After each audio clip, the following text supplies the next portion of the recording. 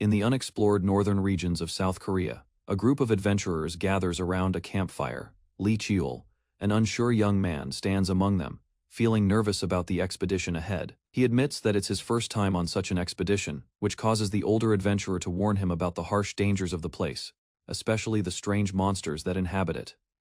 The air is thick with tension, and Lee Cheol can't help but feel the weight of the unknown pressing on him. As the group discusses the dangers of the northern wilderness, they mention a powerful figure known as Lee Cheol's father, a martial artist so skilled he is feared across the region. However, despite this reputation, Lee Cheol is mocked and dismissed by others for being an illegitimate son of the esteemed martial Lee clan. He is viewed as weak and unworthy of respect, not even having enough talent or skill to rank above a 7th-grade martial artist. But Lee Cheol remains steadfast, preparing for the trials ahead. As the group continues, the past flashes before him, the day he was chosen by the greatest weapon at the steel selection ritual. His path is set, and though the road is fraught with hardship, he is determined to prove himself and rise from his family's shadows. After years of struggle, Lee Cheol realized that his pursuit of acknowledgement through his martial arts was never enough. Despite his relentless effort, he still faced rejection and disbelief from everyone, even those in the clan. He remembers the time when doctors examined him, warning that his body wasn't suited for martial arts or magic. They had written him off as weak. Yet, he pushed through these limitations, defying their expectations. Lee Cheol's accomplishments went largely unnoticed, and when he reached the 7th rank at just 25 years old, it was a bittersweet victory. He may have proven the doctor wrong, but it was still insufficient in the eyes of the clan. It wasn't long before Lee Cheol's life took another dark turn. His brother, who was the strongest in the family, constantly undermined him. Without his brother's interference, Lee Cheol might have died, leaving the clan's household behind. As he reflects on his past, a profound change starts to unfold. Lee Cheol's determination leads him down an unexpected path. News spreads about the passing of the patriarch, his father, the revered Lee Taishan, the pinnacle of martial arts. This marks a new chapter, and with the change in leadership, Lee Cheol's fate takes an unpredictable turn. Lee Cheol, despite his strained relationship with his family and the obstacles in his path, is thrust into an unexpected situation when the Shadow Sword Squad comes for him.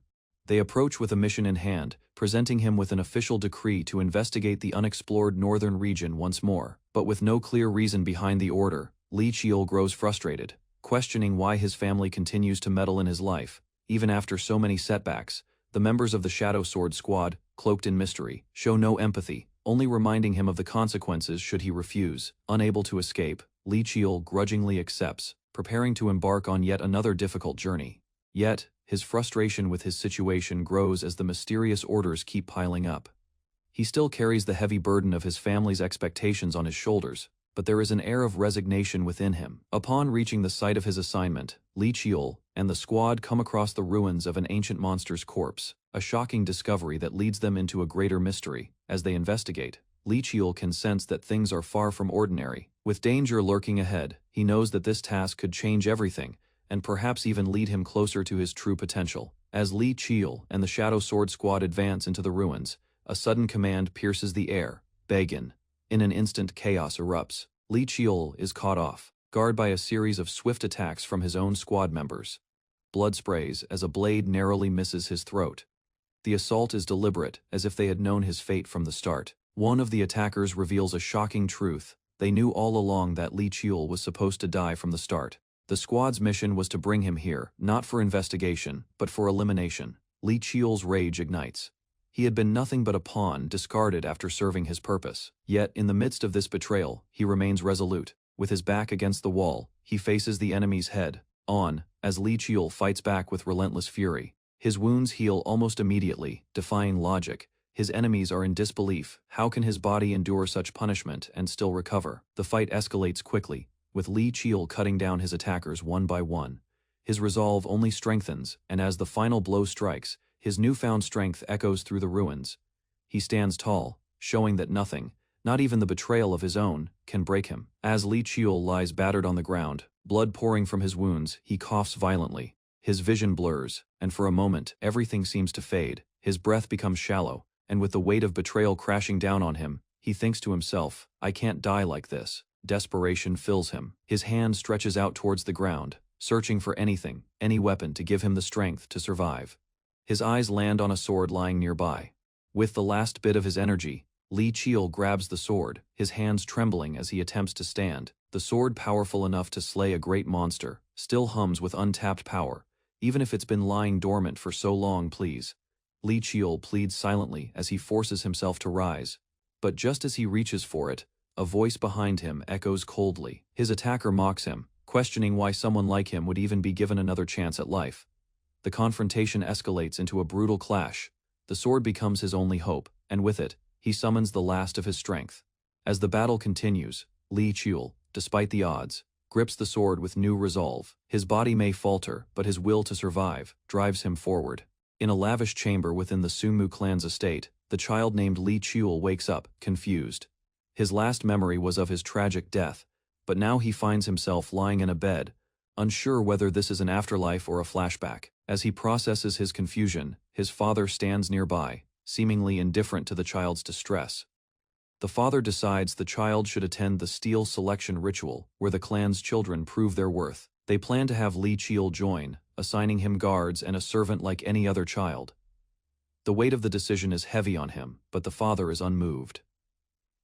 Li Qiul struggles with the thought of participating in the ritual. He remembers the conversation, and the realization strikes him hard. This isn't a dream, but a second chance at life. The familiarity of the room and the conversation with his father feels so real, making him question whether he has truly regressed to his past. Despite his reluctance, he acknowledges that this is his reality, and if true, he must prepare for what's to come. As the steel selection ritual is announced, Li Qiul walks towards the grand hall, filled with swordsmanship trials. Children are selected by the strength of their swordsmanship, and he wonders if this time he'll be able to change his fate, a fate dictated by strength and bloodline. As the preparations for the steel selection ritual progress, Li Qiul continues to feel the weight of his role. His loyal handmaid, Yumgawa, who had always been like a mother to him, helps him prepare for the event.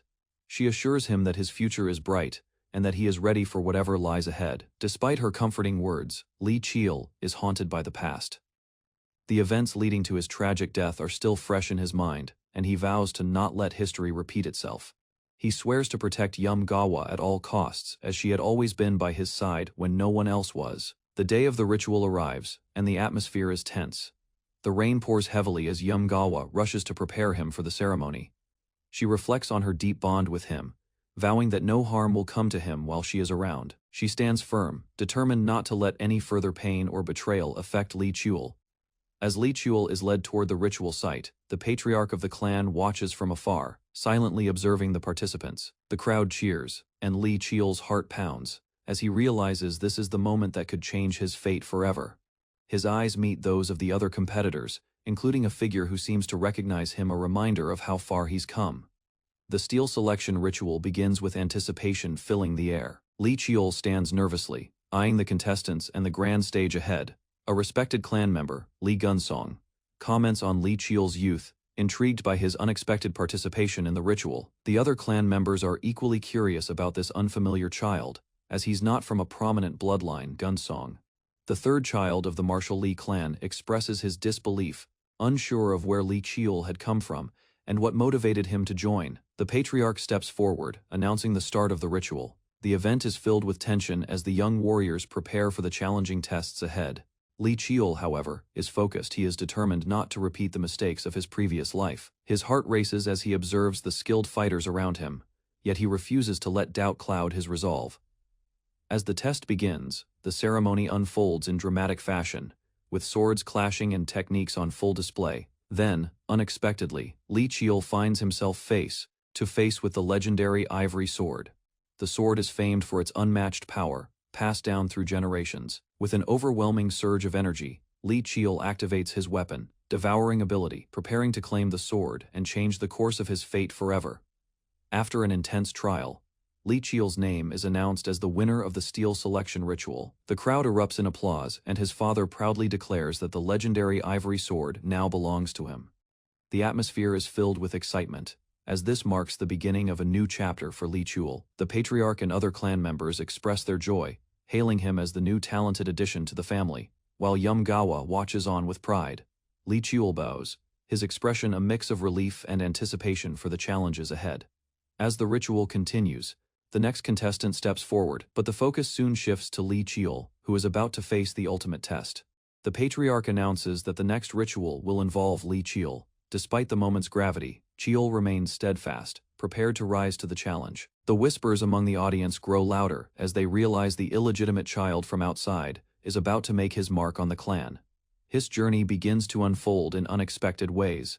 In the past, Li Qiul was once chosen by the Clear Echo, a heaven-rank sword that could shift the course of history. Now with his new power and this second chance, Li Qiul clenches his fist and declares that this time, he will seize his destiny with determination. The path forward is uncertain, but he is ready to confront whatever lies ahead. In a grand hall filled with prominent figures, murmurs rise as Li Qiul is noticed among the crowd. The whispers are laced with disdain as people point out the illegitimate child of the esteemed Li clan. Many are baffled by his presence, questioning how someone of his status was allowed to partake in such a prestigious event. Among the whispers, a woman observes Li Qiul, noting his calm demeanor but sensing the challenges ahead.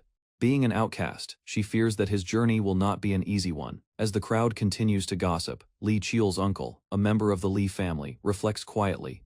He seems resigned to the fact that his nephew's fate is sealed. A hidden son of my brother, a pitiful fate lies ahead for that child, he thinks to himself. He understands the hardships Li Qiul will face but remains distant, as the child's very existence is a reminder of a painful family secret. At the front of the hall, Li Qiul approaches an elderly figure, head elder Li Chuljong, the clan's wise leader. As Li Qiul greets the elder, the conversation takes an unexpected turn. The elder expresses his disbelief at the patriarch's decision to bring this illegitimate child into the selection ritual. The elder's face twists in disdain, but Li Qiul stands unshaken, determined to prove his worth. Suddenly, the air shifts as Li Qiul reacts to a subtle remark from the elder. His expression hardens. The elder, sensing Li Qiul's unwavering resolve, softens momentarily. However, he can't hide the irritation in his eyes. He mutters a final remark. A bastard child, he must know his place. Li Qiul, however, is ready. He clenches his fist, the storm in his heart growing stronger. His journey has only just begun, and no one, not even the elders, can deter him. As Li Qiul stands before the head elder, his anger starts to boil over. The elder's earlier remarks were one insult too many. He clenches his fist, the pressure building up inside him. Just as he's about to snap, an older voice interrupts, commanding him to restrain himself. The elder insists that Li Qiul cannot afford to let his emotions get the better of him, especially not in front of this crowd. But the disdain in the elder's eyes only fuels Li Qiul's frustration. Suddenly, the ground around them seems to tremble as Li Qiul's rage turns into action. A powerful aura erupts around him, and his form begins to glow with an energy no one in the room anticipated. His eyes widen in disbelief as he watches the overwhelming power build up. Even the head elder, who had spent years mastering his own energy, can't hide his shock. How can this be? He mutters, realizing the force that Li Qiul is unleashing. The aura intensifies, spiraling outward in brilliant waves of blue light. Weapons in the surroundings begin to react, swirling towards him, answering the call of his inner strength. Li Qiul watches in awe as the weapons move, seemingly bound to him by an unseen force. He's experiencing this incredible event with his own eyes, yet it still baffles him. What was once unthinkable is now reality. Even legendary weapons seem to be responding to his presence. As the dazzling lights converge into one brilliant burst, it becomes clear. Li Qiul possesses an unparalleled talent, one that has never been seen in his family before. The room is filled with stunned silence as the weapons hum, acknowledging the power that now lies in Li Qiul's hands. His journey, once marked by humiliation, now takes an unexpected turn. The future is uncertain, but one thing is clear: he is destined for greatness. As the tense silence envelops the arena, the patriarch speaks with a commanding voice. Silence. The crowd obeys immediately, their gazes fixed on the center of the ritual grounds. His voice echoes as he explains that the weapons responding to Li Qiul must rightfully belong to him according to the clan's laws.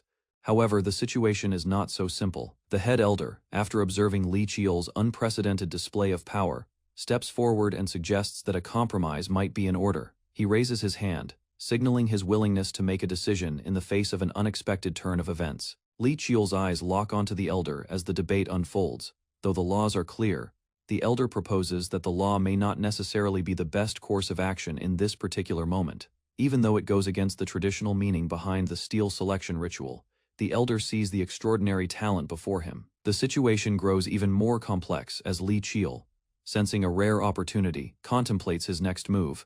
He could assert his right, but there's a chance that this battle for recognition could backfire. After a brief pause, the patriarch seems to accept the elder's suggestion, deciding to let Li Chul pick a weapon from the array. "Now, my son, choose which weapon you'd like," he says with a surprising amount of respect. Li Chul, still slightly stunned by the turn of events, slowly steps forward. His mind races. He is faced with the choice of picking the weapon that could define his future. This moment feels different from his past life, but he will make the most of this opportunity. He reaches out with determination, ready to prove that no matter his past, this future will be his own. After the intense ritual, Li Chul's choice is clear. He reaches out and selects Black Twilight, a mysterious, ancient sword that seems to pulse with an otherworldly aura. The sword stands as a symbol of both mystery and power, the blade appearing darker than any weapon in the room. The crowd falls silent as he touches it, sensing that this choice could be both a blessing and a curse. As his fingers wrap around the hilt, a sudden surge of power courses through his body, and a glowing light envelopes him. The sword responds, acknowledging its new master. With a single swing, Li Chul feels the potential within the sword, a force so immense that it could change the fate of not only his life, but the entire Li clan. The elder, who had been watching with skeptical eyes, cannot help but express awe. That is the Black Twilight, a weapon lost to the ages, one never intended for any clan member to wield. The shock in his voice is unmistakable. The blade is shrouded in myths, said to be able to tear through reality itself, but not everyone is impressed. A figure watching from afar, a mysterious, cold woman looks at Li Chul with disdain. The illegitimate child has chosen Black Twilight, if it gets in the way. She trails off with a sinister smile. "I'll have no choice but to get rid of it." Her eyes narrow as she watches the unfolding events, her hand gently resting on the arm of the throne where she sits. The look on her face is clear. This young man is an unexpected threat, and one that must be controlled before he grows too powerful. Li Chul's choice has not only set his path on a dangerous course, but also attracted the attention of those who wish to keep their hold on the Li clan and its legacy. 9 years later, the young Li Young, now 9 years old, steps out of his home, ready for his afternoon training. The morning light bathes the Li clan estate, and his excitement for the day is clear as he announces his departure to the nanny. On his way to training, Li Young is accompanied by his nanny. She insists on escorting him, but he reassures her, saying he can go alone. They discuss the upcoming training zones, and Li Young mentions that Zone 1 won't be spacious enough. Despite his attempt to brush it off, the nanny's concern lingers. As they approach the training area, Li Young notices someone already there. A voice interrupts the conversation, and a confident figure steps forward. Li thus, his older sibling by only 5 months. She wields a sword with practiced precision, striking again and again with impressive focus. Li thus, despite her gentle demeanor, teaches Li Young a lesson in sword fighting, one that frustrates him to no end. He struggles to grip the sword properly, but his sibling continues to correct him. Finally, exasperated by his lack of progress, she urges him to try again, emphasizing the importance of wielding the sword as an extension of the body. Their sparring continues, though Li Young's frustration grows. Just as he starts to lose hope, an unexpected figure enters the scene, an elder from the Li clan. He watches the two siblings with a sly grin, aware of their growing bond and rivalry. Li Young's spirit is undeterred, and despite his setbacks, he vows to improve. Li thus smiles, knowing full well that her younger brother's determination will be the key to his growth. As Li Young and his nanny approach the training hall, they notice a figure standing off to the side.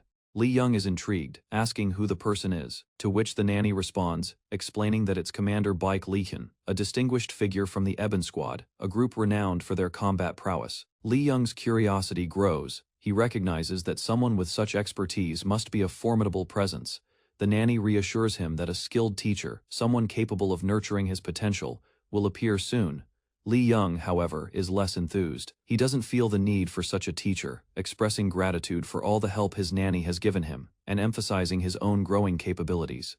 He continues, expressing reluctance to welcome any outside help, especially someone like Commander Baik, who is likely to come due to the esteemed Martial Li clan's reputation. He believes the clan's influence might bring in a teacher he doesn't want, someone only interested because of the Li clan's name. Nonetheless, Li Young has his sights set on a different objective. He has already seen the exclusive training zone 1, a place renowned within the estate for cultivating powerful warriors. There's a reason why he's determined to reach this area beyond just the training inside. He finds a sword lying in wait, gleaming softly. His hand reaches out, and he whispers, "I found it." This marks a pivotal moment in his journey where he realizes the true nature of his path, a destiny intertwined with strength and the pursuit of power. The sword waiting for him in the quiet shadowed corner is a symbol of the challenges he's about to face. After selecting the sword that feels right, Lee Young steps forward, walking confidently toward his training area. He reflects on the changes he has undergone since his regression. 9 years ago, he was nothing more than a weak and disregarded child. But now, his body has been infused with strength that far surpasses the expectations of those around him. As he steps into the exclusive training zone, he prepares himself to face the unexpected growth that has come with his mysterious ability.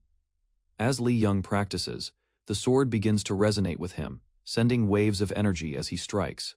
His body seems to instinctively understand the weapon's essence. He soon realizes that his ability to devour the sword's memories is enhancing his technique, allowing him to see visions from the past. The deeper he connects with the weapon, the more vivid these memories become, giving him an insight into the seven-star sword's powers. Feeling the energy surge through him, Lee Young moves confidently, performing the Crimson Wind, the first form of the seven-star sword technique. The rush of success is overwhelming, but his pride is short-lived as he realizes just how far his journey still is. Despite this, the sword's power makes him believe that his future is bright. Just then, a familiar voice breaks his focus. Lee Tae-hong, his uncle, steps into the room, observing him with a warm smile. Lee Young greets him with respect, acknowledging the figure who had been one of the few to look after him in his past life. Lee Tae-hong, the fourth-rank martial artist and esteemed Martial Lee clan's general, chuckles at the formality, offering a more relaxed atmosphere. As Lee Young and Lee Tae-hong continue their conversation, Tae-hong expresses pride in his nephew's dedication to training. He's pleased to see Lee Young come to training every day, despite the challenges and difficulties he faces due to his status as the illegitimate son. However, he's also concerned that Lee Young might be pushing himself too hard. His words are filled with both pride and gentle caution, urging his nephew to not only grow in strength, but also to overcome the obstacles in his mind. Lee Young, however, brushes off his uncle's concerns with a determined smile. He reassures him that he is fine and will prove his worth with his own strength. He mentions that he has already learned the significance behind their Lee clan's motto, which is to prove oneself with the sword. For him, it's not just about the strength of his clan, but about his own power and determination to rise above the shadows of his past. At that moment, Tae-hong's expression shifts, and he notices the intense fire in Lee Young's eyes. It reminds him of someone his own older brother. The boy's eyes are filled with the same intensity, and for a brief moment, Tae-hong's thoughts turn to his younger sibling and his past. Although it's clear that Lee Young is determined to carve his own path, Tae-hong wonders if the young boy is truly ready to handle the weight of his heritage. However, seeing Lee Young's resolve, Tae-hong admits that he cannot change his mind. The boy is set on his course. As Lee Young prepares to leave, he once again makes it clear that he won't accept being held back by his status. In this moment, Tae-hong finally understands just how much Lee Young has changed since his regression. The young boy is no longer the timid child he once was. As Lee Young and Lee Tae-hong continue their discussion, Tae-hong can't help but notice how stubborn Lee Young has become. He comments that Lee Young is just as stubborn as his father, but even so, he can't help but admire his nephew's determination. Lee Young, however, remains unshaken. With a smile, he assures his uncle that he's perfectly fine and will overcome all challenges through his own strength. After a brief pause, Tae-hong, seemingly unable to stop himself from worrying, says that there might be something else Lee Young needs. This offers Lee Young the opening he's been waiting for. Grinning, he turns to his uncle, eager to ask for a favor, something he has been planning for some time. He casually mentions that there's something he's always wanted to see: the secret warehouse beneath the estate. Upon hearing this, Tae-hong's playful expression shifts to concern. Lee Young's request is unexpected, and it catches him off guard. Tae-hong's brows furrow as he tries to process what his nephew might be asking for. Lee Young, undeterred by his uncle's hesitation, presses on, and Tae-hong finally agrees, although he is clearly troubled by the implications of what might lie beneath. The secret warehouse is a mysterious part of the clan's history, one that many have long avoided. Yet Lee Young's curiosity and his pursuit of strength have led him to this pivotal moment. A black car arrives at the entrance of a heavily guarded building. The guard, holding a spear, immediately stops the vehicle and asks the driver to identify themselves. The driver, calm and composed, presents his identification card, revealing his name: General Lee Tae-woo. With a subtle nod, the guard checks the information and, satisfied, allows the car to pass through the gates. Inside the car, the driver's companion, a younger man, seems excited. His eyes shine with anticipation as they head towards a secret location. He speaks eagerly about the location they are visiting, the secret warehouse. that holds the Lee family's legendary treasures, weapons, and artifacts of immeasurable power. The car moves through a series of high-tech security measures, passing rows of armored guards and high walls. The younger man is fascinated by the area, his mind racing with thoughts of the valuable items hidden within. As they approach the building's inner chambers, the man shares that the item he is looking for is also stored there, something of great personal importance. Finally, the massive building looms before them, an imposing structure filled with legendary weapons and ancient relics. Inside, behind reinforced doors, lie weapons of unimaginable power. The man's excitement grows as they enter the basement, where weapons that can consume their wielders are stored. The air is thick with the weight of untold stories and dangers, but the younger man, undeterred, eagerly follows. As the elevator descends deeper into the secret warehouse, the younger man, eager but slightly nervous, glances at his uncle. The elevator dings as it reaches its destination, and his uncle, maintaining a calm composure, reassures him with a light-hearted comment. The younger man tries to suppress his excitement, pretending to be unfazed, but his wide eyes betray his interest in the mysterious place they are about to explore. They step out into the basement, a vast, dimly lit area filled with countless weapons and relics from throughout history. The young man, now fully engaged, glances around with awe, taking in the sheer magnitude of the warehouse. His eyes finally settle on a specific section, an area dedicated to the most dangerous and powerful weapons. He knows exactly what he is searching for: boundless. A weapon said to possess infinite potential. The young man's thoughts race as he approaches the weapon. He recalls its reputation: boundless, a blade capable of altering its form, size, and even its very nature, adapting to any wielder. Its irregularity makes it a weapon unlike any other, earning it the title, ever-changing. He is determined to claim it, driven by the desire to secure its power before anyone else does, despite the overwhelming array of weapons around him. The young man's focus never wavers. He mutters to himself, a sense of confidence growing within him. He will take boundless for himself, not allowing anyone, especially Lee Gunsong, to claim it first. The path ahead will be long, but he is ready for the challenge. The adventure has just begun. After searching for what felt like hours, the young man finally comes across another weapon, an old rusty blade. He reaches out to touch it, but as his fingers graze the hilt, he immediately pulls his hand back in disgust. The blade is covered in a thick layer of rust. He exclaims under his breath, irritated, but then quickly composes himself. Despite the rust, he knows the weapon he seeks is still somewhere in the warehouse. Determined not to give up, the young man walks further, searching intently. His thoughts continue to race. He has to find Boundless, the legendary weapon. After glancing at a nearby display stand, he quickly heads over to inspect it. As his hand reaches out for a potential candidate, he suddenly hears a noise, a strange rustling sound, and the temperature in the air shifts abruptly. Before he can react, the ground beneath him shakes violently. He stumbles back in shock, realizing the intensity of what he's unleashed. The atmosphere around him changes, filling with an overwhelming sense of power that seems to resonate from the very air itself. His heart races as an intense energy surrounds him, as if nature itself is recoiling from the force. He instinctively looks around, his eyes widening in fear. The presence he feels is unlike anything he's encountered before: powerful, ancient, and unstoppable. For a brief moment, he wonders if he's in over his head. But then, he takes a deep breath, resolute. He's come this far. There's no turning back now. The overwhelming presence in the air grows stronger, a feeling of pure, ancient power radiating from the depths of the warehouse. The young man, shaken by the sensation, knows that he is standing before something far more dangerous than anything he has faced before. The weight of the moment settles in. He's facing a beast with the power to destroy entire civilizations. This was no ordinary monster. It was an apocalypse, ranked being, a terror that devoured everything in its path. His mind races as panic sets in. I'm going to die, he thinks, his voice trembling in his mind. He realizes that there is no way he can fight and defeat something of this magnitude. Desperation creeps in, but then, as his thoughts spiral, a shift occurs. His body moves almost on its own, filled with an instinctual need to survive. He has to run. With a burst of adrenaline, he turns and begins to flee, the haunting feeling of the monster looming ever closer. The young man's thoughts blur as the ground beneath him shakes with every step, the shadows around him closing in, like the grasp of some unseen force. His breathing grows heavier as he hears the creature's movements, echoing through the warehouse. Suddenly, there's a presence behind him. He freezes. A figure someone he hasn't noticed before appears in the shadows, standing tall with a fierce energy. The young man's heart skips a beat as he asks aloud, "Who are you?" A voice answers, but it is filled with mystery and danger, its meaning unclear.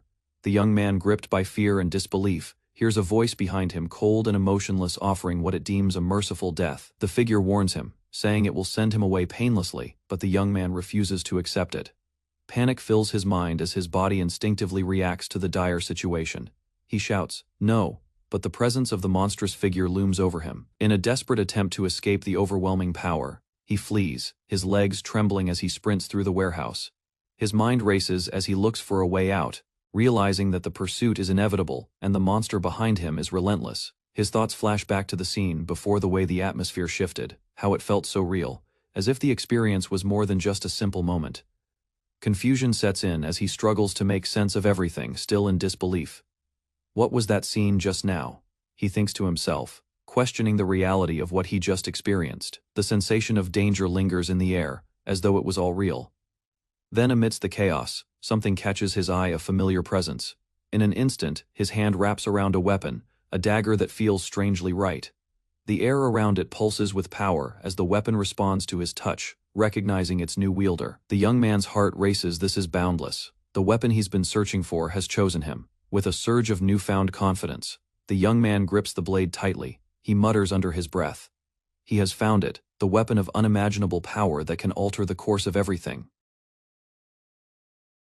Lee Cheol struggles with his sword technique. Frustrated after another failed attempt, he steps back and sighs, reflecting on the week since acquiring the power of Boundless. But his progress has been slow. Impatient, he mutters to himself, eyeing his sword, hoping for a breakthrough. A burst of energy surrounds his hand, and his sword glows with mysterious light. Confused, Lee Cheol watches the energy swirl but can't comprehend its origin or purpose. He wonders if the strange movement he felt was from the feared split demon, questioning the power he now wields. Despite another attempt, Lee Cheol's movements remain clumsy. Frustrated, he admits to himself that he can't replicate it just yet. With determination, he reminds himself that there's no rush to master this power. A recollection comes to him. He remembers the graceful movements of the figure. His focus sharpens as he grasps his sword tightly. He steadies his breath, determined to improve. After more practice, Lee Cheol finally masters the technique, his movements graceful and precise. The ground shakes as his sword releases a burst of energy, signaling his progress. A confident smile appears on his face, realizing that his journey has only just begun. Lee Cheol stands, surveying the damage around him after his practice. He feels confident, believing he's finally getting the hang of his training. His expression shows determination, but his thoughts shift to the problem at hand, how to fully utilize mana. He sighs, realizing there's still much work to do. He's not ready to give up yet. Lee Cheol attempts again, focusing on his mana control, but the glowing image of a spectral figure appears behind him. The ghostly figure vanishes as Lee Cheol's frustration grows, feeling he's missing something critical. Undeterred, he resolves to try once more, refusing to give in to his failures. While practicing with his sword, a figure suddenly interrupts. The mysterious figure, with long hair, watches closely. Lee Cheol stares back, unsure of who this person is. The woman asks about his origins, intrigued by his abilities. Lee Cheol realizes she must be from the Lee clan. She laughs, saying she doesn't get out much. Clearly amused, the woman introduces herself as Young. Lee Cheol senses something different about her. An older man watches them, hinting this meeting is no accident. Young looks at Lee Cheol and remarks that he seems quite fragile. Lee Cheol, annoyed, wonders why she doesn't consider the possibility that she is just incredibly strong. She continues, ignoring his thoughts, and calls him child. Yang asks again where Lee Cheol learned his skill, her curiosity evident. Lee Cheol answers with confusion, unsure of her intentions.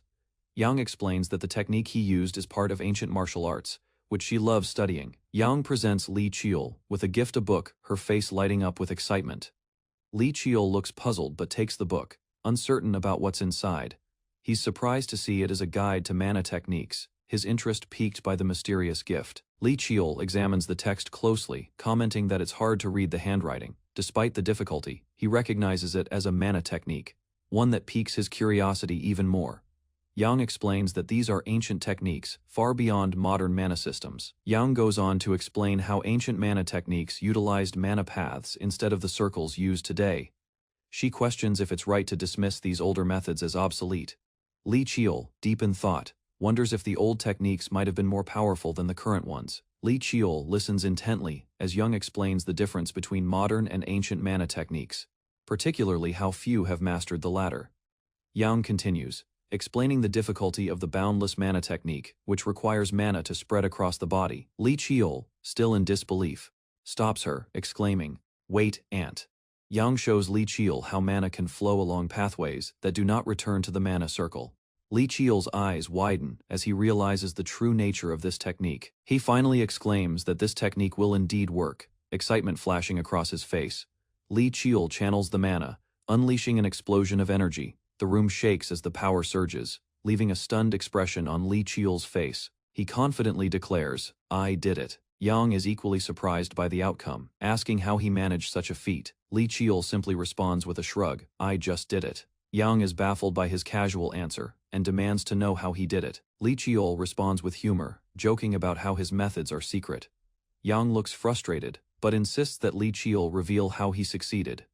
Li Qiul turns serious, promising her 3 things before revealing more. Li Qiul continues explaining the 3 promises, holding up one finger as he asks Yang to respect his boundaries.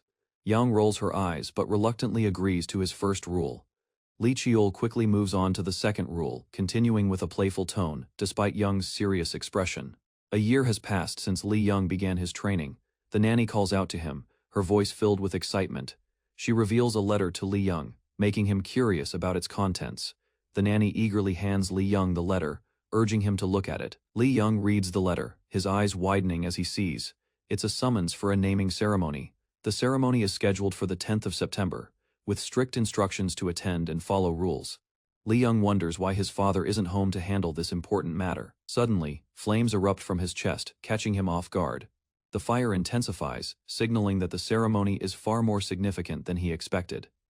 At the ceremony, Li Yang reflects on his progress in mastering mana techniques. He recalls his aunt's teachings about combining mana paths. The ceremony feels like the beginning of something much larger. Li Yang explains to someone how he's learned to use mana effectively. He reassures them, though uncertainty lingers in his mind.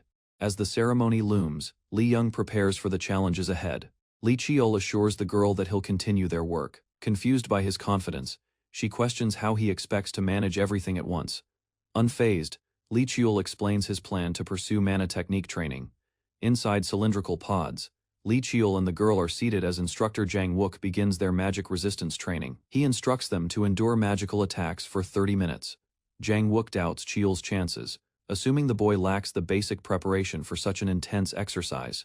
Despite the harsh energy, Li Qiul calmly controls mana techniques to block incoming shocks. The instructor watches in silence, realizing the boy is deflecting every strike through raw technique. Qiul begins comparing his performance to that of his siblings. Jang Wook is shaken, no longer viewing Qiul as just an illegitimate child. He reflects on his earlier bias, and silently vows to train the boy with full effort. Resolved, the instructor decides to treat Qiul's education as more than just a formality. After training, Li Qiul stretches with relief, mentally exhausted. He briefly questions the family's extreme methods in raising children through magical exposure. Accepting the reality, Qiul remains composed and quietly walks forward. Li Qiul stands beside instructor Jang Wook, though slightly disappointed. He accepts it and plans to rest briefly with the girl beside him. Suddenly, a magical impact hits them as Qiul turns. Li Hwa steps forward and demands a conversation. Qiul questions her sudden approach, sensing hostility in her posture. She declares her legitimacy and superiority, emphasizing her age and bloodline over him. Uninterested, Qiul walks away, expressing he has no time for useless talk. Li Hwa becomes enraged, powering mana to force him to respond. He considers ignoring her but notices her serious intent, and prepares to react. Qiul stops her attack with firm resistance and counters her emotional outburst. He warns her not to cry, like a child, and mocks her immaturity. After shrugging her off, he walks away while she trembles in frustration. Li Hwa accuses him of ruining her life and drawing constant comparisons. She vents her anger, blaming him for making her seem inadequate, despite her hard efforts. Qiul answers bluntly, saying her failure to keep up is her own problem, not his. Li Qiul tells Li Hwa to surpass him if she wants acknowledgement. He adds that, only through results can one demand apologies. Frustrated, Li Hwa swears to outperform him at the naming ceremony and demands he remember her words. At the Section 7 training hall, reserved only for direct bloodlines, servants bow and greet the new arrival, showing deference and tension. Baekwayan, the clan's matron, enters with authority. She orders the others to leave, requesting a private moment with her daughter. From afar, Lee Hwa trains intensely, unaware of her mother's presence approaching. Startled, she turns as Bai Kuei-in addresses her directly, questioning her behavior. Caught off guard, Lee Hwo explains she was training, trying to hide her nervousness. Her mother brings up her recent defeat and reminds her of the expectations to destroy rivals. Coldly, Bai Kuei-in suggests abandoning training if it's only used to avoid discipline. Clearly disappointed, Lee Hwa responds, saying she's training not out of pressure, but because it's her choice. With determination, she declares she'll surpass Li Chiul through her own efforts. Bai Kuei-in is taken aback, questioning if her daughter's motivation truly stems from an illegitimate child. Bai Kuei-in hesitates as she recognizes the seriousness of Lee Hwa's determination to surpass Li Chiul. She reminds her daughter that being a legitimate child of the clan grants her higher status and expectations. Grasping a vial, Bai Kuei-in questions how someone of such standing could feel threatened by an illegitimate child. She reveals the substance as persimuk trance, a deadly poison. Lee Hwo listens in silence as her mother declares that if she can't rise above Chiul, as Bai Kuei-in walks away, her words linger. This is the only way accepted by their ruthless family. The academy grounds stood quiet as the nanny stared at her screen. Yang's name ranked first across all categories: mana arts, weapon arts, and written exam, leaving her completely speechless. Appearing proudly, Yang asked if she could finally stop worrying. Overwhelmed, the nanny hugged him tightly, expressing guilt for not doing enough despite his achievements. Yang calmly insisted she meant more to him than she realized, but they were interrupted by a loud entrance. His aunt burst in energetically, declaring it was time to resume training without delay. Yang tried to explain he had just finished training, but she dismissed it. The nanny watched, stunned, noting his progress had surpassed anything she'd seen before. The aunt leaned closer, hinting that it was time to reveal something important. Yang recalled normal mana arts having 3 stages: body, chi flow, and supernatural ability. His aunt's technique defied that structure, activating mana differently from within. With his body glowing, he embraced her method, something truly unique. She explained their method used a star system instead of stages, enhancing flexibility. Yang admitted he discovered his path accidentally through overtraining. Lastly, she revealed their bond itself served as a natural vessel for mana. His aunt expressed newfound determination, believing she could succeed in mastering mana arts as well, though it would take time. Yang watched her quietly, realizing she had finally acknowledged her potential. Without warning, she hugged him tightly, shouting thanks, while accidentally crushing his ribs. With her excitement high, she announced it was time to begin 2-star training. She clarified that although he earned 1 star, curious, she asked what skill he believed was his strongest, cutting him off before he could answer. She disagreed with his assumption about swordsmanship and questioned his confidence. Though surprised, Young admitted she might have observed his training occasionally. She then declared that his real strength wasn't his sword but his exceptional mana arts. She praised his natural talent for mana. Hearing this, Young recalled being mocked in a past life for lacking mana. Encouraged, she promised that if he succeeded in reaching 2 stars, the naming ceremony would be effortless. Training resumed immediately, with the aunt ready to teach formal techniques. Young agreed, but something nearby caught his attention. Curious, he pointed beside her, asking what the unfamiliar object was. When Young asked about the unfamiliar object, his aunt casually held it up. Suddenly, she launched the object at blinding speed, startling Young as it narrowly missed him mid-air. Smiling, she explained they were simply metal marbles used for training mobility and mana control. She elaborated that using mana while standing still was ineffective, so movement had to be fluid and constant. With energy building in her palm, she signaled her intent to begin the next lesson.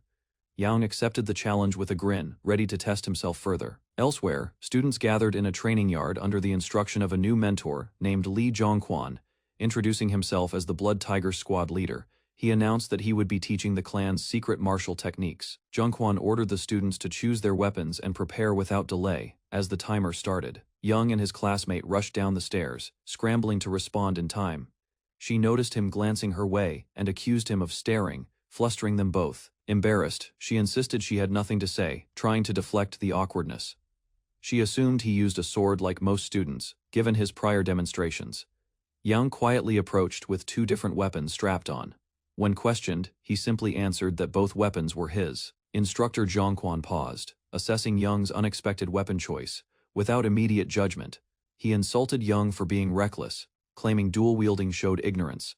Then he warned both students to remember everything he was about to teach. He clarified that although he promised to reveal secret techniques, he wouldn't teach skills or stances directly. The real goal, he explained, was to unlock something deeper in inner awareness called the sixth sense. Zhongquan emphasized that to grasp hidden martial knowledge, with no hesitation, he announced their senses would be awakened immediately through direct combat. Approaching fast, he warned that if they couldn't react properly, Yang and his classmate braced themselves, unsure what would happen next. In an instant, Zhongquan dashed forward, launching a powerful attack aimed at Yang's head. Caught off guard, Yang's eyes widened, barely able to process the sudden movement. Instinctively, he parried the blow, surprising even the instructor with his reflexes. Zhongquan acknowledged the block, impressed. He reflected on how he missed this training before his regression. Fueled by resolve, Yang declared inwardly that this time his life would follow a different path. Li Qiul takes a clean hit to the face during intense sparring, blood marking the blow's force. Zhongwan, holding nothing back, presses the assault with precise and brutal strikes. Qiul counters with a powerful swing, energy trailing behind, but it fails to connect. Resting on the floor, Qiul reflects on a full month of harsh training under Li Zhongwan. Though the sessions often result in injuries, he remains focused, never considering quitting. Now, he begins sensing improvement, feeling his body adjust and techniques sharpen. Qiul regains consciousness, realizing he fainted again mid-training.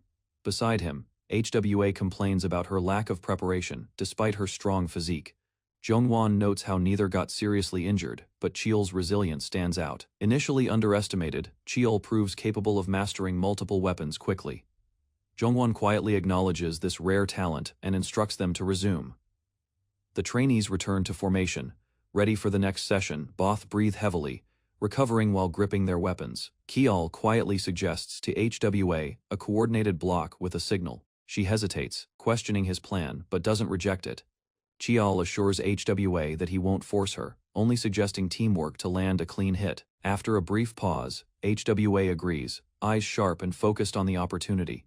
Without delay, she charges forward, determined to back Qiul's plan. Qiul calculates their odds and knows victory is impossible without cooperation. Using their combined presence, he decides to exploit their numbers tactically. Their swift advance catches Zhongwan's attention as he prepares for their joint strike. Zhongwan blocks their first coordinated blow, watching their movement carefully. As the next strike comes, HWA manages to deflect his attack momentarily. A faint grin forms as Zhongwan acknowledges their clever timing. Zhongwan spins to counter, but Qiul maneuvers into position. Their formation shifts fluidly, and Qiul yells the cue. Weiwa responds instantly, opening a brief window. With HWA creating the gap, Qiul charges in screaming. Zhongwan parries again, but this time, Qiul stays upright. He lowers his stance, channeling energy into his sword for one focused strike. Qiul channels the skill Split Demon, his ultimate move acquired from a weapon's memory. He leaps forward with full force, energy exploding around his blade. Zhongwan's eyes widen as he senses the incoming strike's intensity. Their weapons clash violently, releasing a shockwave across the hall. Despite the attack's force, Zhongwan keeps control and throws Qiul off balance. Qiul smirks, believing he finally pushed his instructor back. Suddenly, Zhongwan catches Qiul's sword hand effortlessly. Before Qiul reacts, he's struck brutally in the chest. Blood flies as Qiul is launched across the room, overwhelmed by power. Zhongwan stands over the broken floor where Qiul landed. He announces the 37th day of training and congratulates him on his 65th defeat. Though HWA complains, Zhongwan calmly ends the session, noting their long road ahead. Hwa yells at Qiul for the failed plan, frustrated and bruised. Qiul thinks back, realizing he used mana unintentionally during the strike. Zhongwan, quietly impressed, notes Qiul's combat sense and predicts the boy may become feared in the household one day. On the 47th day, HWA awakened her sixth sense, marking the end of their training under Li Zhongwan. Qiul spent his time recovering and reviewing everything he had learned. Unexpectedly, his eldest brother Li Myeongjong appeared before him, known as the Twin Star. Myeongjong was admired and feared for his magical and martial talent. To Qiul, however, he was simply an older brother he had never met. They sat together, Myeongjong expressing regret for their distant relationship. Myeongjong noted Qiul's recognition and was surprised at his awareness. Qiul responded respectfully, stating he couldn't forget the face of his brother despite being a half-sibling. Myeongjong warmly rejected the term, considering him a full brother regardless of lineage. Their conversation turned casual, both becoming more relaxed as they shared tea. Myongjung then revealed a gift from France, an elixir called nectar. He believed Kiel would benefit more from it than he would. Kiel was shocked by the rare medicine and thanked his brother sincerely. Myongyung observed Kiel's humble reaction and said he seemed different. Kiel, puzzled, asked what he meant, curious about the remark. Myongyung admits that every sibling he met viewed him as a rival, making Kiel's approach feel unusual. Kiel corrects him, saying he also sees him as a rival, not just a brother. With determination, Kiel asks not to be underestimated just because of his age. He jokes that one day he might surpass Myongyung and become his biggest challenge, laughing. Myongyung accepts the idea, looking forward to that future rivalry. Kiel silently promises to protect his eldest brother, cherishing his genuine kindness. Several days later, the ship carrying the candidates cut through the waves toward the island, selected for the second trial. On board, the atmosphere grew tense as they neared their destination, where ancient traditions shaped the path to adulthood. The red and blue island came into view, its sky colored mysteriously due to rare minerals and dense magic in the air. The instructor explained that both candidates must survive on the island for 3 weeks without external help. He handed out tracking devices, emphasizing they must wear them. After 3 weeks, the trial chamber would open for 2 days to complete the final step. Once ashore, the two stood quietly, the boat having departed, leaving them fully isolated. The boy finally spoke, pointing out she'd tried speaking to him. Embarrassed, she admitted it, surprised he had noticed all along. He encouraged her to share it now, saying he would listen. She hesitated, clutching something tightly before stepping forward. Without a word, she prepared herself, eyes fixed on him. As he asked what was wrong, she revealed a vial from her coat. Swiftly she held it up, its contents clear and faintly glowing. She declared, "This is poison. Its name is dreamlike trance," she explained. The poison only affected children under 15 and would evaporate 5 minutes after air exposure. Its effect was dangerous, disrupting mana flow permanently if consumed. When he asked who gave it to her, she refused to answer and hid the vial. Without warning, she threw the vial into the ocean, erasing the only evidence. He stared in shock as she firmly declared her intention to win without using poison. She stood tall, vowing to defeat him through effort and not deceit. He acknowledged her resolve and urged her to approach the test seriously. She replied she had already decided to do her best, even before he spoke. Both shared a smile, mutual determination forming between them. Before parting ways, she reminded him to challenge the center after 3 days of survival. While walking off, she admitted concern for his safety, hoping he'd endure. He watched silently as she disappeared into the distance, her words still lingering. Standing alone, he confirmed she had left. He recalled his own goal wasn't the outskirts but the island's center. With resolve, he clenched his fists and began his journey forward. Observers watched the girl's progress with approval. Impressed, she completed the first hunting task earlier than expected. Her success was shown through surveillance, defeated animals, movement tracking. Though inexperienced, her results were exceptional. A senior noted her progress had exceeded expectations in just 47 days. He recalled she wasn't originally this capable, though talented. Someone had pushed her to grow much faster than predicted. Attention then shifted to the boy, Li Young, as his name was mentioned aloud. The elders commented that he seemed to be wandering, searching for a place to hide. Mockingly, they labeled him a coward, unworthy of his lineage in the martial Li clan. Another elder interrupted, insisting that seeking a safe location was a strategic move. He argued that judgment was clouded by comparing him unfairly to the girl's performance. The room fell quiet, yet the mood remained tense from rising expectations and rivalry. A separate voice whispered that being normal in their elite clan was treated as disgrace. The elder agreed, laughing bitterly at the idea of an average Li clan member. Tension rose as someone clenched their fist, stung by the harsh judgment. One elder quietly questioned how far the clan had fallen to mock a child, based on lineage alone. He wondered if it had always been this way, hidden beneath tradition. Still, his thoughts turned to Li Young's intentions for heading straight toward the island's center. Other elders grew curious, shifting uncomfortably in their seats as they observed. Their eyes followed Young, who descended into a pit, declaring the place sufficient. He lit a fire and began preparations, hiding supplies carefully from view. From above, the elders acknowledged his stealth and concealment skills as unusually advanced. Suddenly, one elder's expression changed as he noticed Young removing his tracker. Young knelt behind a large leaf, disappearing from visual and magical surveillance. Confusion spread among observers when his signal vanished from their monitors. A smirk formed on one elder's face, realizing what Young was doing. Others laughed, calling his unpredictability typical of him. In his hiding spot, Young whispered that there was no need to reveal everything. With a grin, he summoned energy, announcing he could now wield the boundless. The glow in his palm confirmed that a greater power had awakened within him. Li Young activated his boundless energy, holding a glowing dagger while planning to gather resources. Motivated, he prepared himself, knowing time was limited and progress was crucial. He shouted with determination, ready to begin. Observing the mixture, he noted its grotesque look, doubting anyone would believe it was made from valuable mana herbs. He recalled being too poor in his past life to afford even basic elixirs. Thanks to following an apothecary and advice from his aunt, bracing himself, he lifted the pot, resolved to consume the bitter tea regardless of its appearance. Birds flew overhead while the empty cup fell, showing he drank it all, despite the unbearable flavor. As nausea took over, Young knelt beside his fire. On the 18th day of the naming ceremony, Lee Myung-gung's office remained still, awaiting reports. Yo Young-gun entered, requesting permission to speak directly with the squad leader.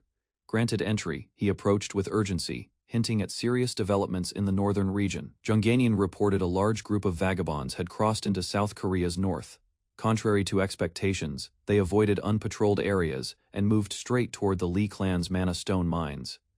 Myung-gyung, suspicious, noted that vagabonds rarely travel like this without malicious purpose. Jungin admitted the group's appearance could be a disguise for something organized.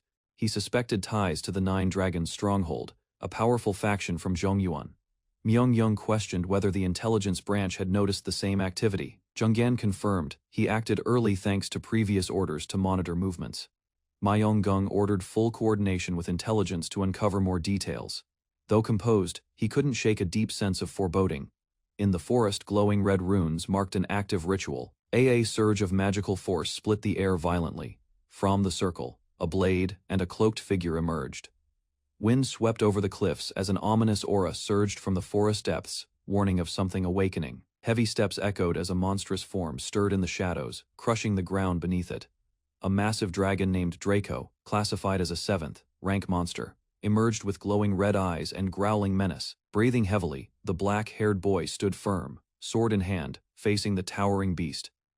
Draco charged without hesitation, unleashing a wave of overwhelming force. Despite fear, the boy activated a radiant power, light exploding around him. Flames surged as the boy narrowly dodged, muscles tensed from the force. Lightning surged around his sword as he charged back in with renewed speed. He darted forward, closing distance fast, focused solely on the monster's heart. Yelling with all his strength, he released his signature technique Split Demon directly at Draco. Crackling energy engulfed the dragon as the attack landed with blinding impact. From the aftermath, the boy observed, gripping his sword tightly, breath steadying. He admitted dragons held unmatched strength and recalled nearly being defeated earlier. Reflecting on how far he had come, he remained determined not to waste the moment. With purpose in his eyes, he stepped forward ready to fulfill his true goal.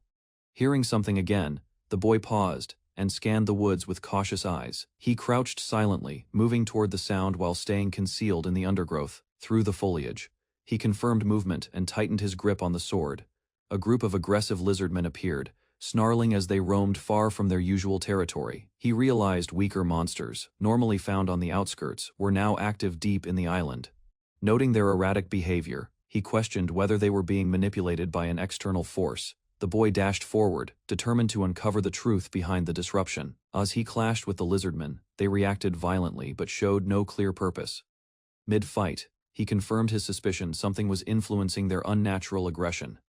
After defeating the attackers, he stood amid fallen monsters, deep in thought. Realizing it wasn't coincidence, he decided to track where they were retreating to. Far ahead, a corrupted aura formed as unknown enemies plotted within a glowing array. Hidden in the trees, an enemy observed the boy's movements with curiosity. Amused by his strength, they questioned how someone so young could fight alone. Despite the boy's skills, they dismissed him, believing he was still just a child. Trainer Nishiyama Shugo smugly predicted the boy would walk into his trap without question. He expressed confidence, convinced plan would be enough to handle the situation. From the trees, the boy realized the setup was intentional and suspected the trainer's ability to control monsters. Confused by the trainer's presence, he questioned how an outsider got onto the island. The answer became clear when he discovered a glowing teleportation spell embedded in the area. Realization struck this spell could only have been created by someone from the Lee clan itself. He considered warning the higher-ups, but hesitated, fearing it would be too late by then. knowing he might lose the chance to uncover the truth. He discarded the idea of waiting. Activating stealth arts, he vanished from sight, choosing to act immediately and alone. Moving silently, he advanced quickly, hiding his presence and locking on to his target. He closed the distance with precision, narrowing in on the unaware trainer below. Determined, he prepared to strike first and end the threat by himself. Lucia narrowly dodged a strike meant for her, ducking low as energy exploded above her head.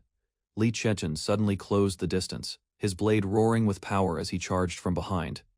His opponent, calmly holding a bird, was caught off guard by Li Chen's silent approach. The man realized too late that Li Qian had used a downforce redirection skill. Sliding forward, Li Qian struck with controlled momentum, creating a shockwave across the ground. Standing firm, he provoked his opponent with sharp words, questioning the man's strength and technique. Angered, the enemy ordered his summoned creatures to charge toward Li Qian.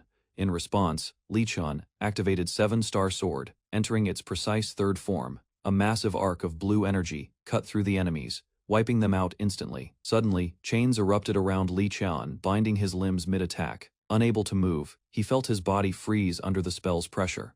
The enemy laughed triumphantly, revealing it was a trap from the beginning. Mana, sealing chains burned around Li Qian, draining his power and blocking flow. While monsters approached, he stood still, unable to react with mana. Even so, Li Qian's eyes lit with defiance as he prepared to act. Li Qian redirected energy through his inner pathways, bypassing the mana, blocking chains. A burst of force exploded from his body, shattering the bindings in an instant. The enemy fled into the forest, startled by Li Qian's sudden recovery. Chechen emerged with steady steps, mocking the opponent's failed escape attempt. Stunned by his reappearance, the enemy questioned how he broke free so easily. Chechen refused to explain and revealed reinforcements had been alerted, urging surrender. Ignoring the warning, the enemy declared his intent to kill and regain his freedom. Li Chechen was confused by the sudden outburst and tried to respond. A massive blow struck him from above, launching him backward into the trees. An enormous energy beam split the forest, trees falling from the force. Qian crashed into the dirt, wounded and stunned from the impact. His opponent stood above, questioning if that power came from something greater.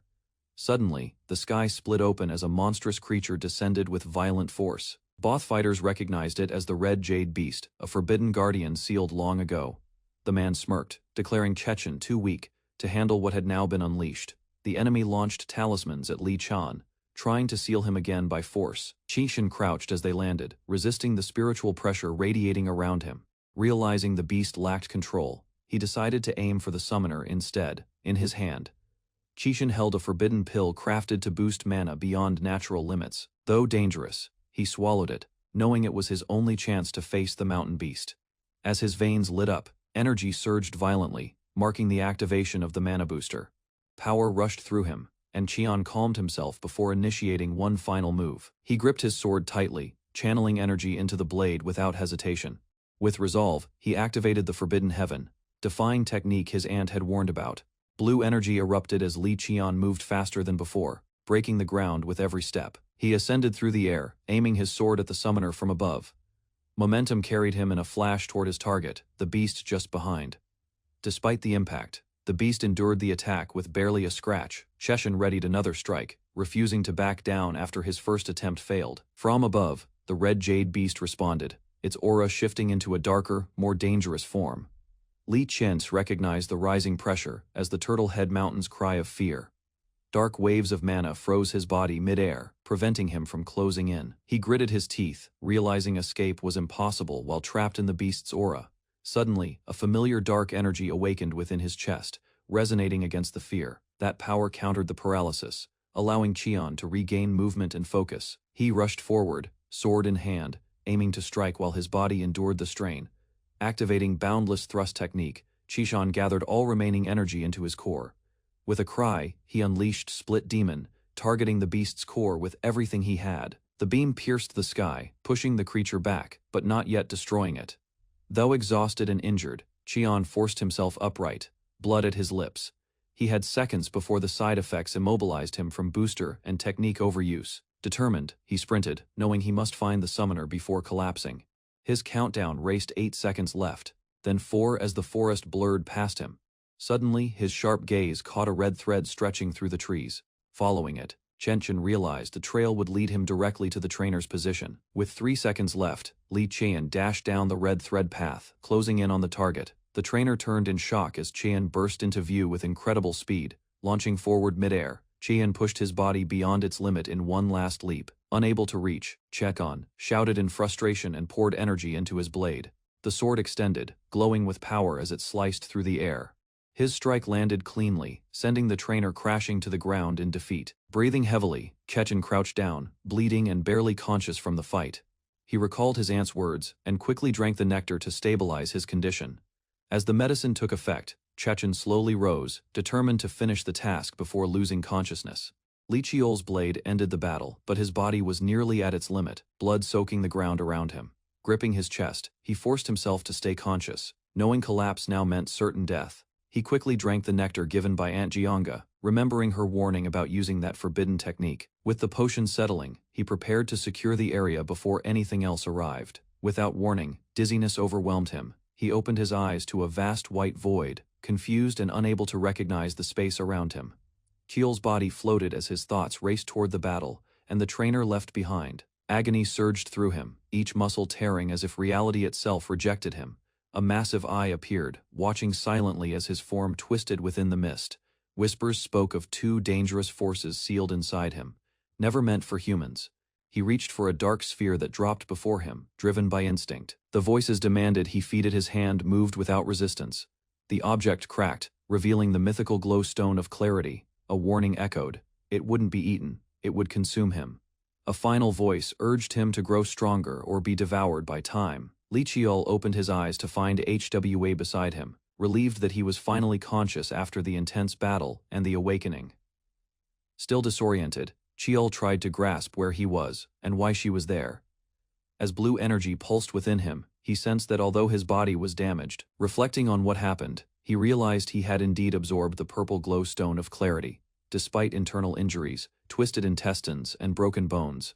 Wes, shocked, reminded him that the stone wasn't meant for him, it was intended for Li, and using it was extremely dangerous. Qiol asked why Hwa was present, but before she answered, a voice called out. The eldest approached with urgency, checking Qiol's condition. Qiol waved it off casually, assuring him that a single potion would be enough for now. With a serious look, the eldest asked Hwa to give them a moment alone. She agreed, stepping back quietly as tension rose between the 2 brothers. He confessed that had Qiol died, he would have destroyed everyone involved without hesitation. Looking over the distant academy, he admitted Qiol's courage was admirable but hard to accept as his brother. Qiol explained he hadn't expected the situation to escalate and would have waited had he known. The eldest acknowledged Qiol's understanding of the line between arrogance and confidence. Li Qiol requested information from his eldest brother. Expecting the question, the brother revealed the trainer had once been an elite sorcerer expelled for using forbidden techniques. The sorcerer had tried disguising his actions as a monster attack. Qiol questioned whether the mastermind had been identified, noting something felt off. Though the eldest admitted it was hard to tell now, he believed the plot wasn't aimed at Qiol. He concluded Qiol was a tool, and the real target was him, his position, reputation, and influence. Qiol suspected the plan was to damage his brother's name by showing him as incompetent in a crisis. Acknowledging the logic, the eldest accepted the idea with a strained smile. With the tension fading, he asked Qiol if he was holding up all right after everything. Qiol confirmed he was fine, saying a slight blow to his image wouldn't matter much. The brother prepared to return to duty, but Qiol suddenly reached out to propose an idea. He suggested creating a false report, stating they had predicted the attack and acted in advance. The eldest agreed to testify that Qiol's actions were calculated. However, Qiol admitted he couldn't reveal the truth without others seeing him as a threat. Understanding the reasoning, his brother asked plainly what Qiol hoped to gain from all this. Li Qiol requested 3 days of library access in return for keeping the truth hidden and protecting his brother's reputation. The eldest brother, amused, accepted the deal and called him arrogant. As they shook hands, Qiol reminded him they were both benefiting before leaving. The eldest handed over a token.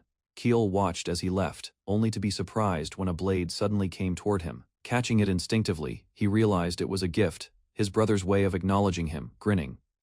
Qiol muttered about his brother's cleverness as Hwa rejoined him. After the talk, she assumed the conversation had gone well and asked about his chosen test. Qiol asked her in return, curious which trial she would attempt from the 3 now open. After playful back and forth, HWA boldly declared she'd take the most difficult one. Chil answered with a confident smile he'd challenge the Hall of Fighting. Hwa was surprised, realizing the test wasn't even listed clearly. Another boy overheard and scoffed, disappointed. Kyo reflected silently, knowing many misunderstood that challenge wasn't tied to location. Despite assumptions, he accepted the doubt and walked away. Li Chiol moved through the forest uncertain but driven by instinct. Pushing past thick leaves, he recalled the hidden cave used in the second assignment of the naming ceremony. At last, he found it the concealed entrance to the Hall of Fighting. Lighting a torch, he stepped inside, illuminating the dark tunnel carved into the mountain. He paused before a wall, noting its ordinary appearance but sensing something more behind it. Drawing his blade, Chiel prepared to test the barrier, trusting his instincts completely. With a powerful strike, energy exploded outward. Dust and debris fell, revealing a hidden path concealed behind layers of solid rock. A smile spread across his face. He had found it at last, the path he had chosen with full resolve. Li Chiol slices his palm with a blade, offering blood to activate his hidden power. Glowing energy surges around his hand, responding instantly to the blood's presence.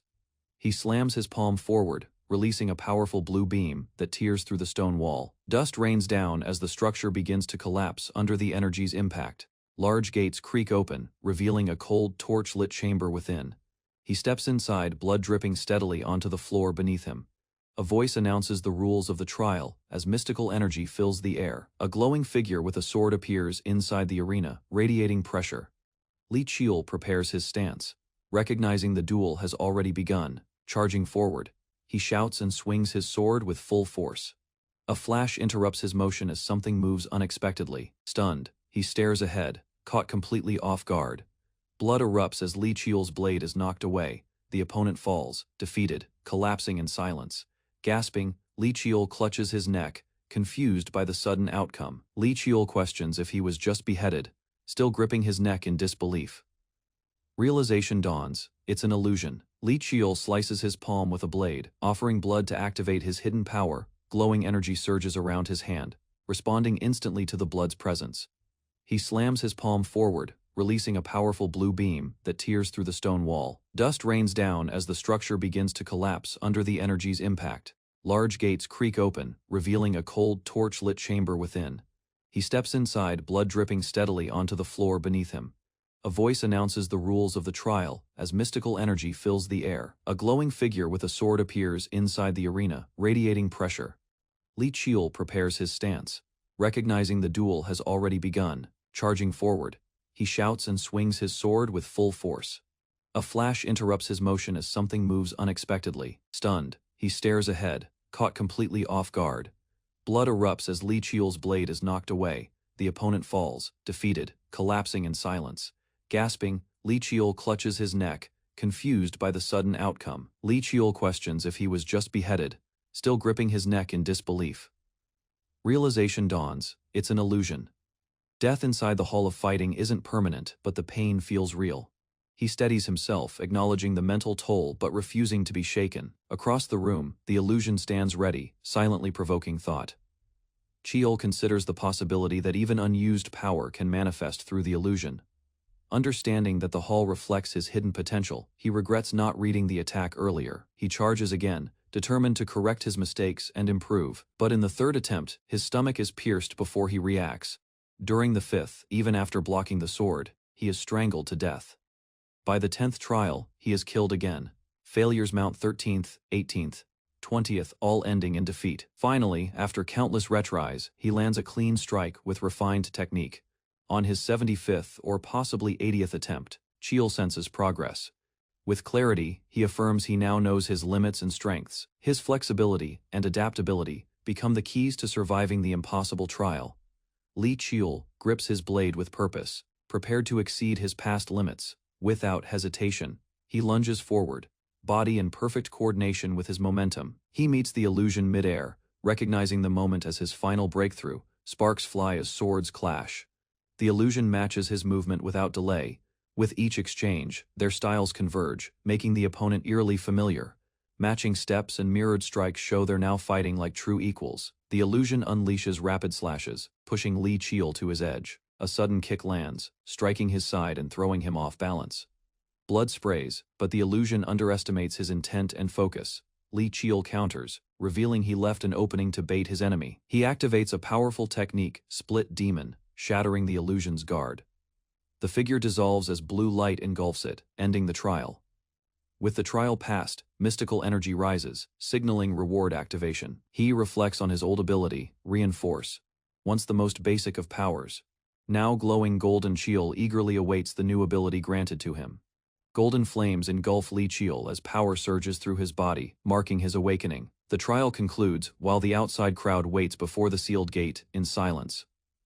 Chiel returns to the prison, greeted by his aunt's warm smile from behind the bars. She asks about his condition, noticing something strange about his mana level. He tells her to sit. They need to talk seriously about what's happening.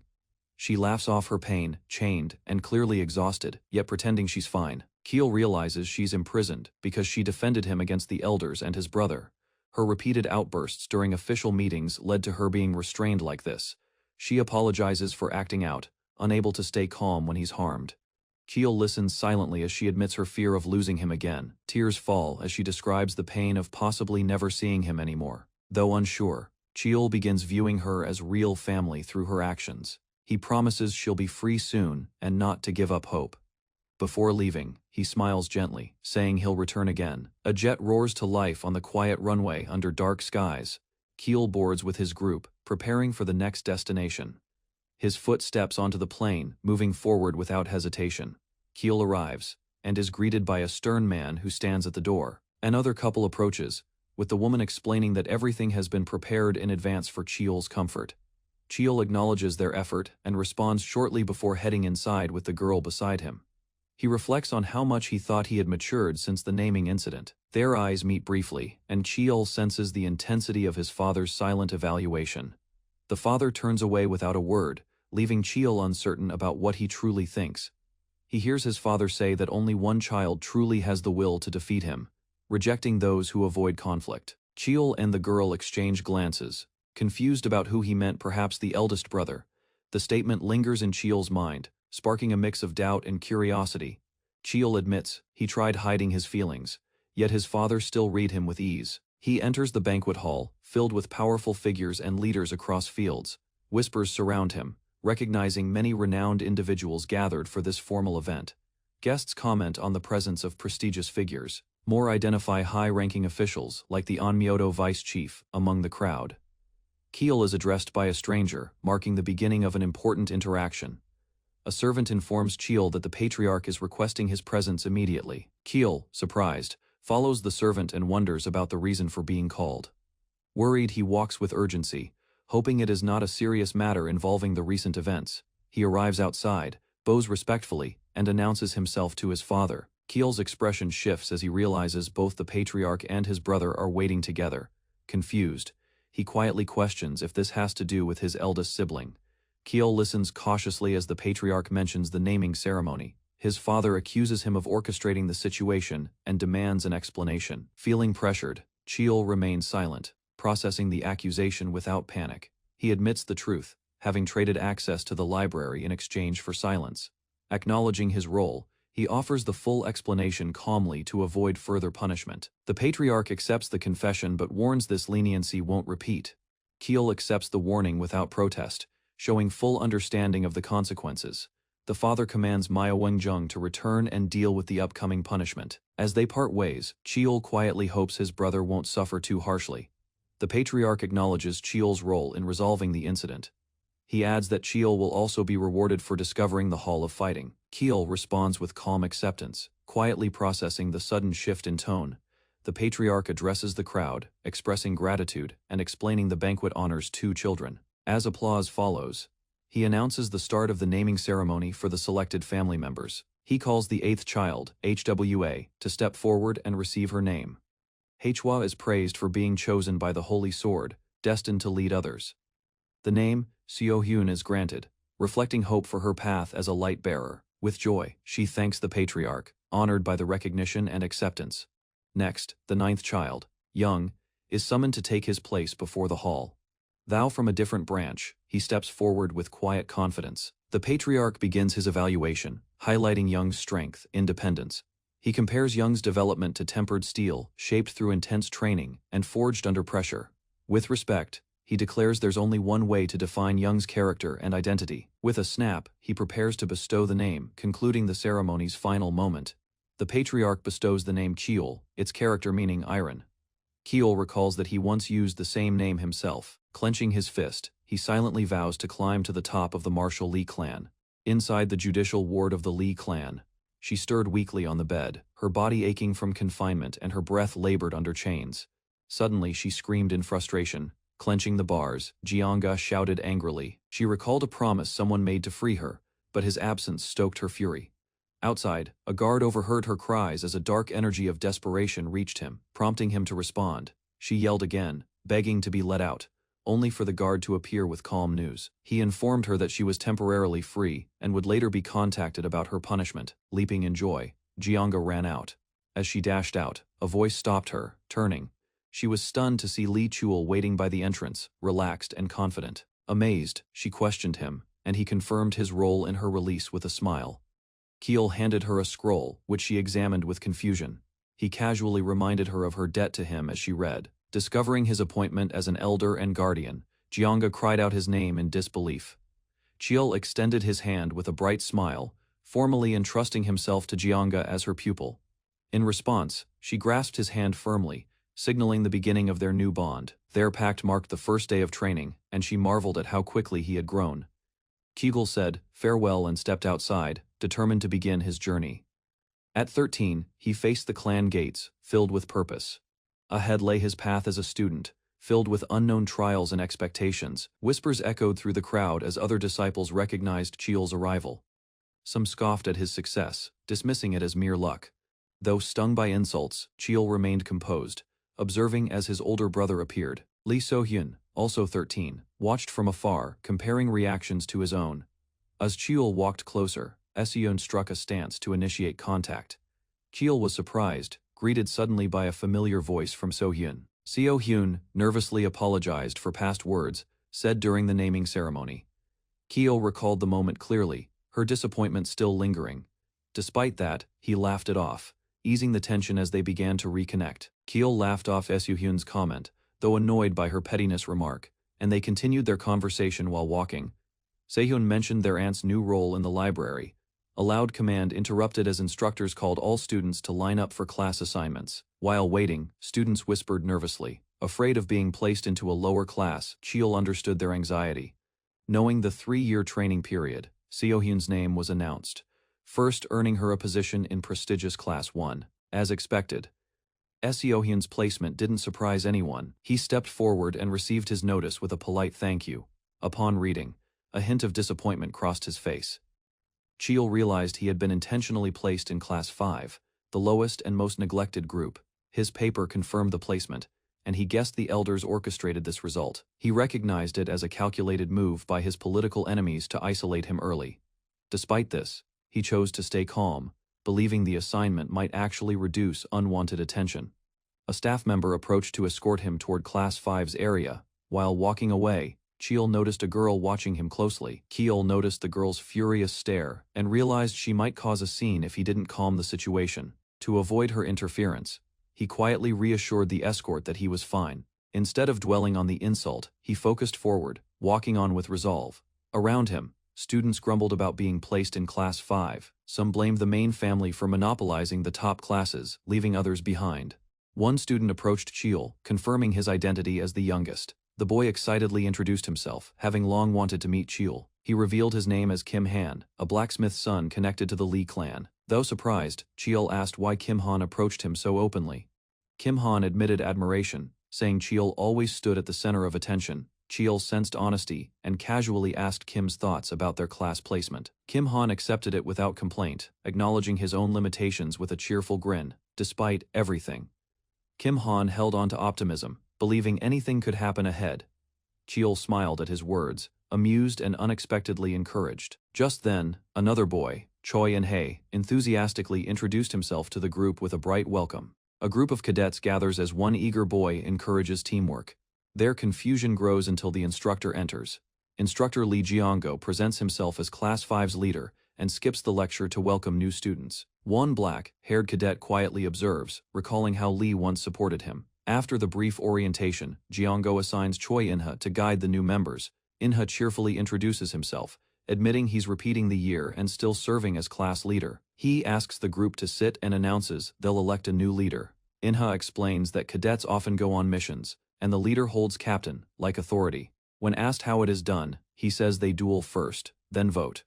Inha begins the process, stating that mana is prohibited in duels. Lee Cheol interrupts angrily, rejecting everything being done. Shocked, Inha asks for clarification, but Cheol coldly expresses his discontent, gripping his sword. Cheol criticizes the lax environment. He tells Inha he should have chosen a normal school. With force, Cheol launches an explosive attack to make his point. Lee Cheol stands alone in the arena, and boldly invites all cadets to fight him one by one. With firm resolve, he begins overwhelming opponents, showing no mercy as each challenger falls. The remaining students grow fearful as they witness others collapsing, unable to even stand. Inha watches in disbelief, unable to count how many opponents Cheol has already defeated. Cheol calls for the next challenger without pause, eyes locked on Inha, nervous and wide-eyed. Inha realizes he's the last one left, and begins to step forward. Cheol calmly confirms Inha's turn, keeping his stance steady and blade ready. Without delay, he charges forward and strikes first, initiating the duel. Inha is thrown back immediately, barely able to react in time.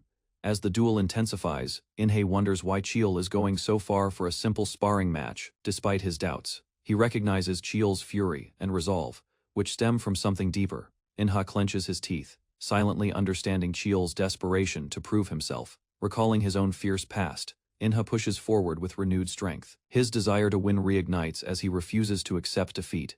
Cheol ends the match decisively, declaring victory with firm control.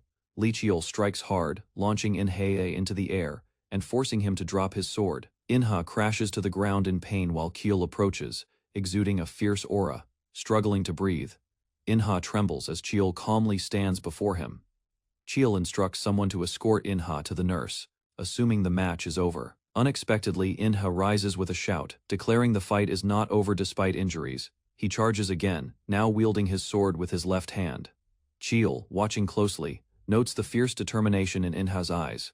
Without flinching, Cheol counters swiftly, ending the attack. With a final blow, he knocks Inha away, overpowering him again. Inha collapses in agony as Cheol lowers his weapon, unmoved. He tells the others to carry Inha away, then walks off the stage. Each step echoes his mindset. Every second is a battle, every moment lived with purpose. Cheol reflects that compromise invites weakness, and survival demands constant effort. He explains he fights to protect everything important, never allowing himself to relax. With fierce conviction, Cheol tells the crowd this is what true fighting means. Instructor Jiango confronts Cheol, criticizing the excessive violence and listing the injuries. Cheol defends his actions, insisting endurance is necessary in the martial clan. Jiango reminds him the cadets come from difficult backgrounds and aren't as hardened. Jiango calls Cheol a good man, rare in the clan. He reminds Cheol that guidance is also his duty, even if it means being harsh. With firm words, Jiango walks away, telling Cheol to steer the young ones properly. The next day, Cheol returns sore and deep in thought about his actions. He admits to himself that he went too far and notices how others look at him. Though some seem bitter, none avoid him, which reassures him. The cadets notice Cheol's arrival, murmuring among themselves. One cadet respectfully welcomes him, while Cheol humbly apologizes. He explains weakness is expected at their level, but strength takes time. Inha smiles and gathers courage to ask Cheol something. With sincerity, he asks if it's possible for someone like him to become strong. Cheol listens silently, facing the weight behind Inha's question. Although Cheol lacked the confidence to teach, he noticed subtle patterns others missed. A peer pointed out how Cheol instinctively dodged 3 feints in succession, encouraged to hone technique over brute force. Later, Cheol returned with visible injuries, greeted by a peer questioning his readiness. Choosing discipline, he dismissed the idea of skipping training. Determined not to be lectured, he made his intentions clear and walked off. Observing Cheol's resolve, a teammate noted his change in demeanor. The instructor gathered the group, reporting 11 absentees due to injury or unknown reasons. Despite the reduced count, the training session was set to continue. As the instructor scanned the crowd, fatigue was evident on every face. Compared to yesterday, tension had risen dramatically, caused by one person's shift. Though a basic evaluation was planned, their condition prompted hesitation. The instructor clenched his fist, then changed his mind about postponement. Without delay, he instructed the class to begin their evaluations. Training resumed, with the leader stepping up to guide the session. After 10 hours of evaluation, Li Qiul admitted exhaustion. His sharp gaze revealed inner tension, sensing something was off about the instructor's behavior. Unlike before, rest wasn't granted despite multiple injuries. Commanding attention, Li Qiul stood before the group. He referenced Shoei, Inha, hinting the class already knew of his appointment. Maintaining composure, he prepared them for what was to come under his leadership. A cadet clarified that the class leader holds full authority unless overruled. Li Qiul stated clearly only the willing would follow his demanding training. Displeased, Kim Boshong muttered in frustration, judging him as arrogant. Li Qiul challenged dissenters to duels for leadership, offering fairness. Without delay, he initiated sparring, ordering each to face their partner. By the end, only 6 remained standing, while the rest had collapsed mid-training. Calling an end to the day, Li Qiul dismissed them after the harsh session. Complaints quickly spread, questioning the purpose behind the intense regimen. However, one trainee silenced them, showing respect for the leader's efforts. After losing without landing a single blow, a cadet blamed himself. Nearby, others reflected on their past performance, determined not to fall behind. One trainee swore to give everything he had. Speculation stirred as students watched Li Qiul. Seeing this as his last shot, one cadet pushed aside fear and rebellion, choosing resolve elsewhere. Li Qiul began an experiment with mana. A nearby researcher expressed frustration as Li's aura form kept collapsing under stress. She hadn't expected this limitation after he reached 3 stars in power. They lacked old records on how ancient users controlled mana. Despite that, Li recalled a weapon once wielded by monarchs, boundless, feared and worshipped alike. That weapon embodied immense power, shifting battles and inspiring reverence. He now believed that same energy might hold answers to his struggles. Learning about Boundless gave him direction, fueling his efforts. The researcher praised his growth, noting how he progressed without shortcuts. With encouragement, she highlighted his mastery of both transformation and amplification techniques.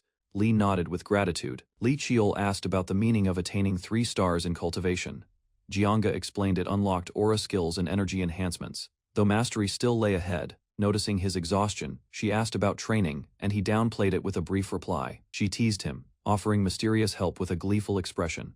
Without revealing anything, she simply asked for his trust. Among the students, Li Qiul felt uneasy, suspecting trouble ahead. A surprise special lesson on mana arts was announced to the class. Elder Jianga was introduced formally as a mana researcher of the Li clan. Embarrassed by the attention, she laughed as the students clapped. She skipped pleasantries, eager to dive straight into the lesson. Qiul noted her improvement in teaching, surprised by her confident energy. Ending the intro, she declared they'd now begin the fun, practical part. As excitement grew, she warned them to pay attention to the one-time demonstration. Qiul revealed that he'd arranged this lesson, mirroring support given to lineage kids. Grateful, he thanked Jianga, his aunt, who responded with pride. Jianga explained that the new mana boost technique was theoretically stable. Li Qiul acknowledged her progress with a nod of approval. The instructor clapped for attention and announced they'd practice the technique through duels. Students were told to select partners immediately. One trainee challenged Li Qiul directly, vowing not to hold back. Qiul welcomed the seriousness, telling him to begin without hesitation. A senior student warned Li Qiul not to expect mercy before their duel began. Qiul welcomed the challenge without hesitation, lifting his practice sword confidently. In a sudden clash, Qiul's precise strike knocked his opponent down, stunning the spectators. The instructor quietly observed, sensing something familiar in Qiul's movements. Though impressed, she admitted to herself that she disliked him. Nearby, students whispered resentment, calling him different and questioning his rapid growth. The instructor interrupted them, catching them off guard with her presence. She demanded if their words were aimed at her disciple, her tone growing sharp. Frightened, they quickly apologized, realizing they had crossed a line. She scolded them harshly, demanding to know what gave them the right to judge Qiul. One student claimed Qiul belittled their effort despite their hard work. Another blamed their differences on growing up in separate environments. She laughed coldly, saying they knew nothing. If they understood Qiul's life, they'd see their own as easy. Qiul stood nearby, silent, listening to every word. After hearing the instructor's sharp words, Bosong clenched his teeth and vowed to test Qiul's true abilities. As the day's training ended, the courtyard emptied, yet Bosong's irritation only deepened. Watching quietly, he narrowed his eyes, already forming a new plan in his mind. Later, students began mocking Qiul, insisting he was no different from them. One claimed that only birth circumstances made Cheol stand out, not true merit. Bosong brought up, following Cheol secretly, confident they wouldn't get in trouble since Cheol lived apart. Determined, Bosong insisted they couldn't let Cheol look down on them anymore. He swore to discover how Cheol lived, beginning that night's surveillance. From behind a wall, he waited, counting the hours Cheol had been inside the research building. As night dragged on, the others grew sleepy and lost interest in waiting. Moments after they left, Cheol finally stepped out, exhausted. Hidden Bosong spotted him and immediately gave chase. Cheol paused briefly, struggling to stay awake after intense effort. Bosong trailed him, thinking he was returning home. Instead, Cheol entered a forbidden martial hall meant only for the main family.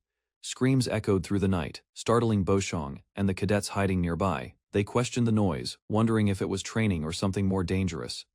One cadet urged stopping the surveillance, finally acknowledging that Li Cheol's words might have held truth.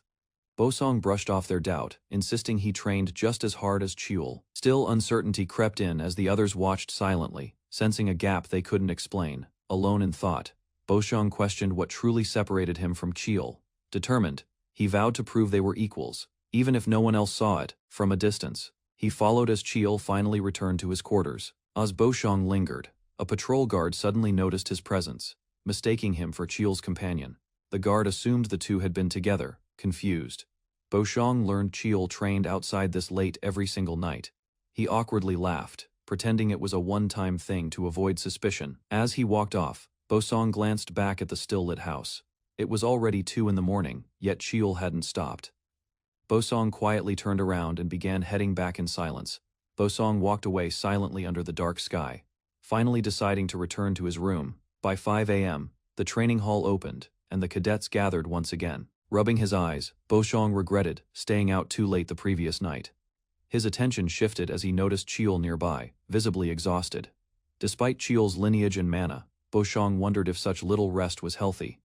He recalled his own routine, resting, relaxing, and playing games without pressure. Even with personal training, Bosong realized he still had free time. Cheol's tired face puzzled him, prompting a hesitant question. Cheol looked at him directly and asked why he was being watched. Embarrassed, Bosong admitted the truth and claimed Cheol had advantages. Cheol calmly explained this was how he lived from a young age. He clarified his tiredness came from years of sleeping only a few hours. Bosong asked why Cheol trained so relentlessly. Cheol responded with a simple question, one Bosong already knew the answer to. Stunned, Bosong stayed silent, the realization sinking in. Bosong stood still, eyes lowered, frustration simmering beneath his silence after his talk with Cheol. Meanwhile, in the training hall, the patriarch waited alone, sword in hand. A subordinate approached, delivering a report, which the patriarch acknowledged with a stern expression. The official document was presented, but the patriarch immediately dismissed it as insufficient. He explained that cadets must endure harder conditions, unlike weapons that can be simply acquired. Understanding the seriousness, the subordinate accepted the instructions without question. Before leaving, the subordinate added another report, this time about Li Cheol. The patriarch, already familiar with Cheol's background, recalled his determined gaze since childhood. He described Cheol's eyes as those of someone who had lived under pressure and loss. Still, the patriarch noted that leading others required more than strength. He ordered changes to the test, raising the difficulty for Cheol's entire group. His final words were clear. It was time to see if Cheol truly possessed the qualities of a leader. At training hall number 5, the instructor stepped inside, observing the empty grounds with a calm expression. Suddenly, the distant sounds of shouting drew his attention, making him glance toward the source with concern. Spotting a group of cadets already sparring, he noted their eagerness but sighed, realizing he didn't even have to push them to train. 2 cadets noticed him and greeted him nervously, surprised by his presence. He acknowledged their effort and requested all absentees be gathered for an important announcement. Facing the assembled group, he informed them the first evaluation had been unexpectedly moved forward. To ease the pressure, he declared a 1-week break. His expression softened as he paused, considering whether they needed reminders to train during the break. Watching the cadets' brightened faces, he decided to trust them without further instructions. He concluded with a dismissal, praising their efforts and expressing confidence in their discipline. One black-haired cadet, however, grew suspicious, questioning the sudden break and early evaluation. His peers waved him over, laughing, asking casually what he planned to do during the break. Unfazed, he replied that breaks were personal and insisted on resting properly when possible. The others were shocked, expecting stricter demands, assuming he'd enforce extra joint training, annoyed by their assumptions. He asked them what kind of person they believed he was. The black-haired boy questioned if they should repeat their first harsh day, silencing the others with his calm challenge. He reminded them that rest had its value, yet knew they wouldn't truly stop even if told to. With a smile, he encouraged them to choose for themselves, watching as the others cheered loudly in response. At Li Jiang's research lab, the boy arrived during break, surprising his aunt with an unexpected visit. Annoyed, she accused him of disturbing her research time despite claiming to rest. He teased her back, noting she was only pretending to work while scrolling on her phone. Flustered, she yelled at him for spying on her, shocked by what he'd seen online. Changing the topic, he asked if the early evaluation was ordered by their father. She confirmed it came from the main clan. The boy reflected that his mana arts had plateaued. Attempts to trigger new memories failed, revealing a deeper flaw in his progress. While lost in thought, a sudden slip caused papers to scatter, drawing his aunt's loud scolding. Among the papers he spotted a document comparing ancient and modern martial techniques. It described how older styles were built to fight monsters. He considered the split demon technique's origin, noting it seemed far too powerful to be just a combat form. Curious about the document, the boy stood up abruptly. Without waiting, he dashed out of the lab, ignoring her reaction as she shouted at him in frustration. Determined, he sprinted through the hallways, ready to test what he had just learned. Activating his energy blade, he gripped the sword tightly as glowing power surged from his hands. To simulate a real challenge, he visualized an enormous beast. He believed these types of creatures were the true targets behind martial techniques like Split Demon. Focusing his energy, he declared the true purpose of Split Demon was to slay monsters. With a leap, he launched himself toward the illusion, sword glowing brightly. His slash landed with force, piercing through the vision, proving the concept he suspected. As the monster faded, the technique concluded successfully. He confirmed aloud that the move had worked just as he'd hoped. Still energized, he turned and asked the void what challenge awaited him next. Unexpectedly, the world shifted, transporting him to a completely different space. Realizing he stood inside the training hall again, he felt a strange pressure around him. Confused, he questioned how this new realm connected to the hidden memories of Boundless. He instantly recognized the man before him as the same figure seen within Boundless's memory sequences. Overwhelmed by the man's incredible speed, the boy could barely follow his movements. As the stranger shifted forms, even his weapon and aura transformed simultaneously. The boy was startled as the man commented on his habit of copying others' techniques. He pointed out the boy had mimicked something that wasn't even formally recognized yet. Proposing a name, the man labeled it Thousand Forms, which the boy acknowledged with approval. Suddenly, the man looked around cautiously, sensing the presence of another person nearby. Confused, the boy assured him he hadn't brought anyone else into the realm. Without warning, the man charged in with full force, stating this duel was intended solely for the boy. The boy flinched and instinctively dodged, narrowly avoiding a heavy slash. As the man observed him closer, he began to notice something familiar. He realized the boy's dark hair and golden eyes marked him as a main descendant of the prestigious Li clan. A vehicle drove quietly down a forest path, heading toward a massive wall, hidden behind tall trees and shadows. Li Qiul sat inside, observing the view. His attention shifted to the structure ahead, the wall dividing the secure safe zone from the dangerous unknown. Dimensional rifts called blue holes had appeared suddenly. From these swirling voids, bizarre creatures spilled into reality. Fire and chaos followed as monsters from the rifts invaded. While some zones were reclaimed, many red-marked regions remained unexplored and filled with lingering danger. Li Qiul questioned the current borders. Trainees like him now ventured beyond the wall, hoping to change the course of this divided world. The vehicle neared its stop, and a warning reminded them of what lay ahead. Tires screeched as it halted at the wall's gate, marking the beginning of their mission. Li Qiul stepped out, facing the unexplored dungeon beyond with steady resolve. A leader ordered everyone to gather and prepare the base camp before the test began. They were informed that bodyguards wouldn't follow survival, depended solely on themselves. With that, Li Qiul and the others silently prepared for the challenge awaiting in the wild.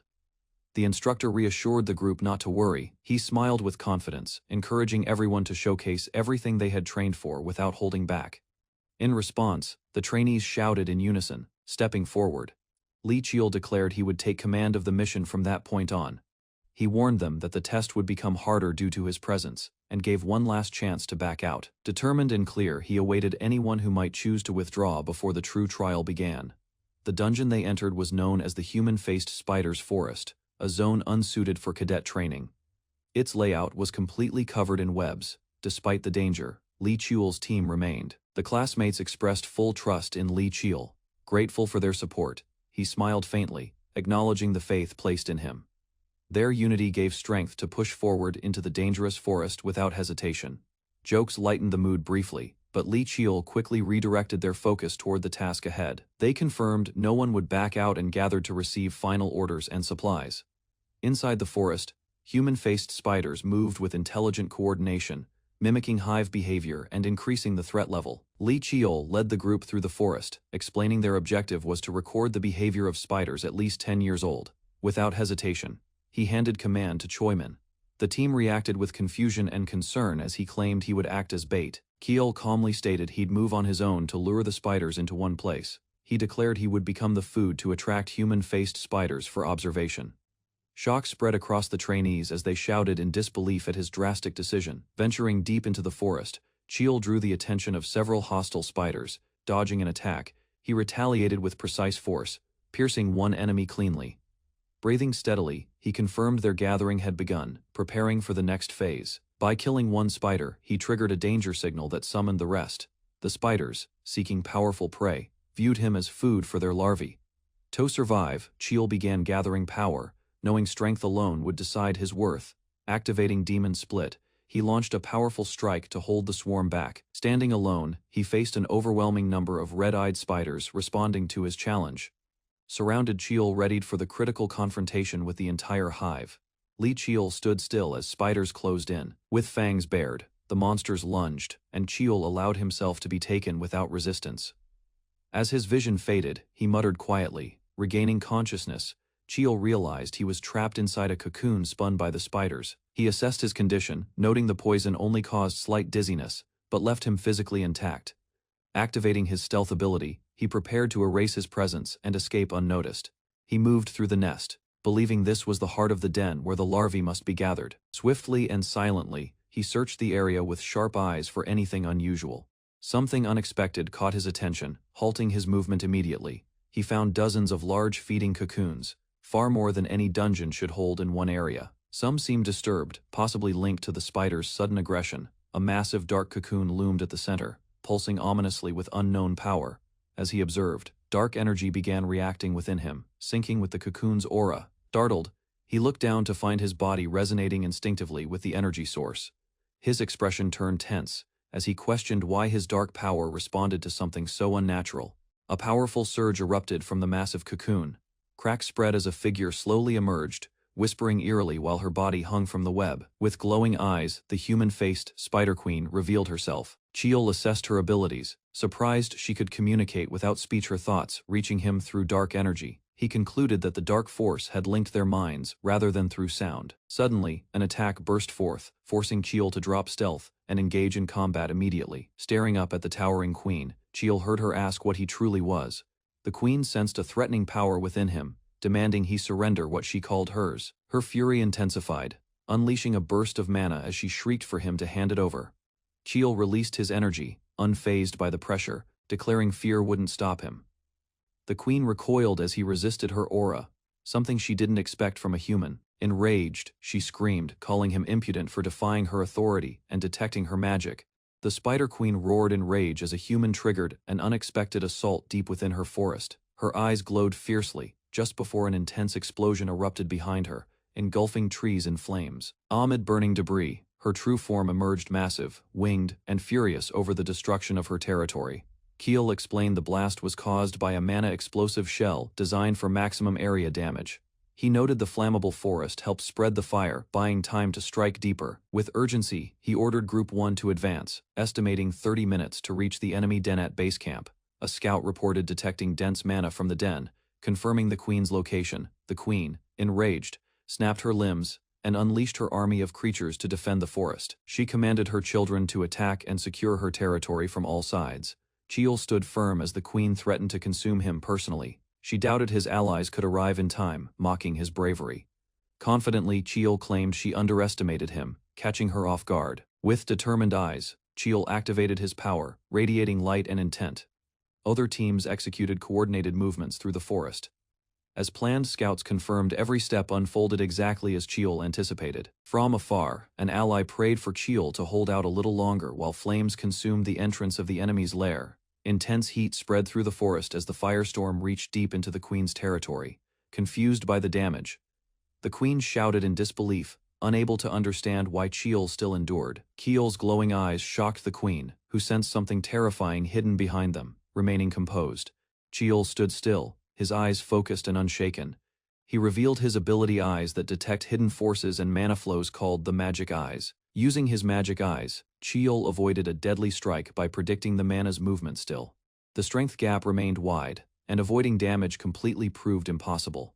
He acknowledged the queen's inexperience in controlling her body and prepared for a single decisive attack. Chiol activated his sword technique, unleashing 1,000 forms, lightning enhanced by mana precision. His movements became lightning, fast as he struck with overwhelming force. The final blow crashed down in a burst of blue light.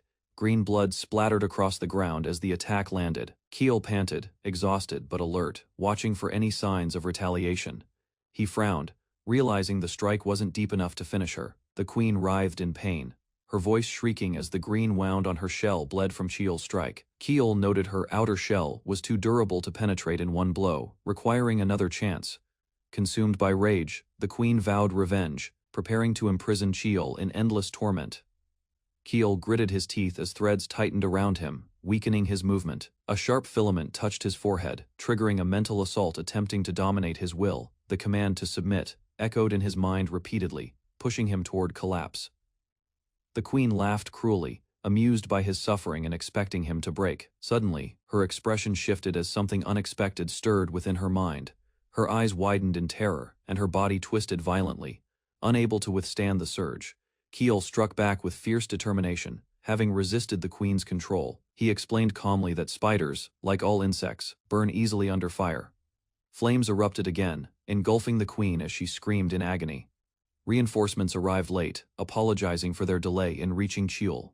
Despite exhaustion, he joked about training once they returned. With the battle over, the group exited the burning den together. During the academy meeting, staff noted Class 5's delay, despite receiving a report of their earlier return. Some speculated they may have failed like Class 4, due to the dungeon's difficulty and unpredictability. One instructor arrived late, explaining the delay was caused by treating multiple injured students first. He began his report, explaining that Class 5's objective had been to observe adult human-faced spiders.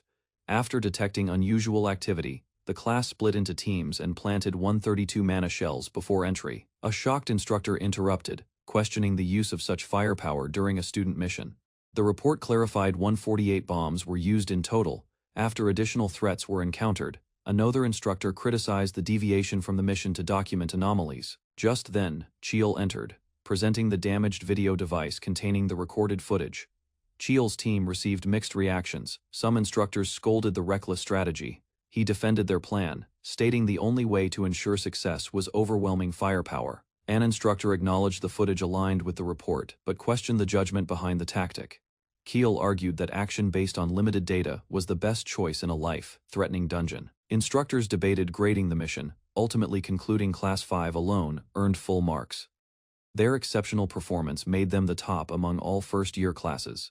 Inside the esteemed Marshall Lee Clan Patriarch office, responsibility was dismissed due to prior agreements, while attention shifted toward how the evaluation caused effects beyond its intended scope.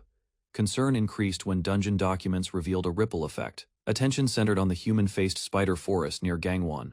A short recording displayed a mysterious female entity, suggesting interference that could not be fully traced. Suspicion followed when analysts concluded the footage had been edited, hiding crucial moments. Evaluation records identified Lee Chiol as a survivor who relied on judgment rather than brute strength. His unconventional strategies allowed progress, despite lacking standard information.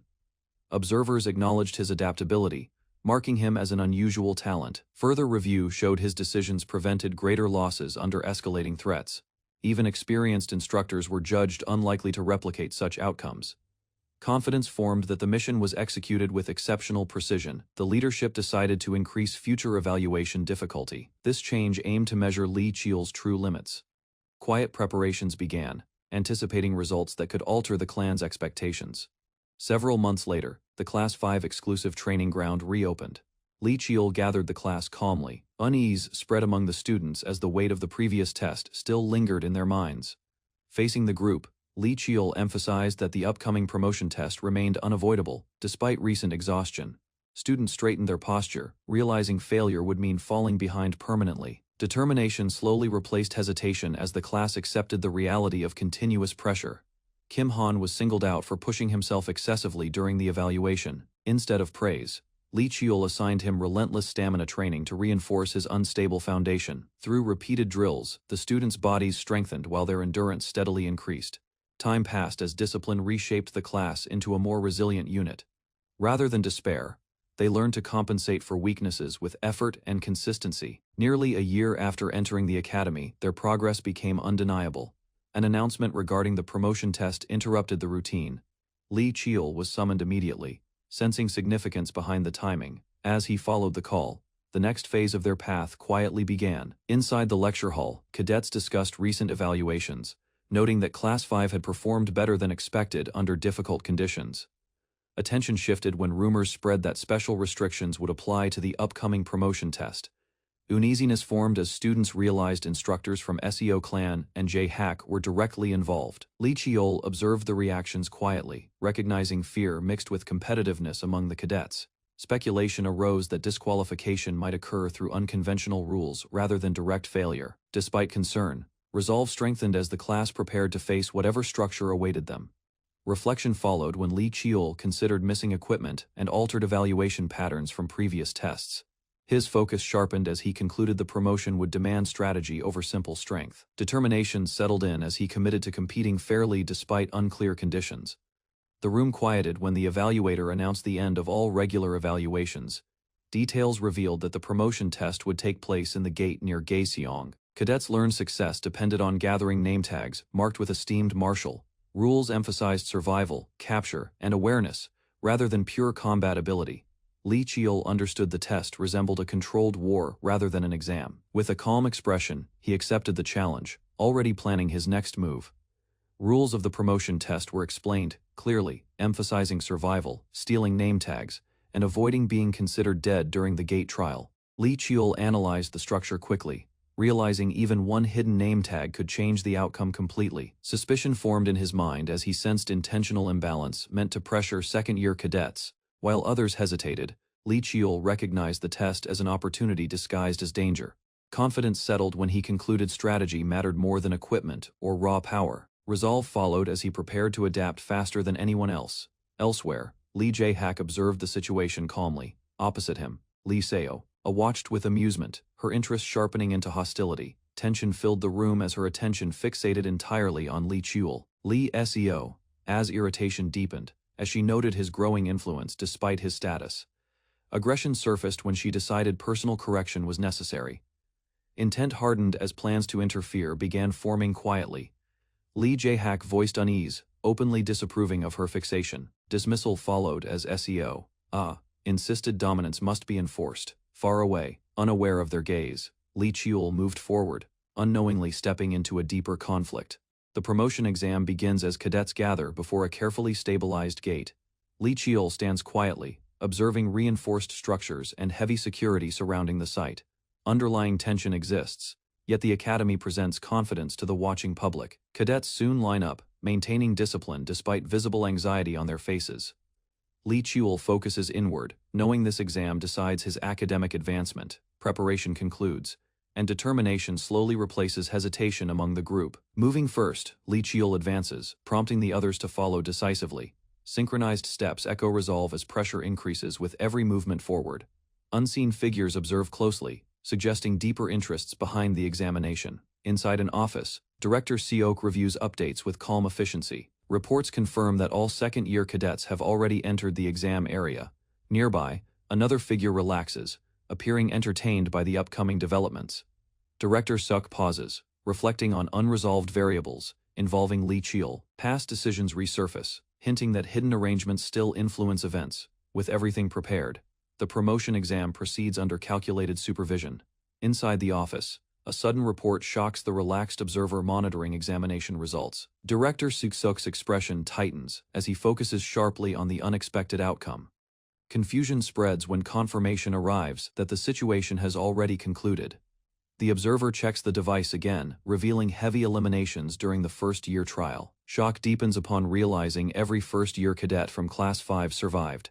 Anger erupts as disbelief centers on Lee Cheol's involvement in the results. Director Suk acknowledges defeat calmly, recognizing Lee Cheol surpassed expectations again. Far away, cadets flee through rocky terrain, exhausted yet desperate to escape pursuit. Fear grows as they realize Lee Cheol remains relentlessly close behind them. The fleeing cadets hide briefly inside a cave, struggling to catch their breath. Suddenly, an overwhelming force crashes down, shattering the ground violently. Panic explodes as one cadet is struck, sent flying by the impact. Pain follows as another cadet is hit directly, screaming from the blow. From the dust, Lee Cheol steps forward calmly, completely unharmed. Standing tall, Lee Cheol announces his presence, confirming the hunt has ended. Hidden inside the cave, the cadet trembles as Lee Cheol calmly locates them. A sudden grab silences reckless words, reminding consequences within the Academy's strict hierarchy. Drawing his blade, Lee Cheol enforces discipline, striking swiftly without hesitation. Afterward, Lee Cheol listens as his team confirms the situation is finished. Assessing fallen opponents, he orders immediate movement before reinforcements arrive. Trusting Lee Cheol's judgment, the cadets withdraw while he chooses independence. Standing alone, Lee Cheol prepares his sword. Focusing on nameplate acquisition, he analyzes the exam rules, realizing efficiency outweighs direct confrontation. Golden light ignites as Lee Cheol activates his magic eyes. Scanning distant cliffs, he traces hidden nameplate signatures across terrain. Spotting one location, Lee Cheol moves instantly toward the target, leaping upward. He retrieves the nameplate with precise control.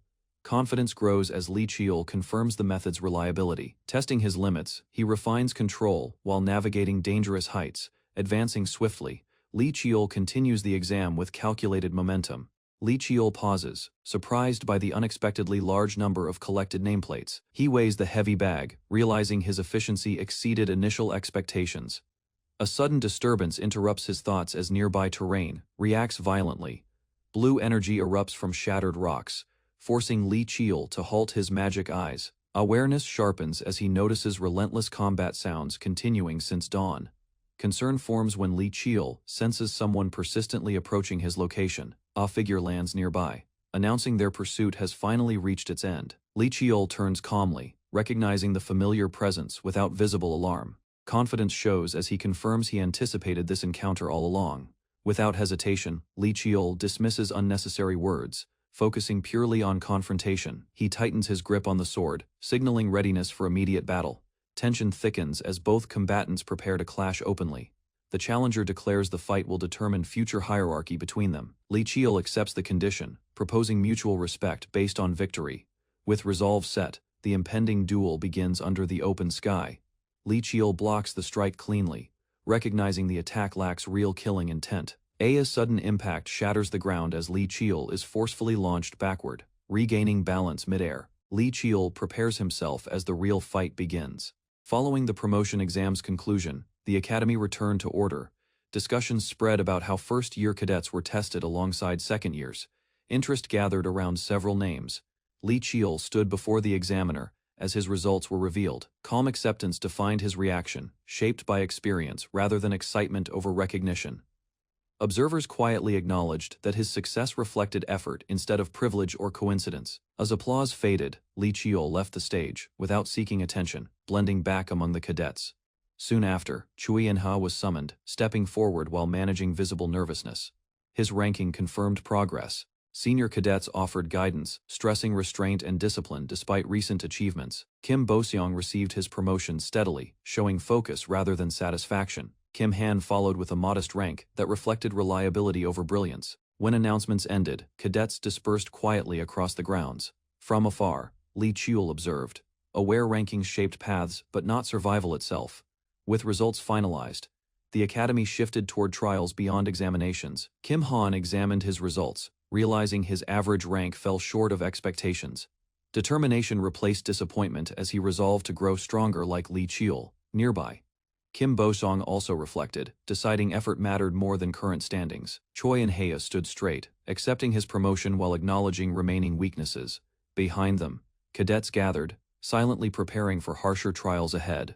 From the front, Lee Cheol observed calmly, understanding pressure shaped true strength. Confidence spread among the group as they discussed surviving the academy's second year. Warnings circulated about rivals eager to surpass or crush emerging talents. Despite tension, several cadets expressed belief in enduring through disciplined training. Encouragement followed, as friends reassured one another about overcoming future challenges. Lee Cheol offered quiet support, reinforcing resolve without seeking attention. Motivation grew stronger, fueled by shared ambition rather than rivalry alone. Suddenly, conflict arose when a cadet rejected results, showing open resentment. Physical confrontation revealed emotional imbalance and lingering inferiority. Observing silently, Lee Cheol recognized growth demanded struggle beyond simple victories. Choi In-ha walked quietly, reflecting on how much the girl had grown. Careful observation showed her confidence rising, despite lacking fully awakened powers. Private thoughts framed the situation as a calculated risk worth acknowledging. Light teasing escalated tension when remarks pushed beyond acceptable limits. Lee Cheol reacted sharply, halting the exchange before conflict erupted. The group regrouped quickly, realizing time mattered more than arguments. Together they approached the main residence, stopping before the heavy doors. Silence lingered as they entered, feeling the weight of authority inside. A formal greeting signaled the beginning of a serious family discussion. Their father acknowledged them calmly, observing their posture and restraint. Tea was served as conversation shifted toward academy curriculum experiences. A pointed question challenged them to reflect on lessons beyond rankings. Choi and Hei spoke firmly, revealing awareness of unfair traditions within the family. Principles of fairness and self-earned strength defined his personal resolve. The room fell quiet, signaling a turning point in their relationship. The father reflected quietly, acknowledging that fairness and resolve defined true strength. Lee Cheol answered honestly, admitting shame shaped his understanding of the failed cadets. Concern crossed the father's expression as he recognized maturity beyond expectations. Lee Cheol explained weakness was acceptable, but abandoning effort violated clan principles. Memories of struggling cadets illustrated flaws within current instruction methods. The father listened carefully, surprised by the clarity of his son's reasoning. A brief chuckle broke tension, signaling approval hidden beneath stern authority. Advice followed, warning against narrow thinking that trapped many promising warriors. Both siblings absorbed the lesson, realizing guidance rarely came so directly. The father revealed plans to reward diligence equally, regardless of background. Excitement surfaced as rare rewards were mentioned for consistent achievement. Hope grew, strengthening resolve to continue improving without resentment. Permission was granted to collect rewards, confirming recognition of effort. Lee Cheol then requested entry to Heavenly Mountain for further training. Shock filled the room, marking the start of a far greater trial. Lee Cheol arranges medicinal tools and books neatly inside the quiet preparation room. Careful inspection reminds him of Heavenly Mountain and his previous lack of proper resources. Determination grows as he prepares supplies. Vast mountains stretch endlessly, representing the final stage of the warrior's journey. Silent contemplation fills Lee Cheol as he considers the difficulty of reaching Heavenly Mountain. An unexpected disturbance interrupts his thoughts, pulling him back to the present moment. A female attendant arrives, informing Lee Cheol about a newly delivered message. Surprise appears when he learns the invitation comes from Master Lee Jae-kun. Understanding the importance, Lee Cheol prepares himself to respond without hesitation. Within the reception room, Lee Cheol meets Master Lee Jae-kun calmly. Tea is served slowly, creating space for careful observation and quiet assessment. Lee Cheol senses this meeting carries intentions beyond simple courtesy. Master Lee Jae-kun studies Lee Cheol closely while maintaining a composed expression. Steady behavior reveals Lee Cheol's discipline shaped through repeated hardship. The discussion turns toward an upcoming promotion test. Lee Cheol confirms completing the task while facing Master Lee Jae-kun calmly. Master Lee Jae-kun treats the situation lightly, believing the matter will end quickly.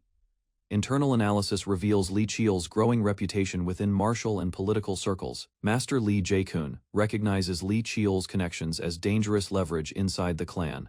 A warning follows, stating similar conflicts will inevitably repeat during future evaluations. Lee Cheol remains composed, refusing to view internal matches as personal hostility. Master Lee Jae-kun considers decisive elimination but hesitates due to long-term consequences. Instead, He requests sincerity, acknowledging Li Qiul's restraint, despite being provoked. Approval is granted through subtle compensation, rather than public disciplinary actions. Both men reach mutual understanding, emphasizing cooperation among brothers within the clan. Master Li Jaekun departs, leaving Li Qiul alone with unresolved responsibilities. A warning lingers about SEO. As hostility toward Li Qiul's rising influence, Li Qiul decides to leave the clan temporarily, prioritizing distance over confrontation. Nightfall accompanies his departure, symbolizing a quiet separation from internal conflicts. His steps halt briefly when he senses his mother's presence nearby. SEO. Coldly rejects the title of mother, her expression filled with distant resentment. Li Qiul desperately tries explaining, fear and confusion overwhelming his controlled composure. A sharp interruption silences him, establishing absolute authority within the room. Accusation follows as SEO. Condemns Li Qiul for abandoning responsibilities and fleeing disgrace. Collapsed on the floor, Li Qiul absorbs harsh judgment without resistance or defense. Rejection becomes final when she denies him as her child entirely. Shock freezes Li Qiul after learning he will depart for Heavenly Mountain. Seo. Declares the exile necessary, dismissing any remaining familial connection. Threats linger as she warns future defiance will bring harsher punishment. Master Li Jaekun watches silently, restraining anger behind a composed exterior. Internal fury erupts briefly, revealing resentment toward SEO's cruelty. Cold reasoning prevails as he assesses who truly benefits from this separation. Time advances as Li Qiul departs alone, carrying resolve instead of despair. A year passes, marking the day his return will challenge established judgments. Quiet determination defines Li Qiul's gaze, signaling growth forged through exile. Li Qiul senses familiarity ahead, reacting with brief surprise and guarded curiosity. Relief follows when he realizes their paths aligned naturally during the journey. Butler Choi appears calmly, explaining his role as temporary guardian for travel. Relief settled over Butler Choi as the carriage followed the same route he expected. Recognition struck him sharply when Li Qiul appeared inside the carriage, unexpectedly. Calm professionalism guided Butler Choi, as he explained his temporary role accompanying Li Qiul. During the ride, Li Qiul observed Butler Choi carefully while reflecting on his unusual presence. Explanation followed as Butler Choi revealed orders connected to the patriarch and ancestral duties. Quiet realization formed when Li Qiul sensed hidden depth behind Butler Choi's ordinary demeanor. Curiosity deepened as Butler Choi questioned Li Qiul's plan to visit the ancestral mountain. Respectful intent was shown when Li Qiul clarified his wish to honor his ancestors properly. Acknowledgement followed as Butler Choi recognized the wisdom behind such a deliberate decision. Initiative emerged when Li Qiul redirected the discussion toward Butler Choi's personal interests. Honest reflection appeared as Butler Choi admitted limited experience with mountain climbing. Memory surfaced when Butler Choi recalled a solitary ascent, shaped by caution and patience. Thoughtfulness marked Li Qiul's response, as he considered different approaches to difficult paths.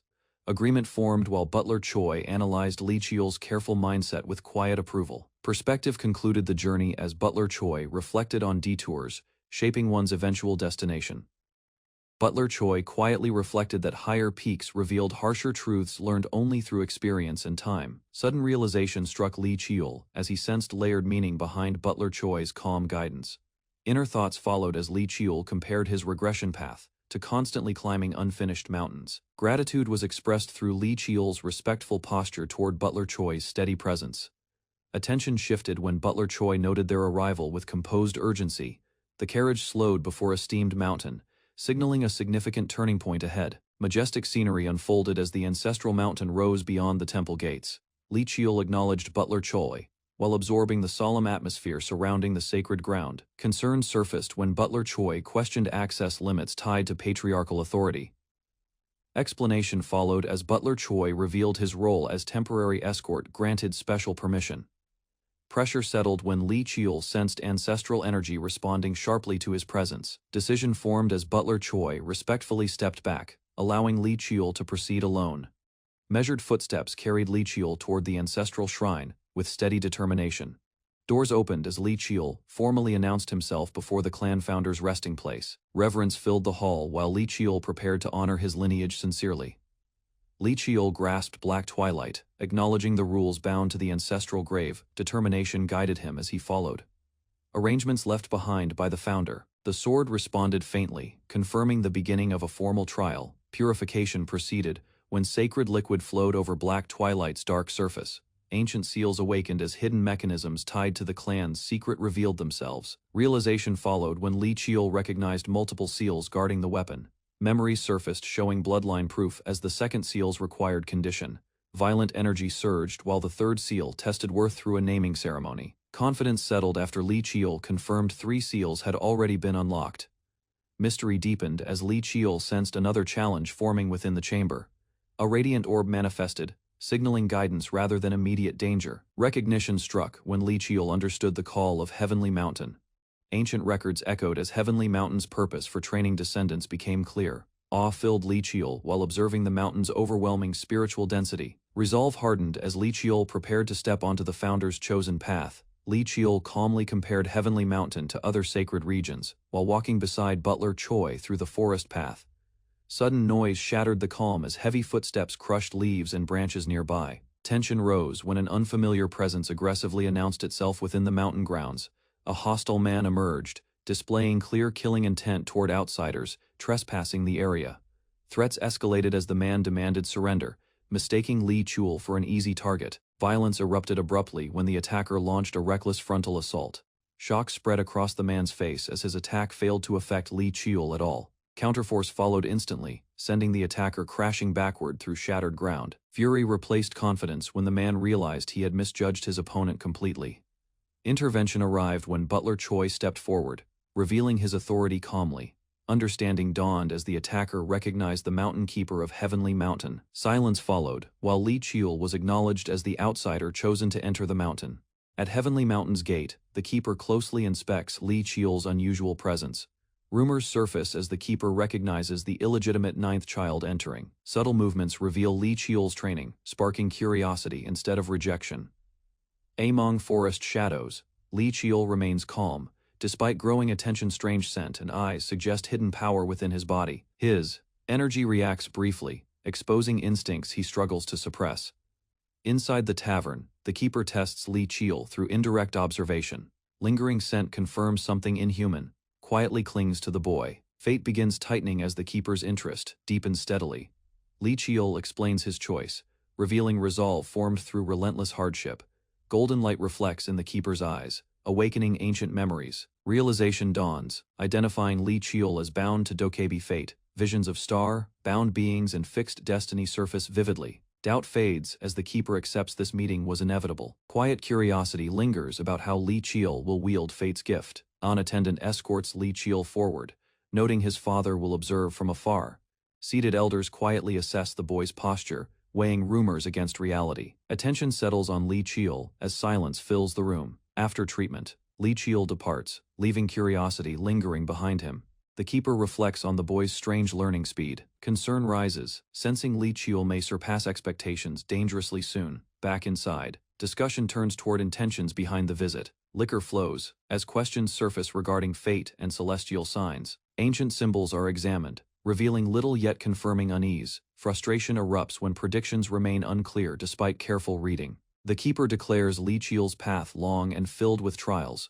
Warnings are issued, urging others to follow natural order. Message delivery is confirmed, ending official responsibilities. Private concern emerges over Li Chiol's chosen destination.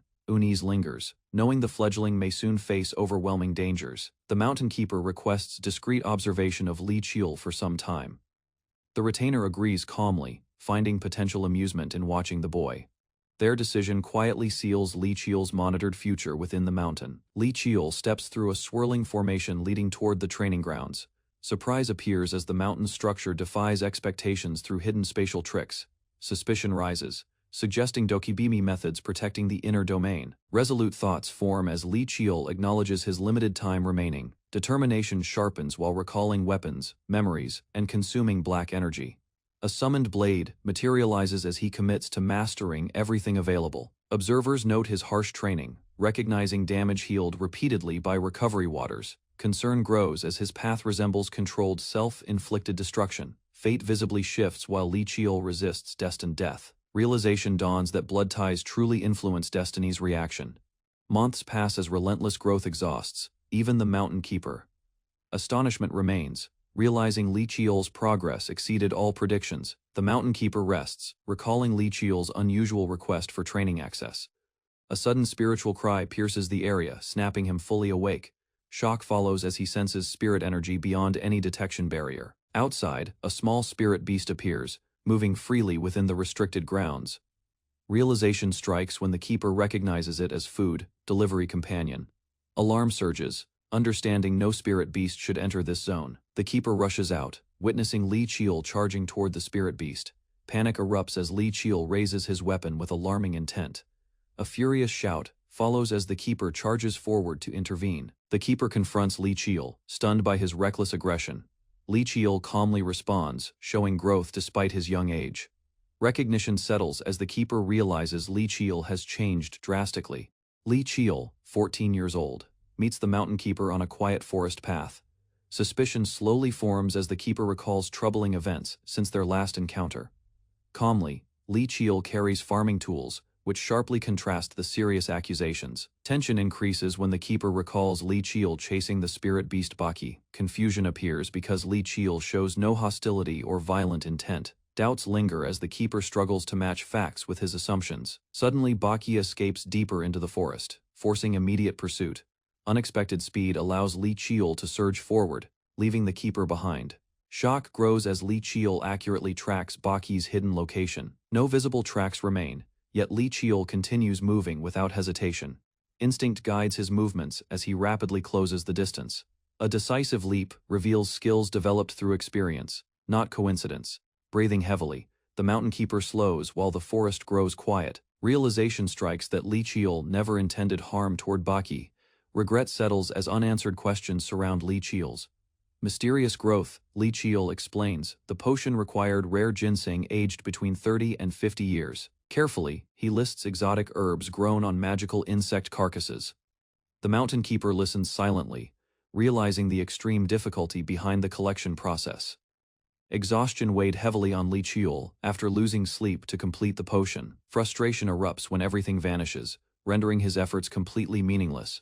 Regret deepens as the keeper understands why Li Qiu came to Heavenly Mountain. Blame shifts when the keeper admits responsibility for failing to protect his territory. Determination flares as he promises compensation for the lost potion. Opportunity appears when Li Qiu subtly accepts the offer, without hesitation. A new idea forms as Li Qiu mentions needing help from the Mountain Keeper. Dark energy stirs when an ominous presence awakens deep underground. Fear spreads as a powerful being responds to the disturbance.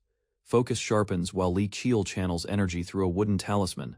Knowledge guides him as underworld energy amplifies his skill beyond expectations. Terror erupts when the summoned entity reacts violently to the enhanced attack. Li Qiu stomps forward, channeling energy through his legs with controlled precision. Green currents surge as enhanced energy art shapes itself into cutting wind. Razor wind slashes forward, striking the demonic figure with overwhelming force.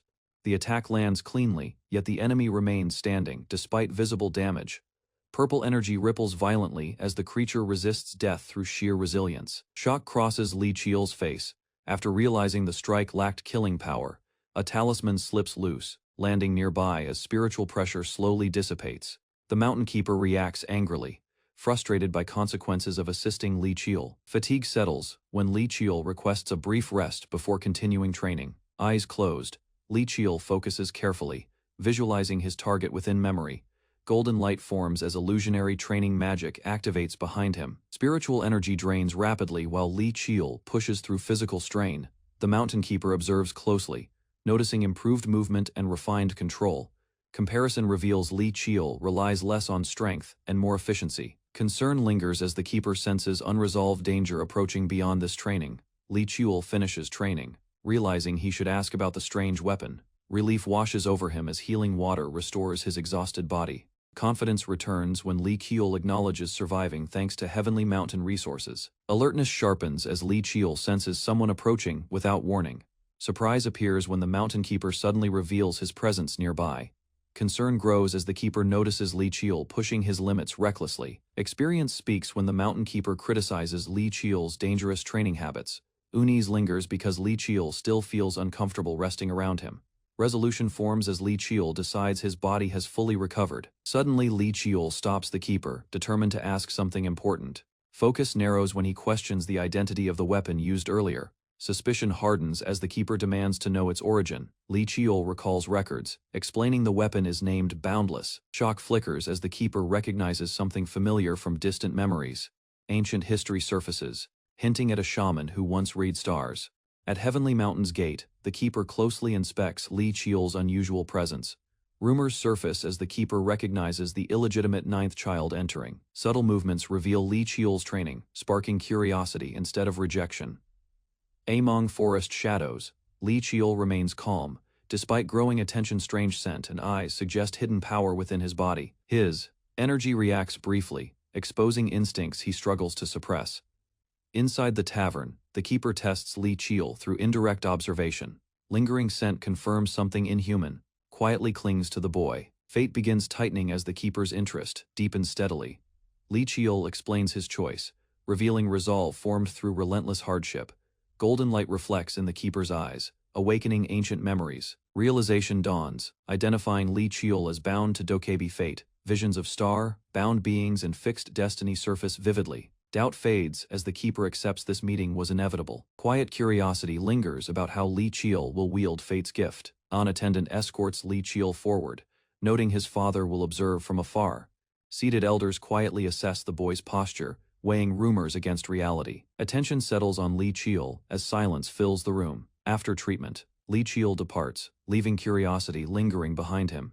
The keeper reflects on the boy's strange learning speed. Concern rises, sensing Li Chiol may surpass expectations dangerously soon. Back inside, discussion turns toward intentions behind the visit. Liquor flows, as questions surface regarding fate and celestial signs. Ancient symbols are examined, revealing little yet confirming unease. Frustration erupts when predictions remain unclear despite careful reading. The keeper declares Li Chiol's path long and filled with trials.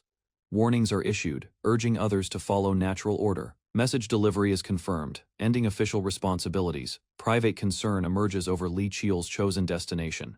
Unease lingers, knowing the fledgling may soon face overwhelming dangers. The mountain keeper requests discreet observation of Li Chiol for some time. The retainer agrees calmly, finding potential amusement in watching the boy. Their decision quietly seals Li Chiol's monitored future within the mountain. Li Chiol steps through a swirling formation leading toward the training grounds.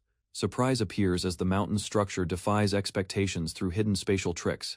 Suspicion rises, suggesting Dokibimi methods protecting the inner domain. Resolute thoughts form as Li Chiol acknowledges his limited time remaining. Determination sharpens while recalling weapons, memories, and consuming black energy. A summoned blade materializes as he commits to mastering everything available. Observers note his harsh training, recognizing damage healed repeatedly by recovery waters. Concern grows as his path resembles controlled self-inflicted destruction. Fate visibly shifts while Li Chiol resists destined death. Realization dawns that blood ties truly influence destiny's reaction. Months pass as relentless growth exhausts, even the mountain keeper. Astonishment remains, realizing Li Chiol's progress exceeded all predictions. The mountain keeper rests, recalling Li Chiol's unusual request for training access. A sudden spiritual cry pierces the area, snapping him fully awake. Shock follows as he senses spirit energy beyond any detection barrier. Outside, a small spirit beast appears, moving freely within the restricted grounds. Realization strikes when the keeper recognizes it as food, delivery companion. Alarm surges, understanding no spirit beast should enter this zone. The keeper rushes out, witnessing Li Chiol charging toward the spirit beast. Panic erupts as Li Chiol raises his weapon with alarming intent. A furious shout follows as the keeper charges forward to intervene. The keeper confronts Li Chiol, stunned by his reckless aggression. Li Chiol calmly responds, showing growth despite his young age. Recognition settles as the keeper realizes Li Chiol has changed drastically. The young warrior landed with immense force. He charged forward, sword drawn, his body guided by sharp instincts. Facing a dark entity, he initiated his steel chi strike. Smoke cleared as he stood victorious, and a voice acknowledged his hard-won success. His mentor reminded him this was his first win after countless failures. With a confident smile, the warrior claimed he could now win any time. Preparing something magical, the warrior formed glowing symbols in the air with his fingers. He declared it was time to stop training, signaling a shift in his intentions. Before he could continue, his mentor grabbed him, surprised by his sudden change of plan. His eyes focused with resolve as he announced his desire to face the next challenge.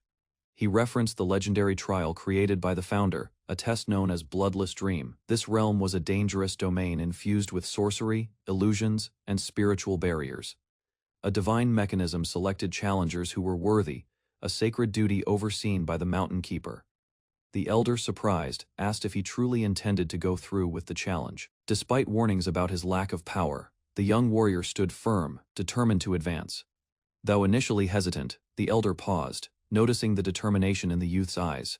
Extending his hand, he formally acknowledged the warrior's readiness to face the upcoming trial. With a proud expression, he granted Li Qiul permission to challenge the trial of Muheilmong together. They arrived at a hidden cave nestled in a vibrant forest. Li Qiul asked if it was the same passage leading to the elder's dwelling. The old man affirmed it for now, and activated the gateway with a surge of glowing energy from his hand. A surge of blue light responded to his power, radiating out from his palm against the sealed stone. Magical runes lit up across the towering door. The elder warned that once entered, Li Qiul could not return until the trial concluded. Suppressing emotion, the mentor gave a final remark, hiding his own doubts with sarcasm. As Li Qiul pushed the doors open, a golden glow engulfed him. He recalled the many titles given to the founder within. Whispers of myth surrounded the founder, some claimed he was fiction. Suddenly, in the center of an open field, the figure of Li Heilhian appeared. Gripping his sword tightly, Li Qiul felt an intense presence. Li Qiul remembered that only a few challengers in history had ever attempted Muheilmong. The sole condition for victory was clear: defeat the founder at the age of 15. Attempting to test the waters, Li Qiul initiated a cautious approach. Shocked, he gasped aloud, his body collapsing as if drained of all energy. Confusion overtook him. The pain in his chest hinted at a critical strike. Lying motionless on the ground, he tried to understand what went wrong. He recalled experiencing simulated death before. This time there were no answers, only the undeniable fact that he had been pierced through the heart. Forcing himself to calm down, he reviewed everything. He considered every angle but couldn't recall the founder using any secret martial arts or advanced aura techniques. Even his sixth sense failed to detect the attack. It was as though something had bypassed all of his perception. He began to wonder if the founder's strike had exploited a blind spot. Doubts crept in, questioning whether such precision was even possible without supernatural awareness. It became clear Li Qiul's opponent could read his every move. Determined not to retreat, he steadied his breath, blade in hand. Li Heilhian surged forward, his body wrapped in explosive energy. Despite his injuries, Li Qiul steadied himself, gripping his blade tightly. Elsewhere, a messenger arrived at the Martial Esteem clan's residence. The patriarch confirmed Li Qiul had entered the gate and noted 10 months had passed. He questioned the boy's strength, surprised by his progress, as the youth had never truly experienced defeat.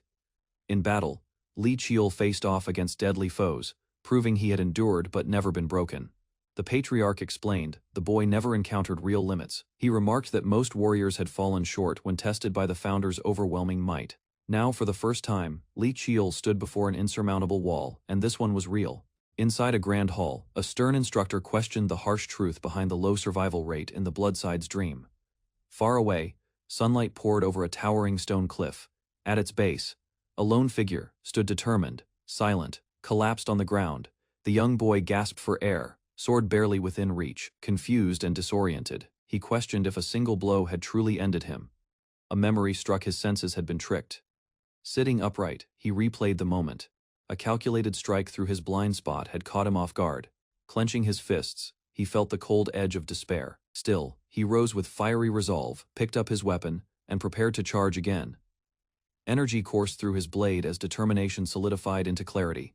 Launching forward, he closed the distance with purpose this time, not as prey. He soared into the air, eyes fixed on his target, believing that struggle. Eyes narrowed, the founder awaited the incoming strike, his hand firm around the sword hilt. As the clash erupted, the young fighter realized the founder's power wasn't mystical. Despite a powerful counter, pain surged as he was struck again. Standing calm, the founder's instincts guided his every movement. He dashed forward, launching a sudden charge that forced the boy onto the defensive. In a brief instant, the boy anticipated a horizontal slash sweeping from the left. Although the attack grazed past, the boy clenched his teeth. Blood scattered mid-air, a reminder of his mistakes. Refusing to retreat, he countered with one fierce strike of his own. Momentum built as he followed with a second attack, fueled by focus. Blade after blade met in rapid succession, third, fourth, each one gaining confidence. He began matching the founder, momentarily fighting on even ground.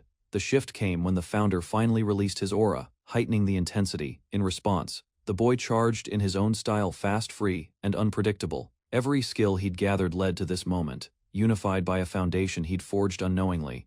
At last, clarity struck. He understood the dream's purpose wasn't to defeat another but to conquer himself. He surged forward, breaking his own limits, shattering hesitation. Realizing his hidden strength, one the founder himself didn't possess, he grasped the power only he could awaken. A woman with sharp eyes praised the boy's magical talent. Grateful, he smiled and called her aunt, energized by her belief in him. Drawing on that encouragement, he unleashed his skill, enhanced energy art razor wind. Wielding his weapon overhead, he summoned a powerful vortex. The energy tore through everything in its path, shattering stone and echoing with force. As the dust settled, the wall that once seemed eternal began to collapse. Far away, an old man sipped quietly, reflecting on how rare the trial had become. As the earth trembled, his drink rippled, hinting that something unusual had begun. He looked toward the mountains, alarmed and curious about the source of the disturbance. Leaping from his seat, he ran outside, a sudden realization forming in his mind. With urgency, he dashed toward a large, sealed gate in disbelief. There, he stopped. Stunned Taishan had passed the trial against all odds. Smoke and steam lifted as the heavy gates opened, revealing the boy's silhouette.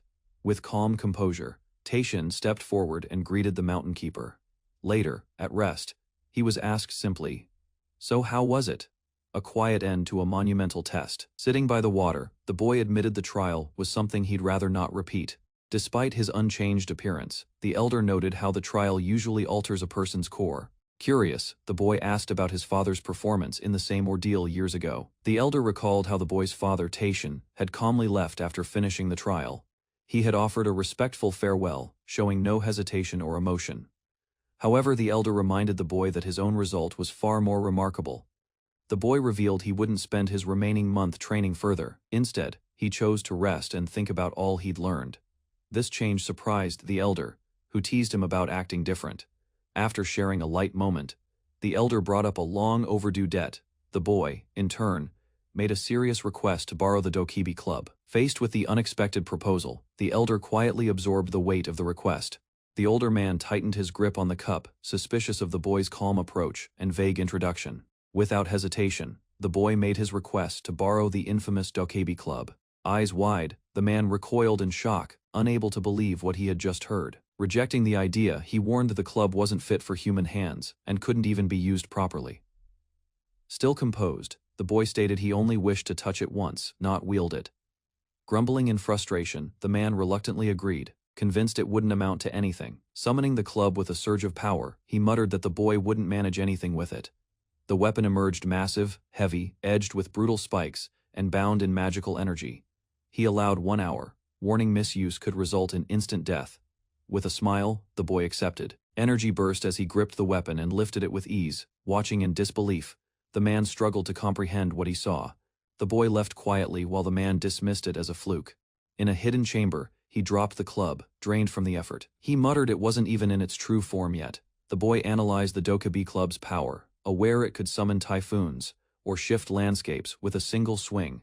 Clenching the hilt, he focused his energy, preparing to test whether the dark force within could be absorbed. Black energy began to swirl around the weapon as he studied how it responded to his presence. Elsewhere, the elder grumbled, confused by the boy's determination and unclear motives.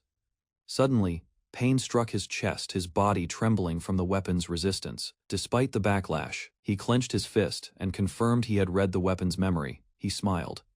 Realizing the memory link proved absorption was possible. That meant he could master weapons far beyond mortal limits. Satisfied with the result, he prepared to leave, confident he gained what he needed. The man met him at the door, surprised the boy's 1-year stay had ended. A small pouch landed in his hand, drawing a puzzled look. Curious, he asked what it was, inspecting the mysterious bundle. With a smirk, the elder shouted it was salt to ward off bad luck. The boy thanked him sincerely, promising to return someday. The elder laughed, jokingly, warning him to return with plenty of gifts next time. As the boy prepared to leave, he asked the mountain keeper if this isolated life brought him peace. The old man replied plainly, it didn't matter, the mountain was his home. He laughed, saying he still managed to enjoy his life with snacks. Before departing, the boy quietly declared his intention to someday restore the keeper's forgotten name. Surprised by the statement, The boy's calm smile said more than words ever could. From the cliffside, the elder watched silently, knowing that promise would one day call him back, alone now. He wondered how the boy had learned his hidden past. A tale from long ago unfolded a dokibi, who once caused endless mischief. Defeated twice by a man, the dokibi vowed to guard the mountain. That was the legend everyone knew. But the truth was deeper. The dokibi had lost again and made a final promise.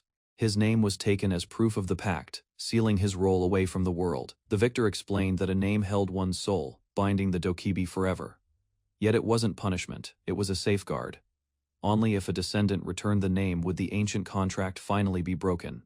Reflecting on the past, the mountain keeper admitted not all his time spent there was miserable. He pondered if the boy truly had what it took to fulfill the ancient task and return his name.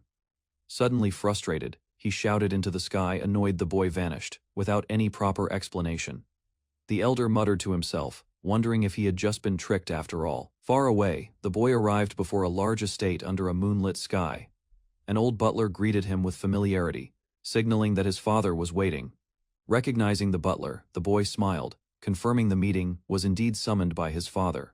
The butler offered to handle the boy's belongings and directed him to the main residence. Following quietly, the boy sensed something different. The path was unfamiliar. Noticing the change, he realized they were heading somewhere unusual. The clan leader stood composed, dismissing the golden aura around him as insufficient to challenge his strength. He turned calmly as someone entered, sensing the presence before words were spoken. His son approached, offering respect. The father noted his progress with restrained approval. With a rare smirk, the elder questioned whether his son had only improved in flattery. The young man, caught off guard, wondered if his father had just smiled or even made a joke. An attendant entered and announced the tea was ready. The patriarch accepted it with a nod. He led his son silently through a corridor toward a private room. Inside, tea was poured into cups, its warmth setting a calm atmosphere. The father requested sincere thoughts, not formal reports, wanting truth over protocol. The son tightened his grip. Understanding this was about trust, not rank, he responded quietly, delivering his honest view without embellishment. The patriarch, surprised by his own feelings, drank slowly, lost in thought. Acknowledging his son's dedication, he praised the time spent. The young man assured him he hadn't wasted the chance given. Yet the elder asked firmly why he had still returned so late. The young man explained that he had visited esteemed mountain to honor the ancestors. His father, unconvinced, questioned if that was his only purpose. The son confessed he also wanted to show the elders his actions. Suddenly, the patriarch's aura turned fierce. His voice thundered, accusing his son of arrogance. Overwhelmed by pressure, the young man struggled to stay composed under his father's wrath. Despite the intensity, he defended himself, stating his visit wasn't for praise but to act meaningfully. He declared his desire to represent the Martial Lee clan properly. The father, though stern, acknowledged his words and decided to let it pass. However, he warned not to let ambition cloud judgment. The son accepted humbly. Just as tension eased, the father raised another issue. Something had been hidden. He revealed his son had entered the bloodless dream without permission, violating orders. With judgment firm, he commanded his son to follow, punishment now inevitable. The elder unsheathed his blade, prepared to test his son's growth through combat. He ordered him to arm himself and prove his strength through action. As the arena quieted, one elder remarked that this was a true test, not just of skill. The father requested a demonstration of everything his son had learned, using the blade in question. Realization struck the boy. His father had known of the forbidden training all along. He unsheathed the glowing weapon, its energy swirling with controlled intensity. Nervous but determined, the son steadied his breath, eyes locked on his opponent. The patriarch, calm and unmoving, simply said, "Come." With magic eyes ignited, the boy focused completely. Despite activating his heightened sight, he saw nothing. No aura, no flow, no energy. The realization hit him. His current magic eyes couldn't detect his father's power. Knowing they only drained focus, he made the quick decision to deactivate them. He dashed forward, understanding there was no time for hesitation or warm-ups. With force behind his first move, he launched his technique, Boundless First Form. The blade surged with blue energy, signaling his full commitment from the start. He followed through with Demon Slayer, a fierce, precise extension of his assault. The father observed calmly, acknowledging the combination of bitter wind and freezing cold. Though modest next to his own strength, he admitted it might still have some effect. The clan leader turned his back, seemingly unimpressed, as his son's attack surged forward with power. A swift wave of energy sliced through the air, closing the distance in a flash. He calmly raised his blade and deflected the forceful strike with overwhelming control. The impact shook the ground as the young man staggered from the counterforce. His father halted the clash, signaling the end of the bout. He questioned whether this path forged after meeting the founder was truly his chosen conviction. Still panting, the son affirmed his answer with unwavering clarity. He explained that true strength meant refining talent repeatedly. With conviction, he declared that this understanding was the foundation he had chosen to stand on. The young man stepped forward, his eyes locked onto his opponent. He resolved to destroy that natural talent and rebuild it with forged skill. That conviction became his answer. Grit sharpened his gaze as he readied himself with new determination. The elder recognized the youth's resilience. Neither hardship nor trial had broken him. Changing the subject, he questioned the boy about his experience inside the bloodless dream. The boy couldn't put it into words. The trial had gone beyond comprehension. The elder remarked that if it couldn't be explained, then it wasn't truly his yet. He pointed out the recent strike lacked full effort, it wasn't his best form. Acknowledging the truth, the youth clenched his fist and admitted his awareness. Had the boy entered that dream with hesitation, consequences would have followed. Yet his seriousness was evident. The elder turned, choosing to spare punishment. Startled, the youth lowered his head and gave a quick, sincere apology. The elder inquired about his next step. Silence followed briefly. With resolve, the young man requested permission to advance. He expressed his goal, to enter the third-year curriculum, believing he had outgrown the basics. Pressed to speak plainly, the boy voiced his intent without hesitation. He asked for permission to begin his warrior's journey, eyes filled with determination. The elder had foreseen this. He linked the boy's request to the recent trial atop Heavenly Mountain. Walking side by side, the boy clarified he also sought personal growth beyond duty. His father warned that pursuing too many goals in one effort could lead to failure later. Acknowledging the risk, the young man accepted the advice humbly. Reflecting silently, he recognized that the elder's words held both warning and wisdom. The warrior's journey loomed ahead, a tradition where heirs must prove their worth without clan aid. To succeed, the challenger must accomplish a feat undeniable to all. Despite his young age, the boy stood firm. At 15, he was ready, though early. His strength and growth left no doubts in the elder's mind. Approval was granted, the journey could begin, marked by silent witnesses in the distance. Relief surged in the boy as permission was given. However, the elder's voice halted him. Conditions would be attached. With calm authority, the man declared there would be 2 terms to fulfill. At the administration department, Li Chiul arrived for an important visit. His uncle greeted him warmly, recognizing the effort Chiul had endured. Embracing him tightly, the uncle confirmed he was doing well, cheerful and energetic as ever. The uncle complimented how much Chiul had grown, noting his height with fatherly pride. Inviting him to sit, he gestured toward the couch, offering a drink as they settled in. Chiul politely declined, having just eaten with his nanny. Noticing fatigue in his uncle's face, Chiul explained it stemmed from overwork. Shifting the moment, he revealed he brought a gift, a tonic he had prepared himself. Placing the box on the table, he presented it with quiet sincerity. The uncle opened it, curious. Chiul explained it would enhance magic and stamina for weeks. He was touched by the thoughtfulness, surprised by Chiul's care. As he opened the lid, a fresh earthy scent emerged, drawing his full attention. Chiul added that even the mountain keeper praised the tonic's quality. Encouraged to try it, the uncle hesitated, then agreed to take it on the spot. With trust in his nephew, he swallowed the tonic, while Chiul watched quietly for a reaction. After consuming the tonic, the uncle felt its immediate effect. Energy surged through him. He sensed how training under its influence would accelerate growth. Impressed by the potency, he questioned if Chiul had really made it himself. Curious, the uncle asked if Chiul knew the full recipe. Chiul explained he did, and noted it could be altered with other ingredients. Wanting to preserve its secrecy, the uncle advised Chiul to memorize it. Chiul smiled, acknowledging his uncle's selflessness in thinking ahead for his future. They laughed together, the uncle joking about being used later if needed. Amid the laughter, he brought up Chiul's upcoming warrior's journey. The uncle grew serious, warning that the decision would stir controversy among the clan. Many eyes would be on Chiul. Accusations of favoritism would follow since others couldn't blame the family head directly. He questioned the approval, knowing the elder council also had authority over such matters. He reminded Chiul that the elders were not supportive of him. The odds were stacked, Chiul calmly assured him. He'd already thought it through. Needing support, he asked his uncle for help, hoping to meet those conditions together.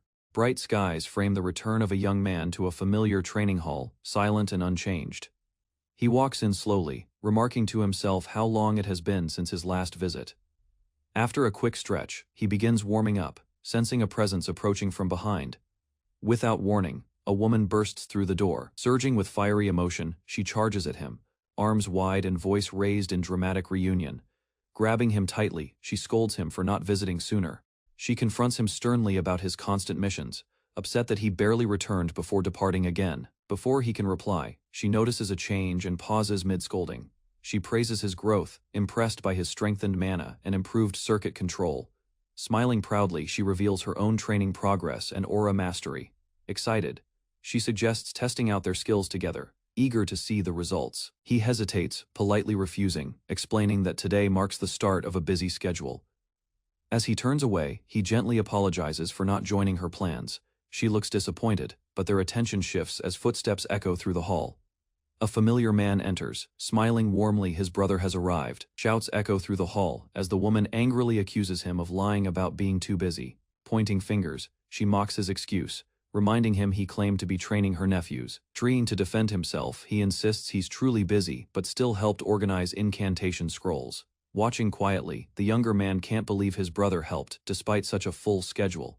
The elder suddenly compliments the research materials, saying they aided his training. Smiling, the younger asks how he's been during their time apart. His brother replies, he's doing well, but cuts off mid-thought. Grabbing him playfully, he scolds him for leaving for Heavenly Mountain without notice. Apologetically, the younger explains he left because their father summoned him back. In a quiet room, their father speaks about teaching the youngest child. He asks the elder son to take his place as instructor. Surprised, the son questions the request. Despite hesitation, he agrees without complaint. Their father warns he must be fully prepared, exiting the room.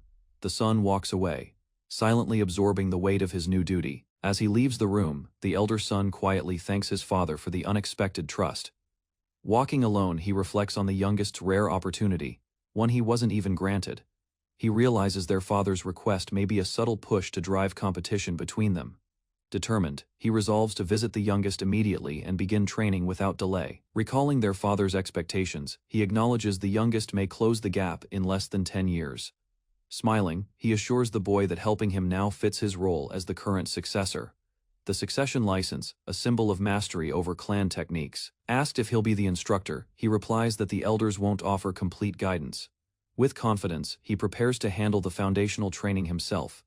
Memories of past sabotage, failed promotions, and forced setbacks flash across the younger's mind. Moved by his brother's support, he expresses his sincere gratitude. His brother downplays it, silently amazed by the younger's rapid growth. Mana pulses through the younger's body, once hard to sense, now nearly immeasurable. Though surprised, the older smiles, wanting to remain the brother he looks up to. Their aunt enters, clearly unamused by their growing bond. Suddenly, the aunt scolds them both for speaking while she was talking. Despite the tension, the older brother asks her to remain calm as she storms off dramatically. Before leaving, she reminds the younger one to resume training, glancing back with frustration. Her expression softens as she distinguishes between training and her deeper research. She proudly mentions her status as a respected global expert in mana techniques. Accepting the situation, she laughs and decides to wait a bit longer for them to finish. Announcing her exit, she cheerfully excuses herself, claiming it's unrelated to her favorite show. Aunt's gone, both brothers relax and prepare to begin the real training session. With focus, the older brother draws his sword and signals the start. He emphasizes the importance of fulfilling their father's condition precisely. The younger watches intently as the elder readies his weapon. With resolve, the older brother promises to teach him thoroughly from here on. 7 days passed before he stood again in the martial hall. His elder brother pressed in fast, striking with no hesitation. Rather than rest, he was only allowed fleeting seconds to breathe. Before the next exchange, the session dragged on with no pause, each swing sharper than the last. From the side, a man observed, valuing experience over lecture. Watching him falter yet persist, told to rely less on vision and more on action, he pushed himself harder to respond. Coughing and bent over, he clutched his side, barely standing under the weight of exertion. He launched forward with a loud roar, kicking off the ground and shattering the floor beneath. Despite sensing attacks clearly, his body lacked the speed to match what he foresaw. Swords moved faster than he could follow. Deflecting felt impossible as pressure mounted. His enemy mocked his earlier attempt, exposing the difference in real strength. Frozen mid-step, He forced his legs to react, screaming inwardly for movement. Recognition flickered in the observer's eyes. The boy was now adapting. With a solid foundation, his progress accelerated. Clearly, the insight gained from the bloodless dream had begun to awaken within him. Acknowledging the boy's progress, the instructor unsheathed his sword with a calm yet serious tone. A burst of energy surged from him as he raised the pressure, testing the boy's limits. Realizing the shift, the boy steadied his stance, bracing for an even harsher exchange. With dusk settling, the match finally ended. The training hall quieted, apologetic yet smiling. The instructor admitted to going overboard in the intensity of their duel. The boy, seated amidst broken tiles and scattered debris, recognized the taste of real battle. Extending a hand, the instructor praised his students' awareness mid-fight. As they stood together, the boy referred to the Lee clan's physical superiority, images of the clan's enhanced body, resilient tendons. He learned their strength also grew through consistent punishing training. Understanding this allowed him to accept movements that would otherwise damage normal bodies.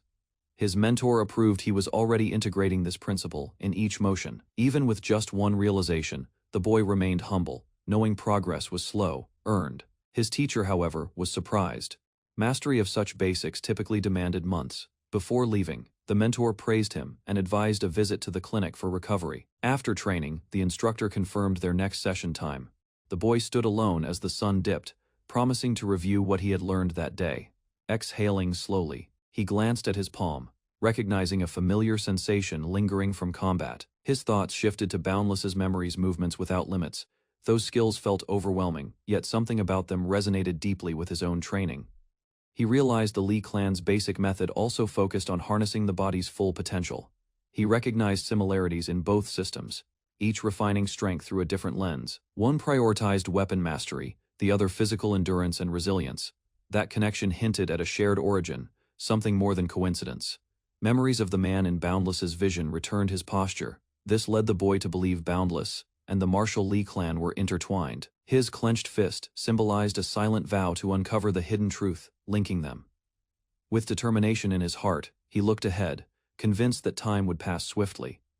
Elsewhere, within the clan's inner halls, a senior meeting quietly convened. The chief administrator arrived unexpectedly, stirring curiosity about a certain illegitimate son's request. Tension filled the elder council chamber, as one member objected to the illegitimate child's request, citing his status and inexperience. Another elder clarified the boy had applied directly to the patriarch after returning from Heaven's Mountain. The elder chairman reminded everyone that no decision had yet been made, as the patriarch deferred judgment to council discussion. Some members pushed to immediately reject the application, assuming authority rested with them. However, the chairman explained the situation wasn't simple. The boy possessed the strength of a fifth-rank martial artist. His success in the bloodless dream trial meant there were no clear grounds to deny his qualification. To block the boy, the chairman proposed inventing a formal excuse grounded in tradition and order. He asked the council for alternative suggestions, inviting discussion rather than making a unilateral decision. One member raised his hand confidently, ready to present a new idea to challenge the request.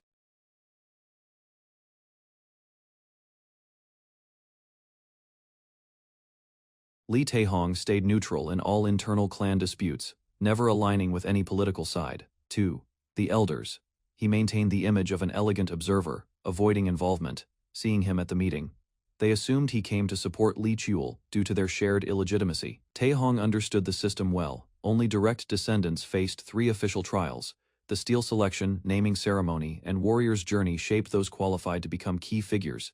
Passing all trials granted rights to participate in high-level decisions and recognition as future elders. Yet he knew elders fixated on bloodlines would never fully welcome someone like Chil. Realizing the purpose behind Chil's actions, Taehong hesitated, unsure if granting the request was right. After a moment, he addressed the elders, offering to present a suggestion. An elder responded, pointing out his relationship with the youngest son. Taehong admitted he didn't dislike him, acknowledging the boy's efforts. He emphasized that hard work, not bloodline, earned his respect. Still, the elder warned that Taehong had gone too far. He stressed that tradition could not be bypassed regardless of circumstance. Taehong simply smiled, letting the weight of those words settle. He, frustrated yet composed, explained that he wasn't dismissing the clan's rules. He admitted that as chief administrator, he simply sought flexibility rather than rigid enforcement. The elder acknowledged his reasoning, then calmly asked what solution he had in mind. Taehong proposed that if the council opposed Li Qiul's application, rather than overthink, he argued the core issue was that the youngest had not yet proven his worth. The elder raised a counterpoint, citing the patriarch's private recognition. The elder gave a knowing look, sensing Taehong's setup. Taehong stayed quiet, leaving the path open for the next step to unfold. With firm resolve, he proposed offering the youngest a fair trial and opportunity to prove himself openly. The elder questioned the proposal, surprised that Taehong meant a duel. Taehong confirmed it, confident that the youngest wouldn't refuse the challenge. Without hesitation, the elder asked who would stand as his opponent. Summonon suggested a recent graduate of the warrior's journey, but noted that Jaehak would likely reject the match. Attention shifted to the sixth child, prompting curiosity about her capabilities. Taehong agreed she was a fitting choice and suggested applying fair limitations if needed. One elder recalled that the sixth child held personal resentment toward Li Qiul. Given that tension, the suggestion of her as a dual opponent gained approval from the council. The chairman asked for final opinions, and the elders expressed agreement. Others voiced no objection, leaving the final decision to the elder council chairman's discretion. With consensus achieved, the meeting adjourned quietly, tension giving way to formality.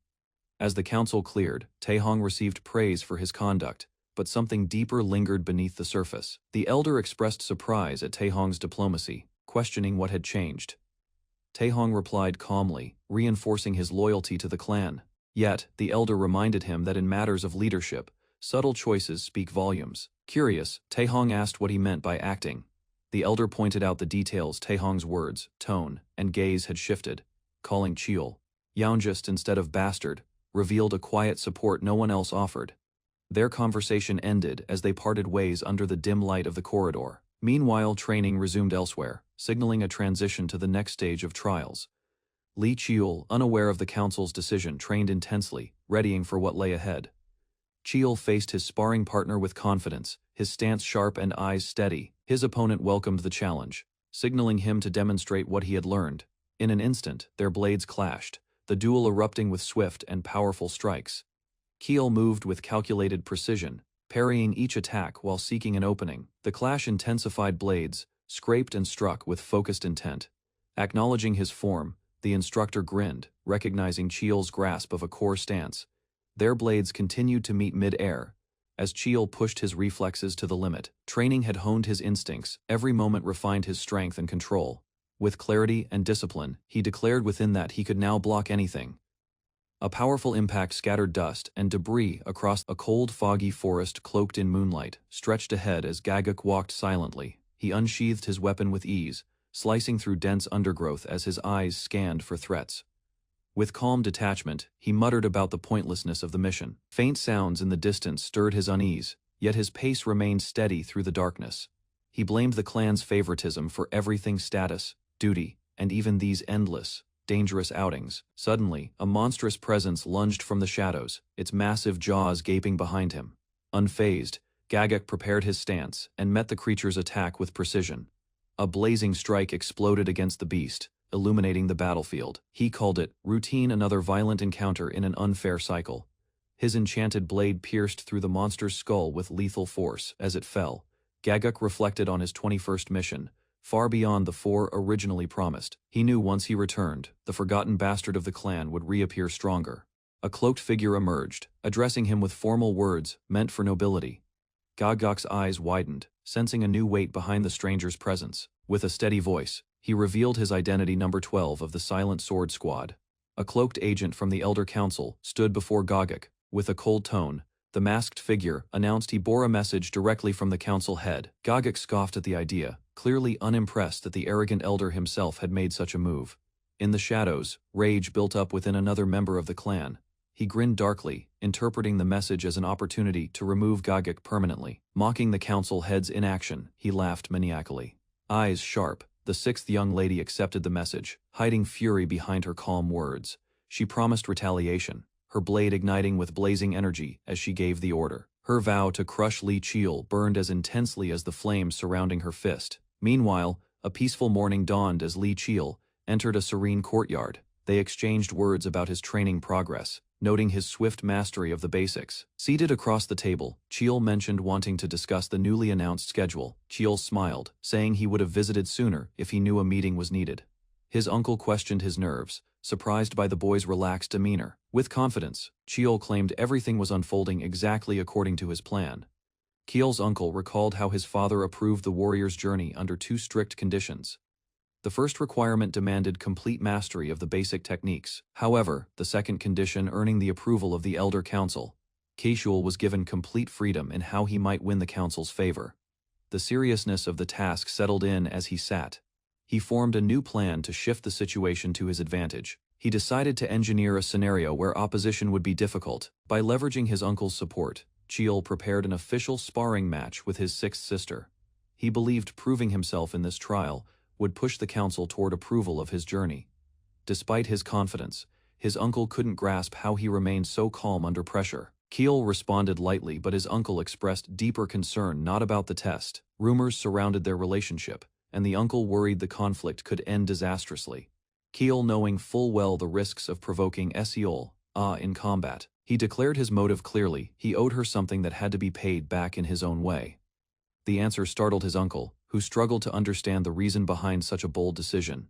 The uncle grew frustrated, questioning why such a reckless duel had to happen so soon. He clarified that his concern wasn't about strength, but the danger his nephew might face. Despite his worry, Cheol teased him, recognizing genuine care behind the scolding. Grateful, Cheol thanked his uncle for worrying. He knew Seol would fight with lethal intent, and defeat would risk more than just pride. Still, he declared his determination to win, leaving no room for doubt. The Elders' Council released an official decree and initiated preparations for a formal duel. The chosen battleground was the central training ground, renowned as the venue for the steel selection ceremony.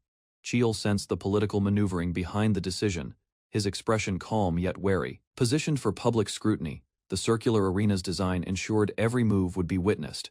The intent to disgrace him in front of thousands was obvious, but he showed no fear. A woman stepped quietly toward the window, concern evident in her movements. She called out to Cheol gently, noticing his withdrawn demeanor and tense posture. He dismissed her concern with a brief reply, unwilling to reveal his inner unease. She pressed him again, unconvinced by his vague reassurance. He admitted his frustration with the family's schemes and unending comparisons. The gap in ranks weighed on him. She had reached 4th, while he remained a step behind. He explained the restrictions placed on their sister, her mana and skills sealed. Still, doubt lingered. She feared for his safety, trembling with imagined outcomes, blaming herself. She wished she'd trained him harder or warned him of the family's plans sooner. Overwhelmed by guilt, Jianghua pleaded to halt the conversation, her voice trembling. A cheerful maid interrupted, expressing full confidence in the young master's ability to succeed once more. Wrapping her arm around Jianghua, she gently urged her to show faith instead of doubt. Eyes filled with conflict, Jianghua watched Cheol in silence, emotions unresolved. He noticed her troubled gaze, likening her presence to a frightened creature bearing past scars, though he had the power to uncover her history. Cheol chided his aunt for her nervous energy, pointing out the significance of the day. Confused, she paused, prompting him to remind her of their shared achievement. The mana technique they developed together would finally be revealed, summoned to the arena. Cheol turned to his aunt with confidence and reassurance. With determined eyes, he promised victory and asked her to cheer from the stands. Gripping his sword, he smiled boldly, teasing that silence from her would disappoint him. As he stepped through the vast hallway, memories of struggle surfaced. Years of perseverance filled his thoughts, every step forged from effort and pain. He emerged into the light, resolute, ready to reveal the strength he had built. With resolve in his voice, Cheol whispered, "Let's go," and walked toward the arena gate. The massive stadium erupted as he entered, each step bringing him closer to the center stage. He stood firm beneath the gaze of thousands, while clan elders watched quietly from above. Cheol's sharp gaze met the jeering call of his opponent, filled with hostility. The challenger mocked his posture, scoffing at his composed stance. Accusations followed, calling Cheol arrogant for a mere illegitimate child daring to stand tall. The challenger grinned wildly, threatening to break Cheol both physically and mentally. In contrast, Cheol smiled calmly, addressing her respectfully as 6th sister. The duel was officially declared, marking the beginning of their public confrontation. As the signal was given, both combatants launched forward in a blur of motion. Cheol activated his technique, lightning sparking through his body in preparation. With swords drawn, they clashed, speed and power colliding in the center of the arena. Caught off guard, Cheol realized too late she had circled behind him. Daggers charged with intense fire rained down with precision and deadly timing. known as falling flames. Her technique ignited the sky with burning blades aimed to overwhelm. Keel swiftly neutralized the incoming daggers with a surge of lightning, infused aura. Harnessing that energy, he activated his enhanced technique, drawing deep power through his sword. As the blade struck the ground, a thunderous pulse echoed, unleashing his transformed form, lightning modified. The explosive force repelled the attacker, breaking her stance and pushing her backward. Regaining distance, she scrambled to reposition while Keel calmly assessed the outcome. With a composed smile, he acknowledged her strength but confirmed the result was already clear. A sneering warrior dismissed the young man's dagger skills. Calm and unreadable, the dark, robed youth stood with confidence. Daggers in hand, ignoring the insult infuriated, the challenger charged forward, shouting as he prepared to strike with both blades. Leaping into the air, the attacker slammed down with force, attempting to overpower his opponent. Surprised by the youth's precision, he realized he had been cleanly struck during the exchange. With fury rising, he vowed to crush the boy quickly, summoning flames as he readied another attack. The youth analyzed his sister's movements fast, sharp, unpredictable striking with multiple daggers from odd angles. He understood such speed required sharp reflexes and awareness few possessed.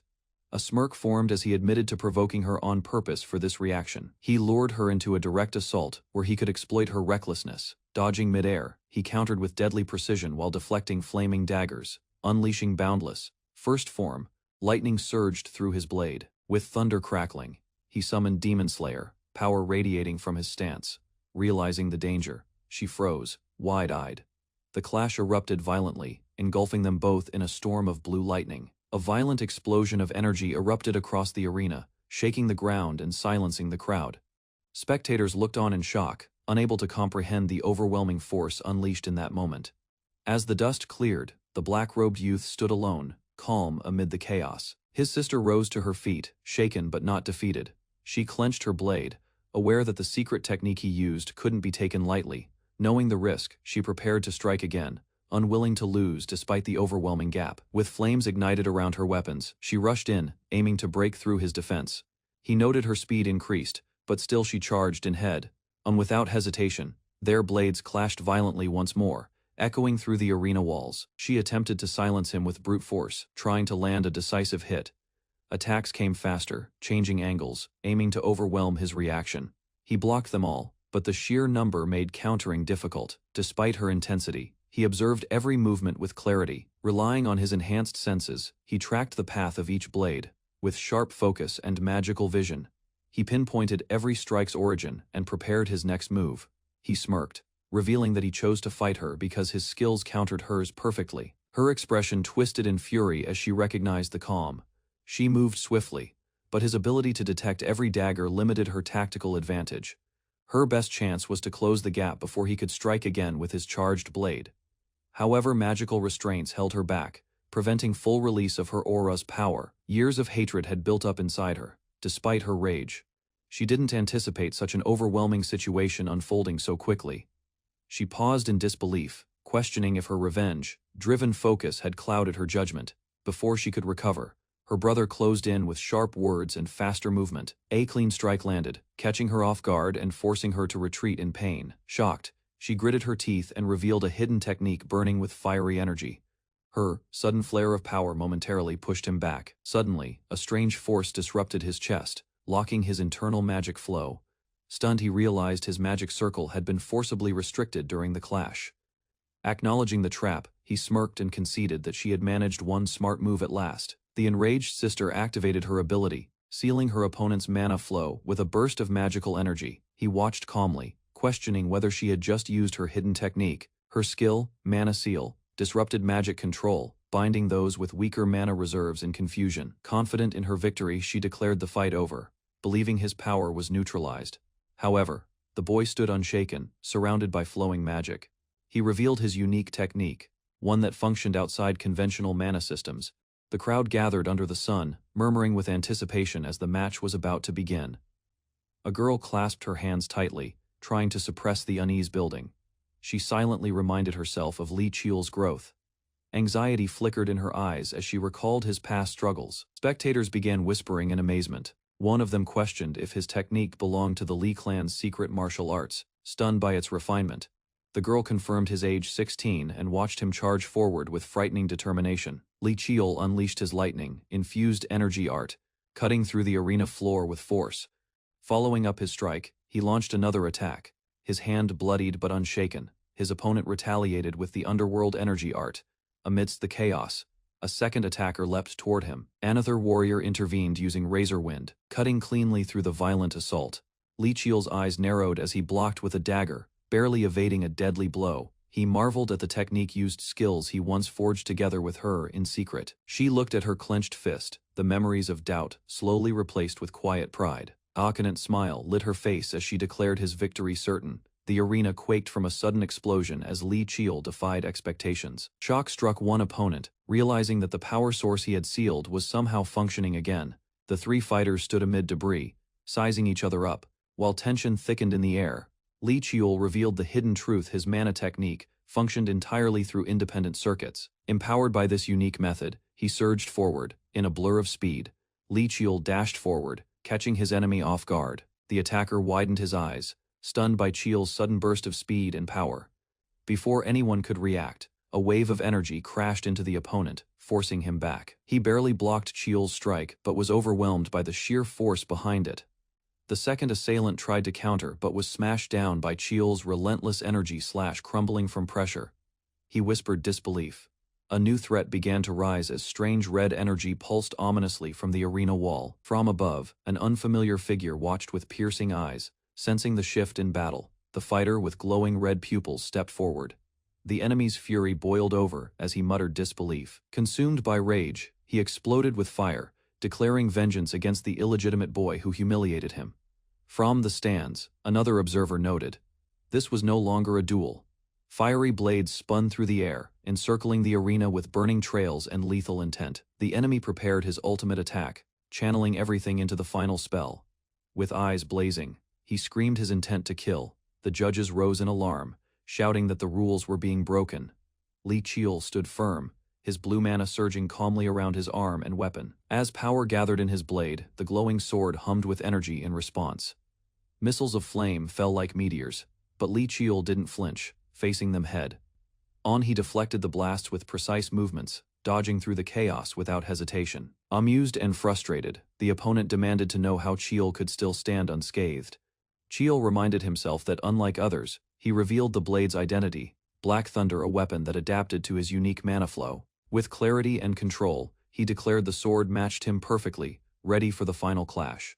The arena trembles as Qiul summons the ancient sword, Black Twilight. A dark aura flows around him.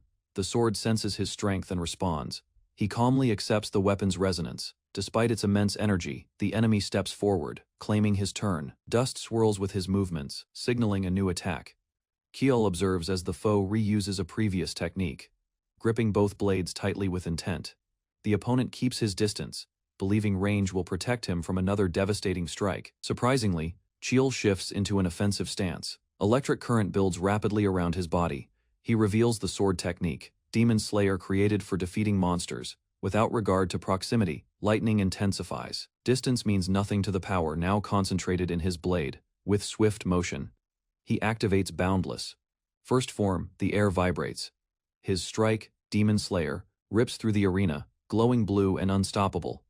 The enemy reacts too late. The ground beneath him collapses from the impact. An explosion follows, engulfing the battlefield. Energy surges outward. As smoke clears, Qiul kneels amid debris, exhausted and barely upright. Pained, he realizes using the sword's full power has strained his body to its limit. Though wounded, Qiul refuses to fall. The dust settles, but his resolve stands firm in the chaos. Despite Demon Slayer's toll, he forces his legs to move. He knows the battle isn't over yet. His opponent reemerges from the smoke. She charges with force, closing the gap instantly. He reacts too slowly. Her speed catches him off guard. He notes how dangerous she truly is. They exchange rapid blows. She strikes first, aiming straight for his chest. Blood stains his shirt as the blade pierces his side. They both stagger back, breathing heavily.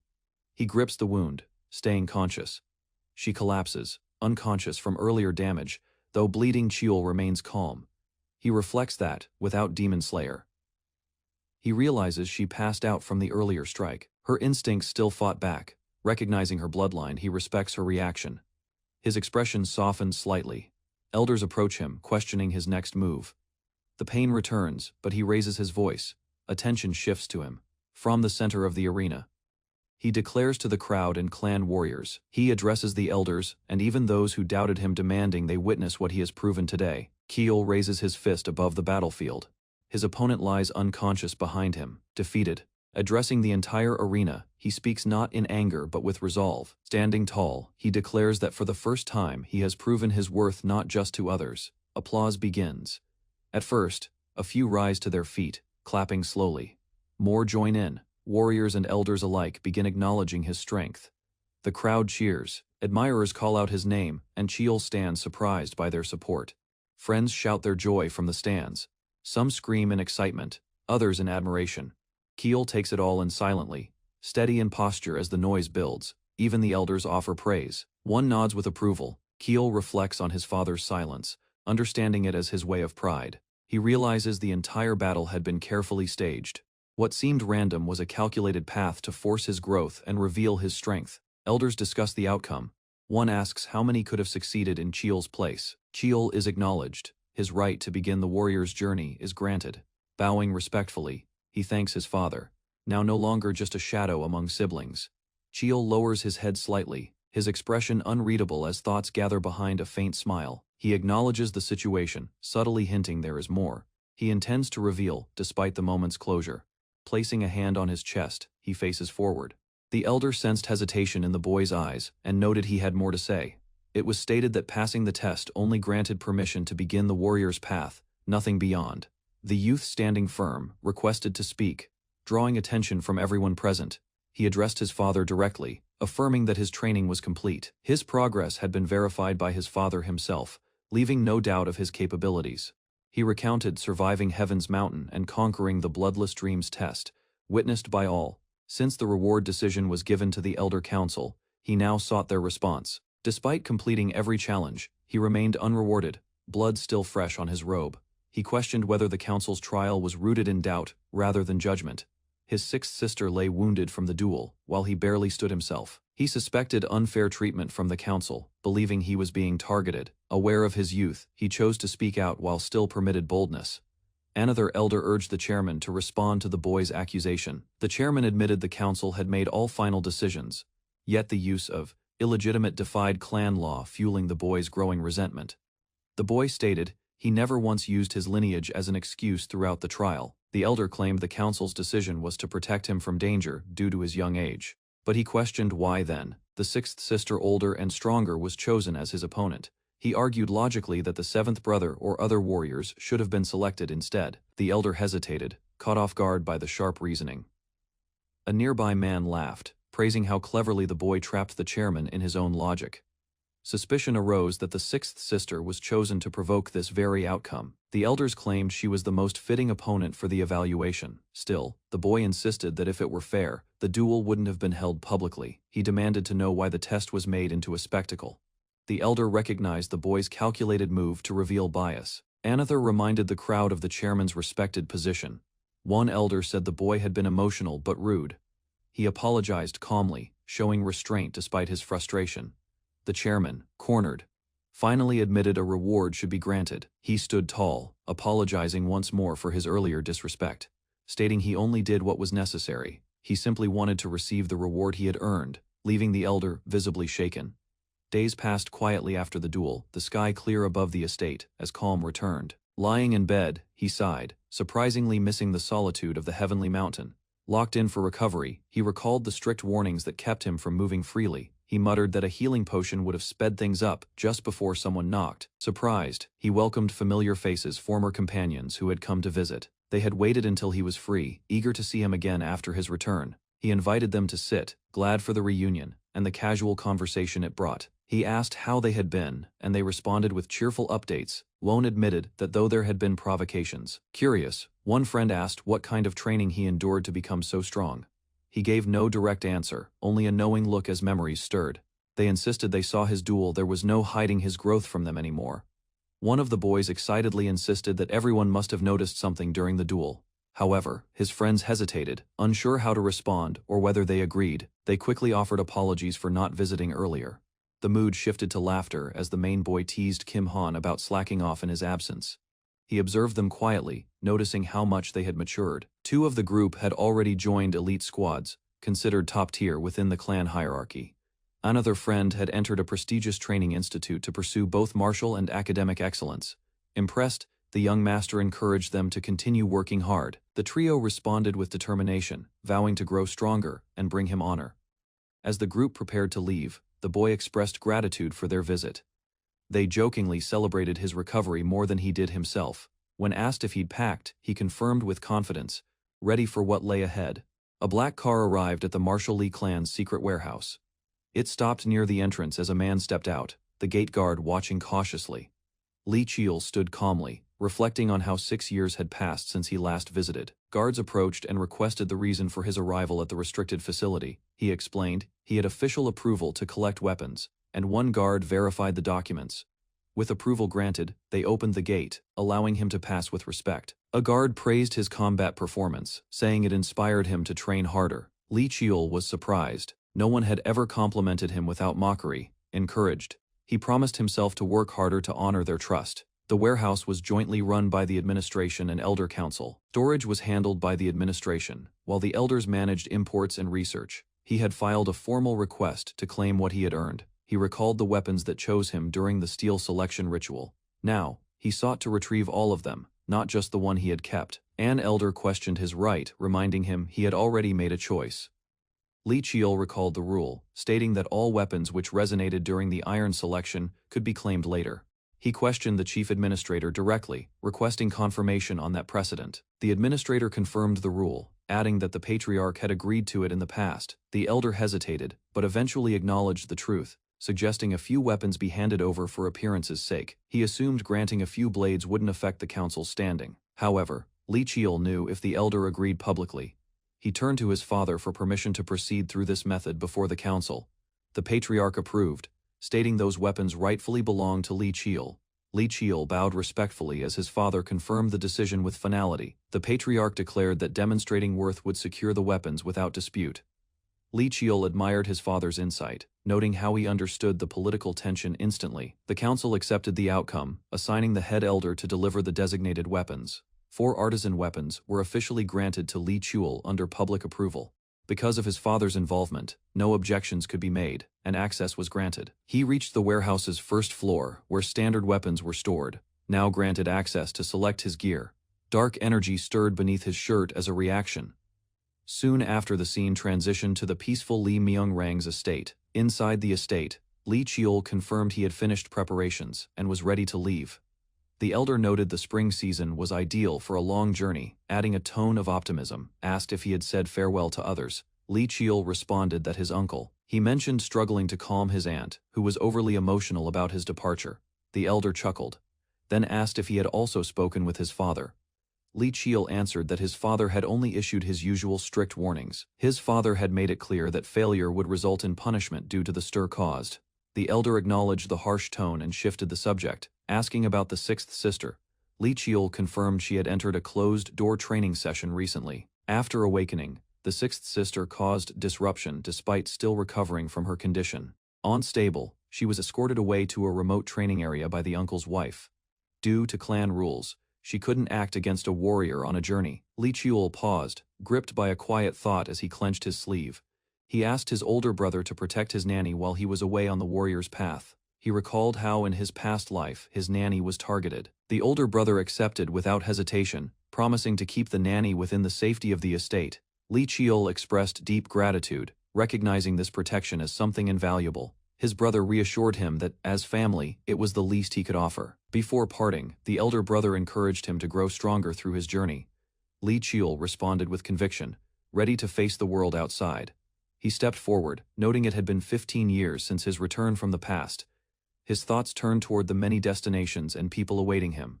For the first time, he would act freely beyond the clan's control. With calm determination, Lee Cheol began his true path, his beginning. Warm sunlight streamed through leafy branches as a noblewoman sat in a peaceful garden. She raised a delicate teacup to her lips, savoring the brew with composed elegance. Without showing urgency, she commanded a report.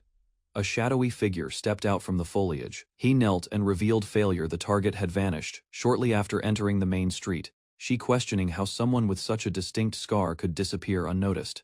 The spy explained that the target might have used an item capable of altering both form. She frowned, finding it hard to believe a 15-year-old illegitimate child had slipped away.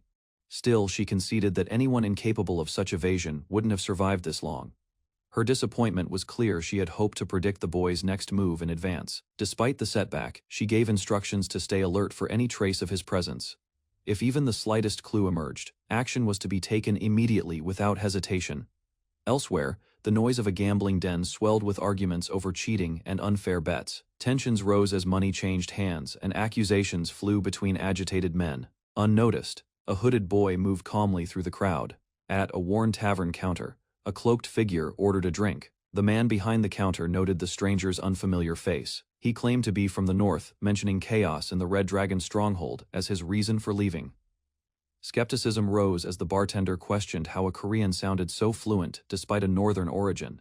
The boy explained he had fled long ago, before understanding anything about the world. When asked for his name, he deflected, implying names had no value in this lawless place. The bartender commented that the traveler gave off a wandering air. As the youth stared into his drink, his reflection hinted at an altered identity. The illusion was confirmed. He was wearing the iron mask of 10,000 faces. Using mana, the mask changed appearance and identity. The boy had finally arrived where he could search freely. This lawless zone, untouched by empires, was feared for its dark efforts to destroy. The area failed. Chaos spread too fast when its people were displaced. To avoid further unrest, powerful forces allowed its existence to continue, untouched. Now, he sat in Korea's largest wanderer's nest, a place crawling with criminals. In a quiet moment, the boy reflected on his past. Though previously discovered, he had returned intentionally. He asked the bartender a direct question: who was currently in control of the nest. The bartender responded cautiously, asking why the boy wanted such sensitive information. Unwilling to reveal his goal, the boy claimed he only needed to assess the risk before acting. His request was met with resistance, prompting him to place money on the table to loosen tongues. Satisfied, the bartender accepted the cash and asked for snacks and more beer in return. He finally revealed that Baek Chol-soo had been managing the nest for the last decade. The name was instantly recognized, confirming the boy's suspicions about the power structure. Baek Chol-soo was once a small-time dealer. Even now, he ran multiple crime rings, hiding them under layers of front organizations. The boy muttered his intent this time. He would claim what was his before anyone else. Elsewhere, inside a well-guarded mansion, he relished in the profits beyond his pharmaceutical fronts, wielding influence behind the scenes. A subordinate entered to report, unaware that trouble was already drawing near from the shadows. Section Chief Jung Jin-soo stood confidently. As he turned away, a subtle smirk revealed hidden intent beneath his composed exterior. With a light admonition to keep a calm expression, he was reminded to maintain appearances. Baek Chol-soo approached, reminding Jin-soo that no one was forcing him to stay in the organization. Grabbing him by the collar, Baek offered a choice: endure what lies ahead or leave immediately. Jin-soo forced a smile, assuring he would remain cautious and loyal for now. Baek, pleased by the response, praised him and reminded Jin-soo of all he'd gained under him. Despite the cordial words, the power dynamic was clear. Jin-soo remained under Baek's control. Shifting focus, Baek directed attention to a report detailing the next move in their black market plans. Baek mentioned the limited number of black market entry passes distributed. Still, he proposed slightly expanding the invites to boost engagement. Jin-soo disagreed, recommending exclusivity to maintain prestige. Outside the mansion, under the moonlight, Baek reflected on long-term ambitions. He reminded Jin-soo that their true goal was not survival but domination through the shadows. Using illegal networks as a base, they aimed to rise into legitimacy and power into the light. The morning sun cast soft light over a secluded estate, nestled in a quiet landscape of trees and stone. Inside, a man in a dark suit discussed the current black market. He explained its uses, mainly for laundering money and exclusive entertainment. The man added that rare items like elixirs and artwork were traded frequently. He went further, stating even people could be acquired if one had the right connections. Nearby, another man observed quietly, noting how the desires of the upper class never changed. The speaker was confident in the Baragol gang's rise and their growing influence. Suddenly, a subordinate rushed in, yelling about an emergency that couldn't wait. The boss reacted sharply, questioning his behavior and threatening him for the outburst. Apologizing, the subordinate explained the urgency and tried to regain composure. Commanded to speak, he informed the boss of an unexpected visitor. The guest had arrived at their South Pyongan base and required personal attention. The boss asked for the guest's identity. He learned the visitor came from the Eastern Martial Lee clan, a powerful name, in the city. The guest approached the building his calm walk, hiding unknown intentions. A tall man entered the sleek building, which appeared ordinary but was secretly a major base for the Bike Goal gang. At the reception desk, a woman greeted him politely, unaware of his identity. Without hesitation, he demanded to see Baek Cheol-soo, leaving her stunned and confused. She insisted there was no one by that name, but his warning silenced her quickly. Threatening destruction if ignored, he spoke with calm authority, forcing her to reconsider, noticing his dark hair and golden brown eyes.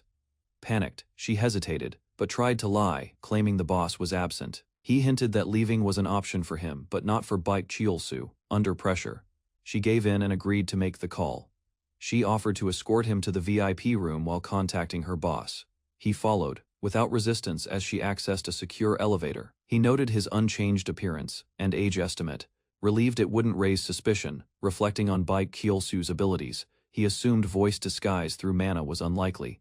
Deciding to slightly lower his voice, he mentally prepared for the next move. Entering the room calmly, he accepted the offer for tea, awaiting what would follow. Seated calmly, the guest reflected on how little it mattered if something happened to the Bake Goal gang's headquarters. Still, the Martial Lee clan rarely intervened in person, which made his presence highly unusual. He admitted internally that there was no choice. Moments later, the real Baek Cheol-soo entered the room alongside a subordinate. He offered a polite apology for being late, trying to appear composed. While walking in, he explained the urgency of his arrival and asked about the visitor's purpose. The question barely left his lips when the guest launched a sudden strike. Baek was sent flying from the force, unable to react in time. The guest stood over him, criticizing the arrogance of walking in without humility. Baek lowered his head, now fully aware he had misjudged the situation and his guest. He realized the man wasn't pretending he truly belonged to the Martial Lee clan. Clenching his fist, he accepted the painful truth. Knowing this was no ordinary visitor, Baek mentally acknowledged the overwhelming force and precise strike he had underestimated. He could feel the dominating pressure that only came from the direct bloodline of the clan. Introducing himself properly, Baek Cheol-soo showed respect. The guest subtly addressed the nature of Baek Cheol-soo's underground operations. Caught off guard, Baek attempted to deny any wrongdoing, feigning confusion and discomfort, yet the guest continued, exposing the black market involvement.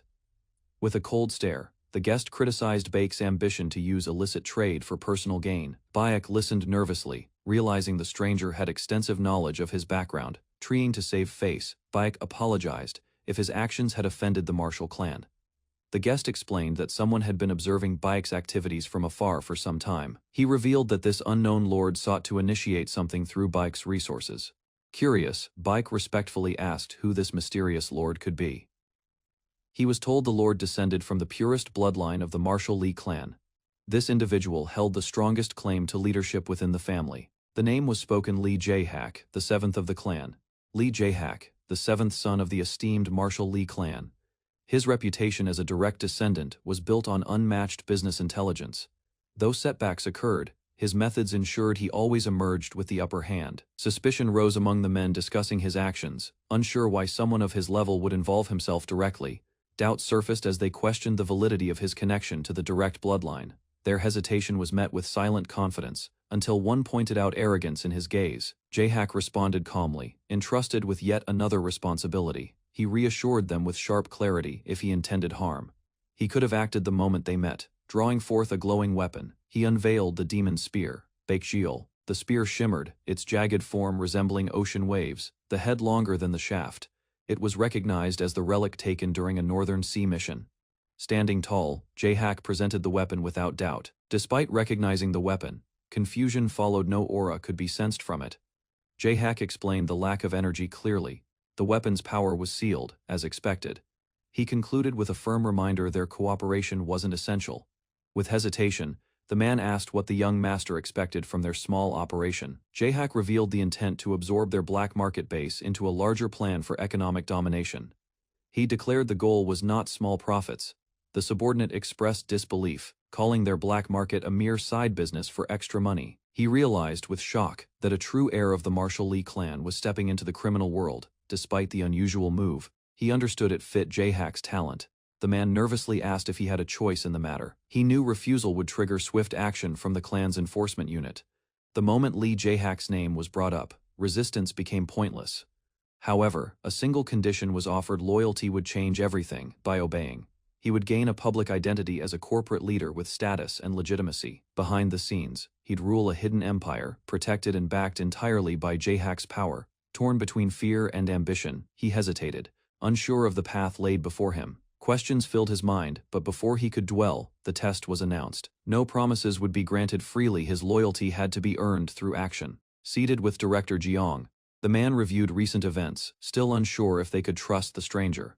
Baekjeol, said to be retrieved from the Northern Sea by Jae-hak, lay before them, its glow unsettling. Unwilling to take risks, he instructed Jeong to inspect it himself for verification. Jeong hesitated, recalling how they had long avoided involvement with the Marshall Lee clan. As he stared at the spear, doubt lingered, unsure if this was a calculated trap. His superior stated the logic: if real, they gain; if fake, they earn the clan's gratitude for exposing it. With a sigh, the man warned Jeong to act discreetly, should anything unusual happen. Jeong nodded, accepting the task without further hesitation. Rising, he left silently, knowing what this investigation could cost. In a well-furnished suite, the subordinate observed the arrangements with quiet amusement. He assumed their leaders were already growing anxious over his demands. The spear's sale, a deliberate challenge, was the first of 3 tests he planned. He wasn't genuine. It was a fake forged by Mujin. The real Baekjeol, sealed by his 7th brother, remained hidden. Even with advanced tools, they wouldn't uncover the truth. He confirmed the weapon couldn't be used by others. Only he had bonded with it using blood. Even if control over Mujin was lost, his mastery power allowed remote retrieval from any distance. With mana already embedded, the sword would return to his hand whenever summoned. The second test required them to present the organization's ledger for inspection. Though Baekjeol hesitated, he would be forced to hand it over. The final demand, the full client list, was essential to complete the takeover. As conditions took effect, he noted Cheolsu's reluctance, but also his cautious intelligence. Meanwhile, Jeong stared, trying to recall where he had seen the young man before. Recognition struck suddenly, but doubt clouded his mind before he could confirm it. A modern high-rise stood tall against the sky, marking the location of a critical meeting. A sharply dressed man approached with confidence as the host welcomed him warmly. Inside the suite, the host inquired if everything was satisfactory. The 3 men sat in the lounge, and the guest confirmed his readiness to proceed. With a nod, the host gestured to his subordinate, signaling him to begin the explanation. The assistant was introduced as the key figure managing various operations, identifying himself as Director Jeong Jin-soo. The assistant presented the year's financial summary. As the document was shown, the guest's expression changed, recognizing a name from his past. Memories of a previous life returned. Jeong Jin-soo, nicknamed Tongue Sword. Jin-soo had built his reputation as a strategist behind Lee Gun-song. During the clan's succession war, he had emerged as a powerful figure for the 3rd brother. He operated openly in the public eye, managing influence during a turbulent leadership contest. Even the eldest brother had found it difficult to counter Jin-soo's tactics during the power struggle. Though his features appeared altered, the guest confirmed Jin-soo's identity through subtle physical cues. The resurgence of the Baekjeol gang was no mystery now. Baekjeol had long controlled underground operations. The protagonist, aware of Jin-soo's strategic role, tapped the table in thought.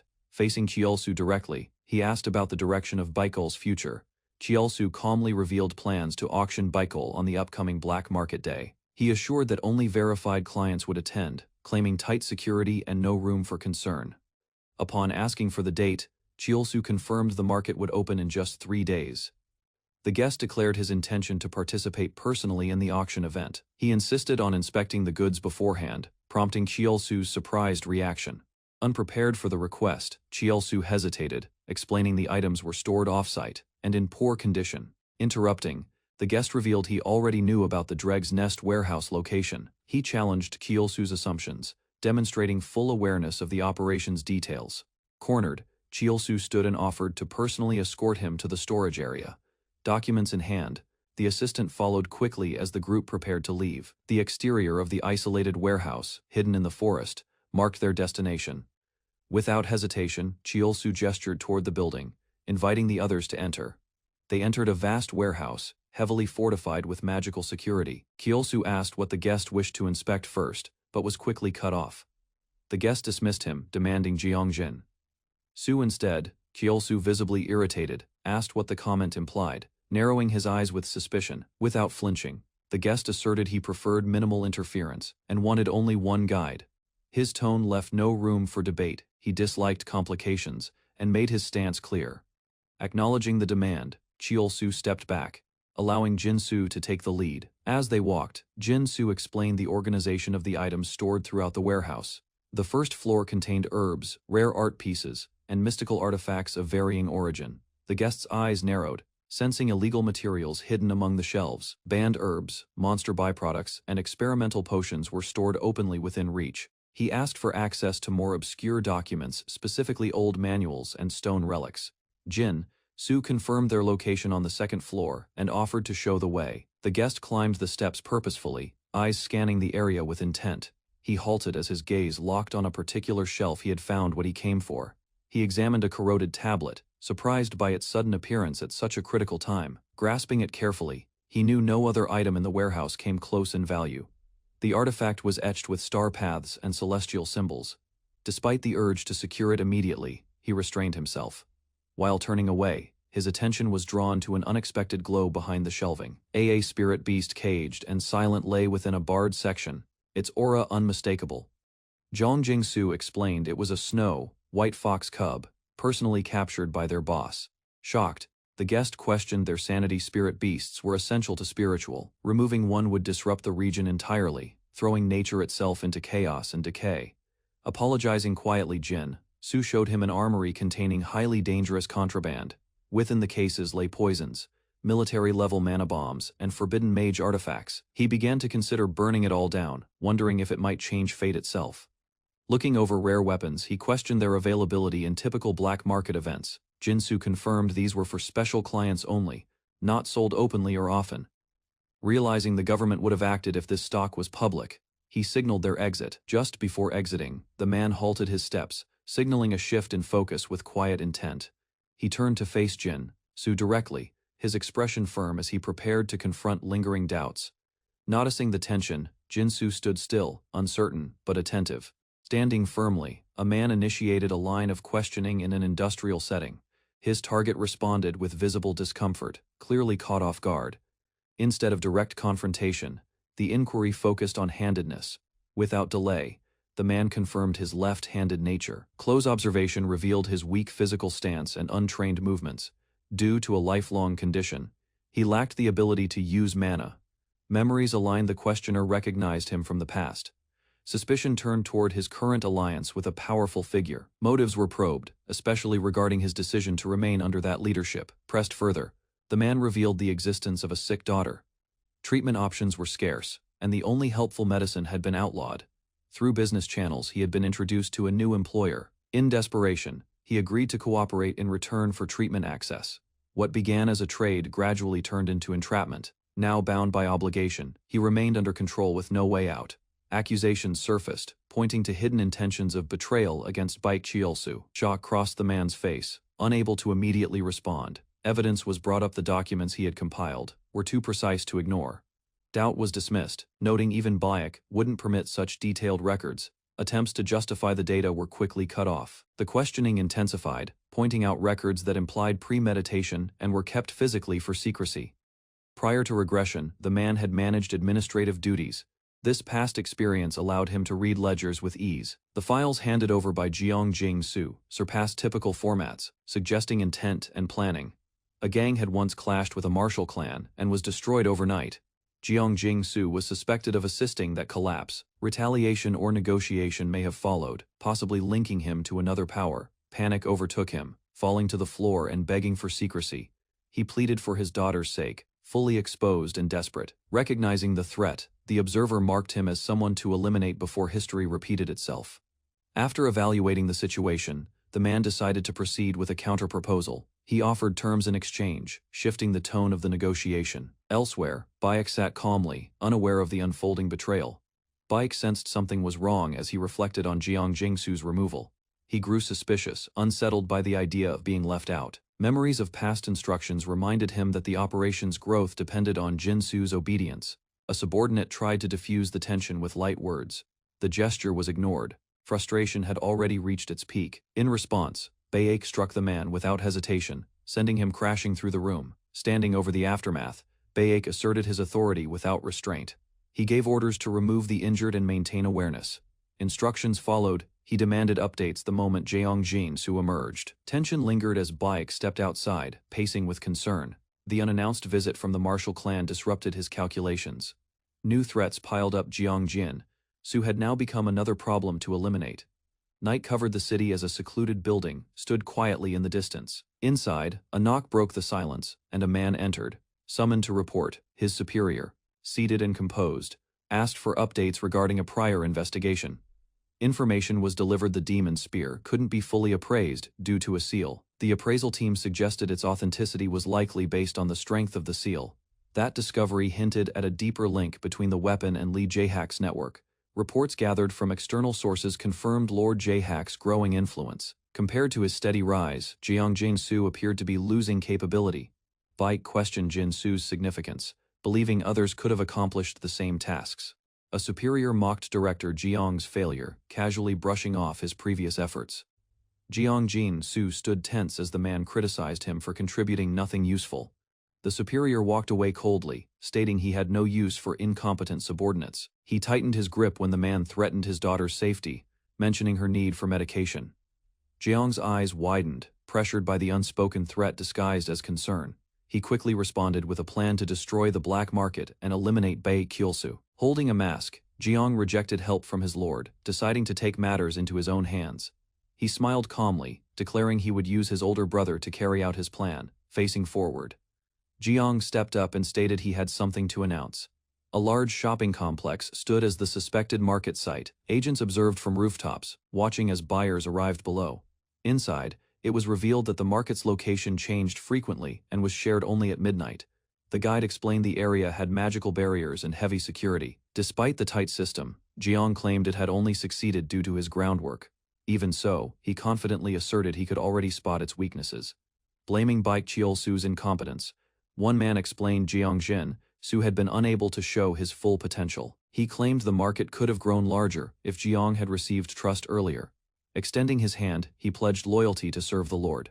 However, another man spoke firmly, emphasizing he followed all orders without question. This drew silent judgment, as one observer wondered if his words were aimed at Jeong Jin-soo. With a smirk, Jeong silently welcomed the tension.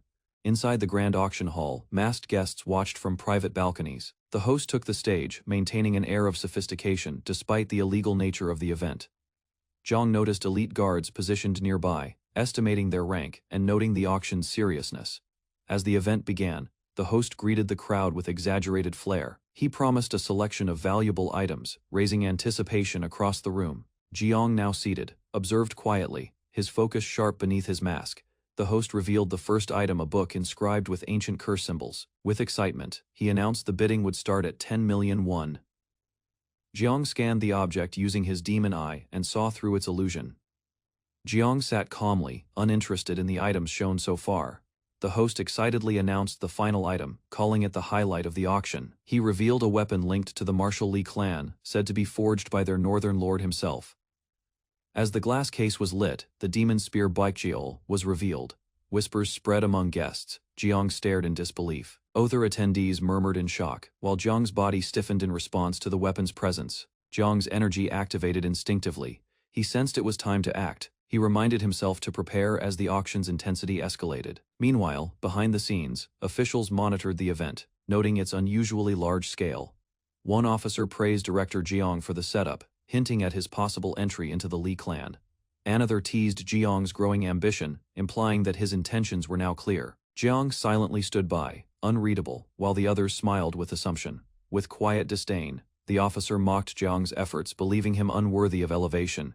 He viewed Jeong's hard work as desperate, a means to escape past failures. Yet he was certain of one thing: Jeong would get dragged deeper into corruption. Lee Jae-hak sought control of the underworld's economy and approached Jeong Jin-soo for cooperation. He never viewed the black market as promising, but rather as a stepping stone for personal gain. Watching the monitors, he believed that success today would secure his rise. He stood alarmed, demanding answers from staff as unknown intruders breached the perimeter. A chaotic scene unfolded on the screens. Multiple attackers appeared from the north wall without warning. Despite shouting for clarity, his subordinates failed to explain.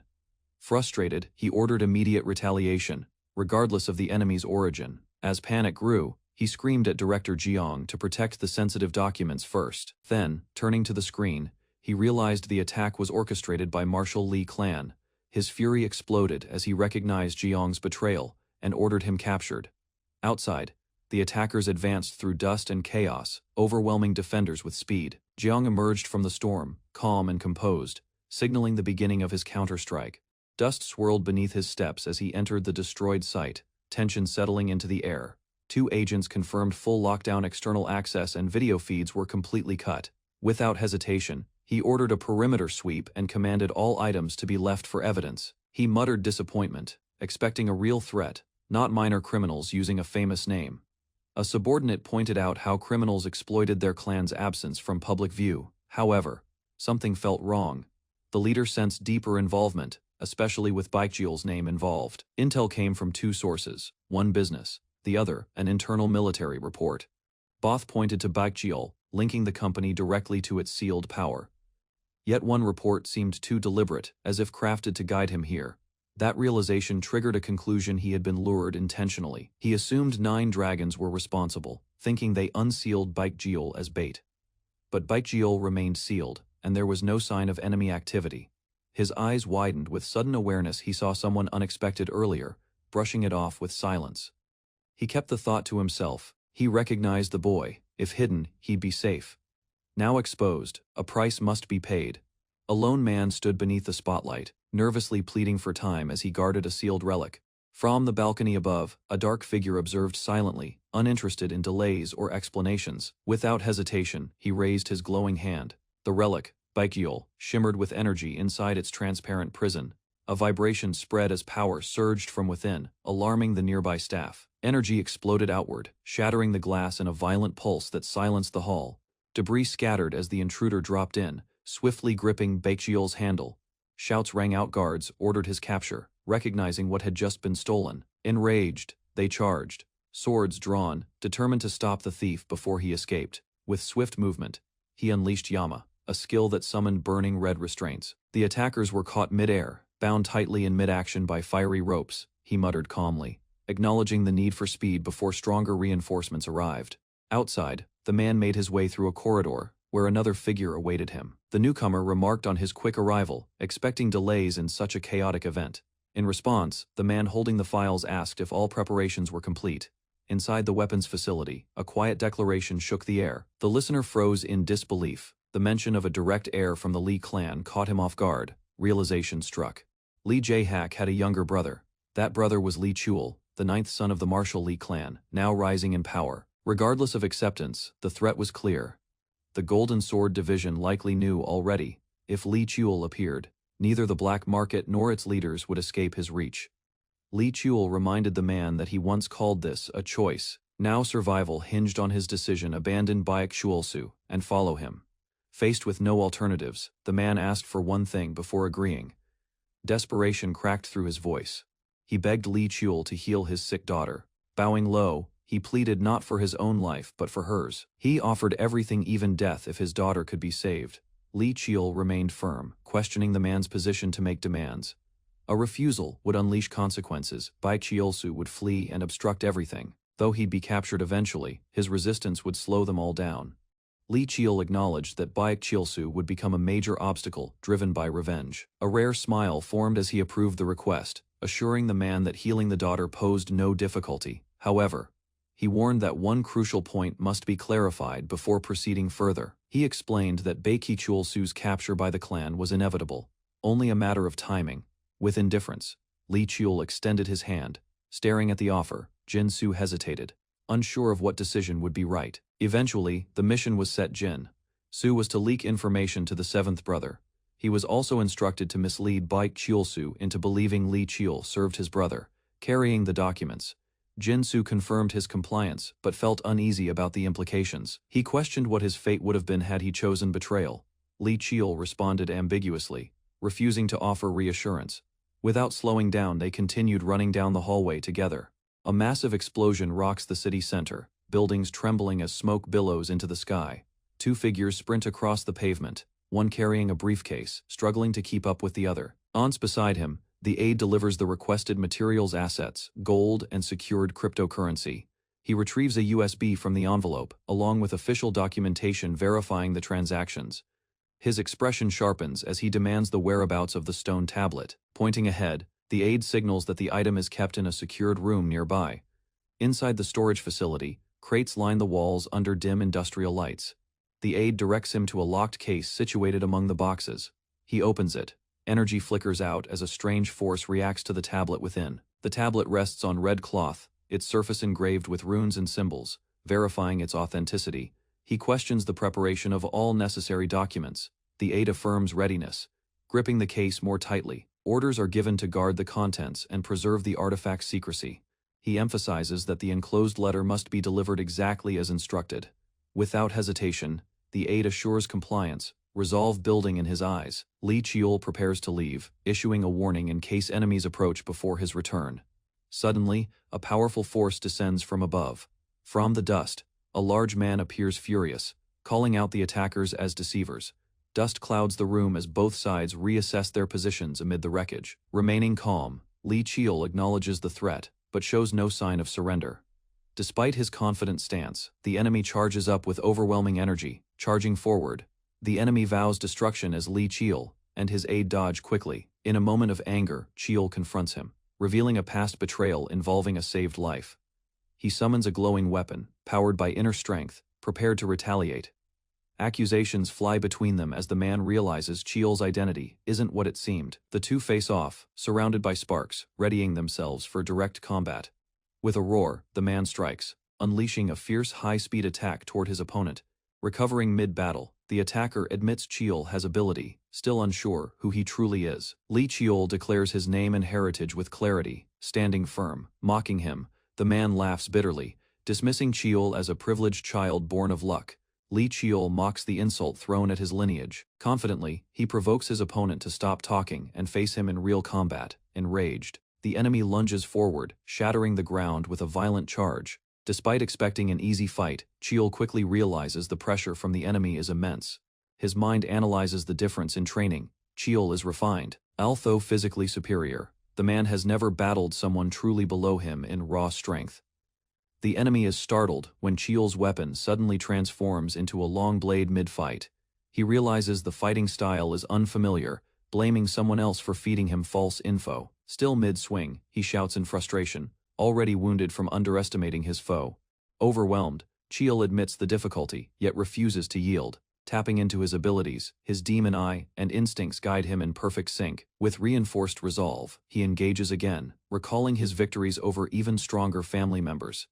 Their clash tears through the warehouse, shockwaves breaking the floor beneath their feet. His opponent falters, stunned by Qiul's abnormal strength and unexpected skill. Faced with glowing energy and focused intent, he can no longer see Qiul as a mere child.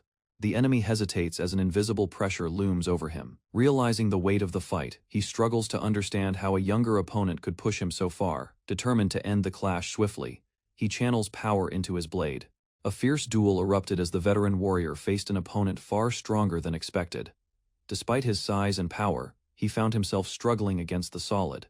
Charging recklessly, he was met with a defense so firm it felt like striking an iron fortress. The younger fighter's weapon shifted forms mid-combat, adapting instantly to the situation. The older man's plan to retreat after a quick grab fell apart. Determined not to die in vain, he fueled his energy with rage. He burst forward, unleashing a shattering strike aimed straight at his foe's chest. Confident there was no escape, he poured all his force into the attack. The younger warrior dodged just in time, countering with a precise energy burst. With deadly intent, he launched a technique known for killing masters. His blade surged with lightning as he struck down from above, aiming to end it. Thou blocked. The flurry continued. Sparks flew as blades clashed in rapid succession. A shallow wound appeared on the young warrior's shoulder, but he stood tall. Seeing an opening, the attacker gathered his final strength for a death blow. he roared with fury, unaware his opponent's glowing eyes were locked and ready. The young warrior revealed a new sword, its dark aura hinting at unfamiliar power. Without hesitation, the older fighter leaped forward, aiming to strike before the weapon could be used. Closing in midair, he believed he had found an opening blade poised for a killing blow. But the younger one countered with precision. His sword technique surged with energy, cutting through the air in a perfect line. The older man was struck cleanly. Blood exploded from his chest. Wounded and disoriented, the man collapsed to one knee, gripping his injury. He cursed weakly, trying to speak, but his strength was fading fast. The younger warrior silenced him coldly, ending the conflict with a final, merciless blow. Blood pooled behind the fallen body. The victor stood, breathing steadily through pain, inspecting himself. He realized internal damage had spread through his leg. As a comrade rushed to support him, he responded with a calm smile, hiding the pain well. He questioned whether this had been his first kill since returning to life. The older ally watched him, noting the boy's youth barely older than his own daughter yet. That child had just overcome a deadly foe. After the battle, the older man expressed his gratitude with sincerity. He dismissed the thanks, explaining that his actions were driven by personal interest, focused on next steps. The man asked for guidance. The older man nodded, remembering their prior arrangement involving his daughter. While watching the young warrior, he sensed something unusual. He silently vowed that if the boy reached out again. Suddenly sharp sounds echoed as a new threat approached from outside the ruined building. The Bikegull gang was making their final desperate attempt to interfere with the mission. Prepared for the worst, the men exchanged final instructions. With calm reassurance, one of them promised to observe the situation closely before fleeing. Despite the looming threat, he remained confident in their escape route via an underground passage. Though narrow and suited for small craft, it was a viable option for getting out unseen. The older man offered to lead the way, determined to uphold his end of the deal. The younger one, sensing the resolve in his ally, questioned his commitment without speaking directly. Deep down, he knew the deal could not be broken, and expected the promise to be honored without delay. The older man stood in thought, realizing his loyalty was no longer bound by obligation but by true conviction. The younger warrior recalled a past victory before regression. Without hesitation, the two moved quickly down the hallway. Smoke rose from a towering building as the operation concluded. A subordinate reported the success. All known members had been restrained. Their superior gave blunt orders: neutralize resistance, and silence complaints through force if needed. Another officer raised the issue of black market attendees who were resisting arrest with arrogance. Despite hearing the Marshall Lee clan's name, they continued to challenge the situation. The young officer stated the authority to act came from the state, but was reserved for special force units. The commander noted the offenders seemed unaware their situation could worsen in court. He emphasized the legal strength behind the clan, able to dismantle opposition even without full deployment. Bound captives awaited judgment, facing a legal wall too strong to overcome. Captured fugitives were returned, along with confiscated black market goods. But among the paperwork, no transactional records were found. The absence of ledgers suggested the true data was hidden at another location. One officer hesitated to destroy the nest, fearing the resulting chaos among scattered drifters. News arrived: the Golden Sword Division had captured a key operator in the area. This person had managed operations and handed over a crucial item for investigation. A subordinate presented a leather bag to Lee Jahak, claiming the detainee insisted it be seen. Opening it cautiously, Jahak's eyes widened as he scanned a document filled with sensitive financial data. The pages revealed fund routes, alias accounts, visitor logs, and smuggling origins far more than expected. Soon after, footsteps echoed as a suited man approached the scene without hesitation. He introduced himself as Jiang Jing-su, expressing respect toward the Marshall Lee clan. One officer scoffed at his prideful posture, but Jahak ordered silence. Jahak silently observed Jin-su, sensing composure and clarity in his demeanor. Though mana was absent, his steady posture suggested inner control and discipline. Identifying himself as the clan's seventh, Jahak prepared to question him. Jin-su agreed willingly. Jahak questioned the reason behind preserving, not destroying, such incriminating records. Jin-su referred him to a letter hidden in the pouch of the bag. He explained that showing it would clarify everything. The letter, typed without handwriting, was cryptic but intentional. It requested help for a sick daughter in exchange for valuable documents. Though bold, the materials were useful enough to expose Byaxiolsu's network and weaken rich clients. Jahak reviewed the letter's final remarks, realizing it subtly claimed credit for dismantling the black market. Though the operation's success was built on solid groundwork, he flipped the paper, discovering additional text written on the back. The postscript boldly hinted at expectations of silence, laced with indirect manipulation. Reading in silence, Jaehack noted how unusually long the postscript was compared to the letter itself. Despite its arrogance, it amused him. Rarely had anyone launched a martial journey with such flair. Jaehack mused that the man never contacted him. Still, the deal benefited both sides. The boldness, though irritating, was effective. Elsewhere, another man reflected on past battles. With the matter settled, Jaehack gave the order to conclude the mission. He reminded his team to carefully manage the evidence. Before leaving, he advised Jin-soo to remember who had granted him that opportunity. Far from the scene, a shirtless young man focused in deep meditation as Mujin energy circled his body.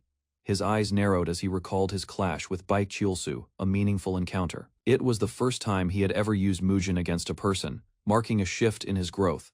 While recalling the battle, he analyzed the moment he activated Mujin. Sweat marked his back as he processed the intense clash and sudden rise in inner energy flow. Now fully dressed, he assessed his state calmly, ready to summon the next target without hesitation. A car moves swiftly through Seoul's traffic, heading toward a quiet and concealed location. Stepping out, a young man carrying a large weapon case walks purposefully down the sidewalk. He pauses at a traditional house, noting its lack of signage before knocking on the door. Inside, he informs the receptionist of his reservation under the name Young Jin-soo. Without delay, he's escorted through elegant halls lined with wooden panels. A man in a suit greets him calmly as he enters the private room. The man comments on the existence of such a discreet place. He explains the room is soundproofed, safe for confidential conversations. Observing Lee Cheol's serious expression, he laughs, noting how young he looks. The man reflects on Cheol's reputation, expecting someone older. Despite his youth, Cheol's presence radiates experience and strength. That aura unsettles him. It feels like facing a seasoned warrior. He recalls Cheol's past feats, defeating threats and seizing legendary weapons. Grateful, he thanks Cheol for helping his daughter and himself. Cheol dismisses it, stating it was only a transaction. The man expresses sincere gratitude, acknowledging that the proposed deal freed him from Baek Chulsu's grasp. Cheol calmly asks about the man's daughter, his tone neutral as he sips tea. She is reported to be improving, and the man praises the medical staff of the Lee clan. Reflecting quietly, the man admits Cheol has fulfilled every promise made so far. He declares it's now his turn to repay the debt and pledges full cooperation. Cheol smirks slightly, teasing the idea of assigning him a shady task again. With a subtle smile, Cheol assures him it's not like that this time. He retrieves a sealed file from his case and places it carefully on the table. The man identifies the contents as documents from their past dealings. Cheol calmly instructs him to take charge of the materials, entrusting their handling to him. Surprised, the man warns it'll require substantial funds, and asks about trust. Cheol answers bluntly money now has no owner, and trust must still be earned. The man hesitates, questioning if Cheol suspects him of fleeing with the money. Cheol responds honestly, admitting he doesn't trust him yet. However, he says the situation itself is trustworthy. Cheol identifies two reasons he trusts the situation: ongoing mana treatment for the man's daughter. The second is the man's past ties to the White Skull Gang, severed through a fragile deal. If that deal were broken, it could drag young Jin-soo back into a dangerous past. Cheol states his reasons should explain his guarded stance. The man quietly agrees, thou understanding. The man admits he still feels the sting of being distrusted. Cheol expresses hope that one day, trust won't depend on situations but mutual belief. Surprised by Cheol's sincerity, the man silently questions what caused such honesty. He expected leverage or threats, like others in power once used. Instead, he's treated as an equal in a partnership built on respect. Determined, he promises to prove his worth with consistent action. Cheol acknowledges it with a nod, ready to count on him. With new purpose, the man appears reborn like the speech swordsman he once was. As they part, he asks where Cheol is headed next. Cheol replies simply, "Sooth," and leaves with his weapon slung behind. A child points out the warrior in awe, watching as Cheol walks into the sunset. Inside a quiet office, warm sunlight spills across empty desks and polished wood surfaces. Amid swirling smoke, a woman sits relaxed, holding a long pipe while observing the room. An alert draws her attention as she casually reacts to a beeping monitor nearby. Curious, she notices unusual data flashing across multiple screens in front of her. She puts down her pipe, stands up decisively, and prepares to investigate further. Driven by determination, she smiles slightly and decides to confirm the anomaly herself. Inside a quiet, well-furnished cabin, the man relaxed with tea in hand. He examined a financial card carefully, confirming a balance of 100 million won, comforted by Young Su's preparations. He leaned back. Young Su's competence was unquestionable, so for now, no intervention was necessary. If he displayed power like Seol, Jeom once did.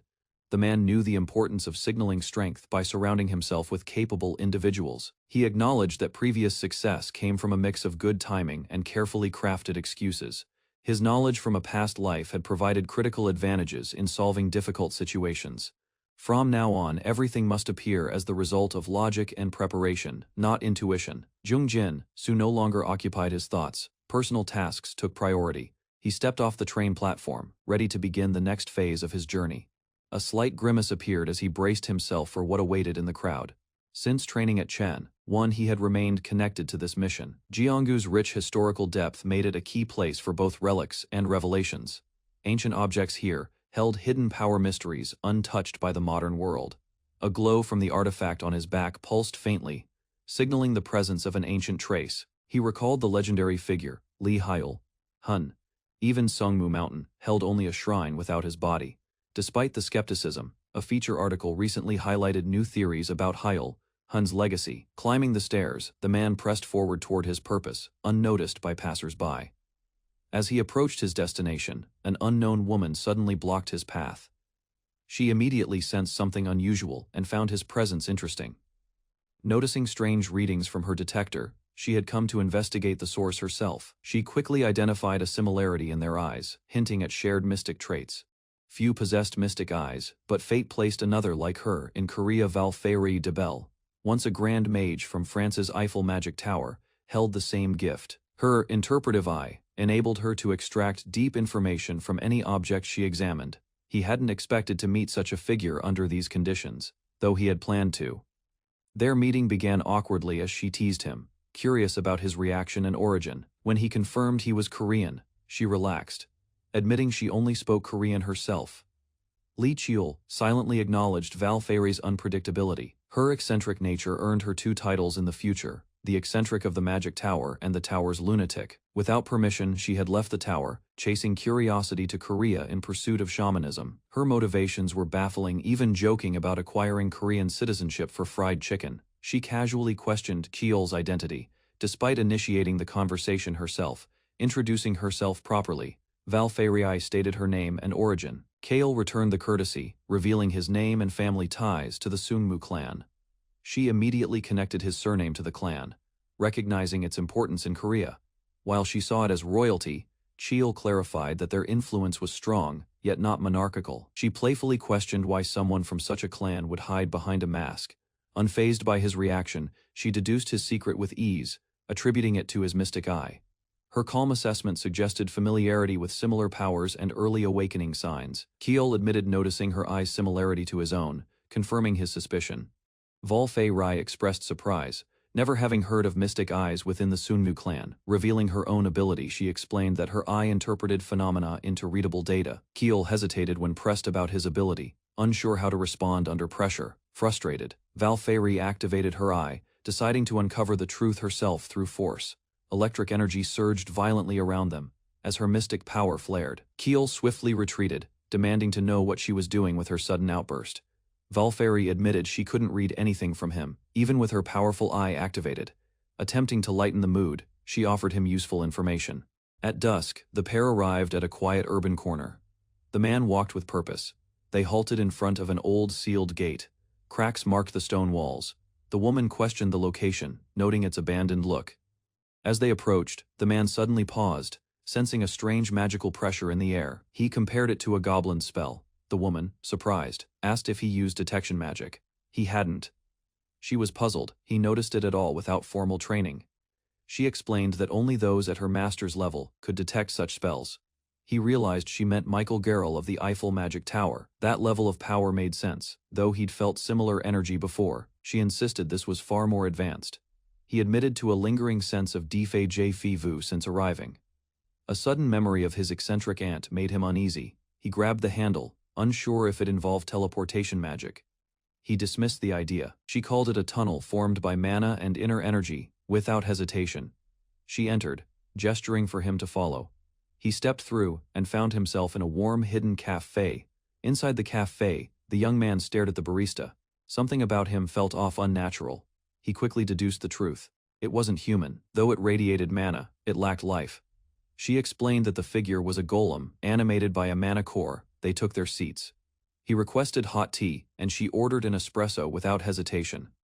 Curious, he asked if combining a cafe with a workshop was even allowed. As the golem served their drinks, she asked where he wanted to begin. He wondered aloud why she'd even answer any questions. She teased him for being reserved.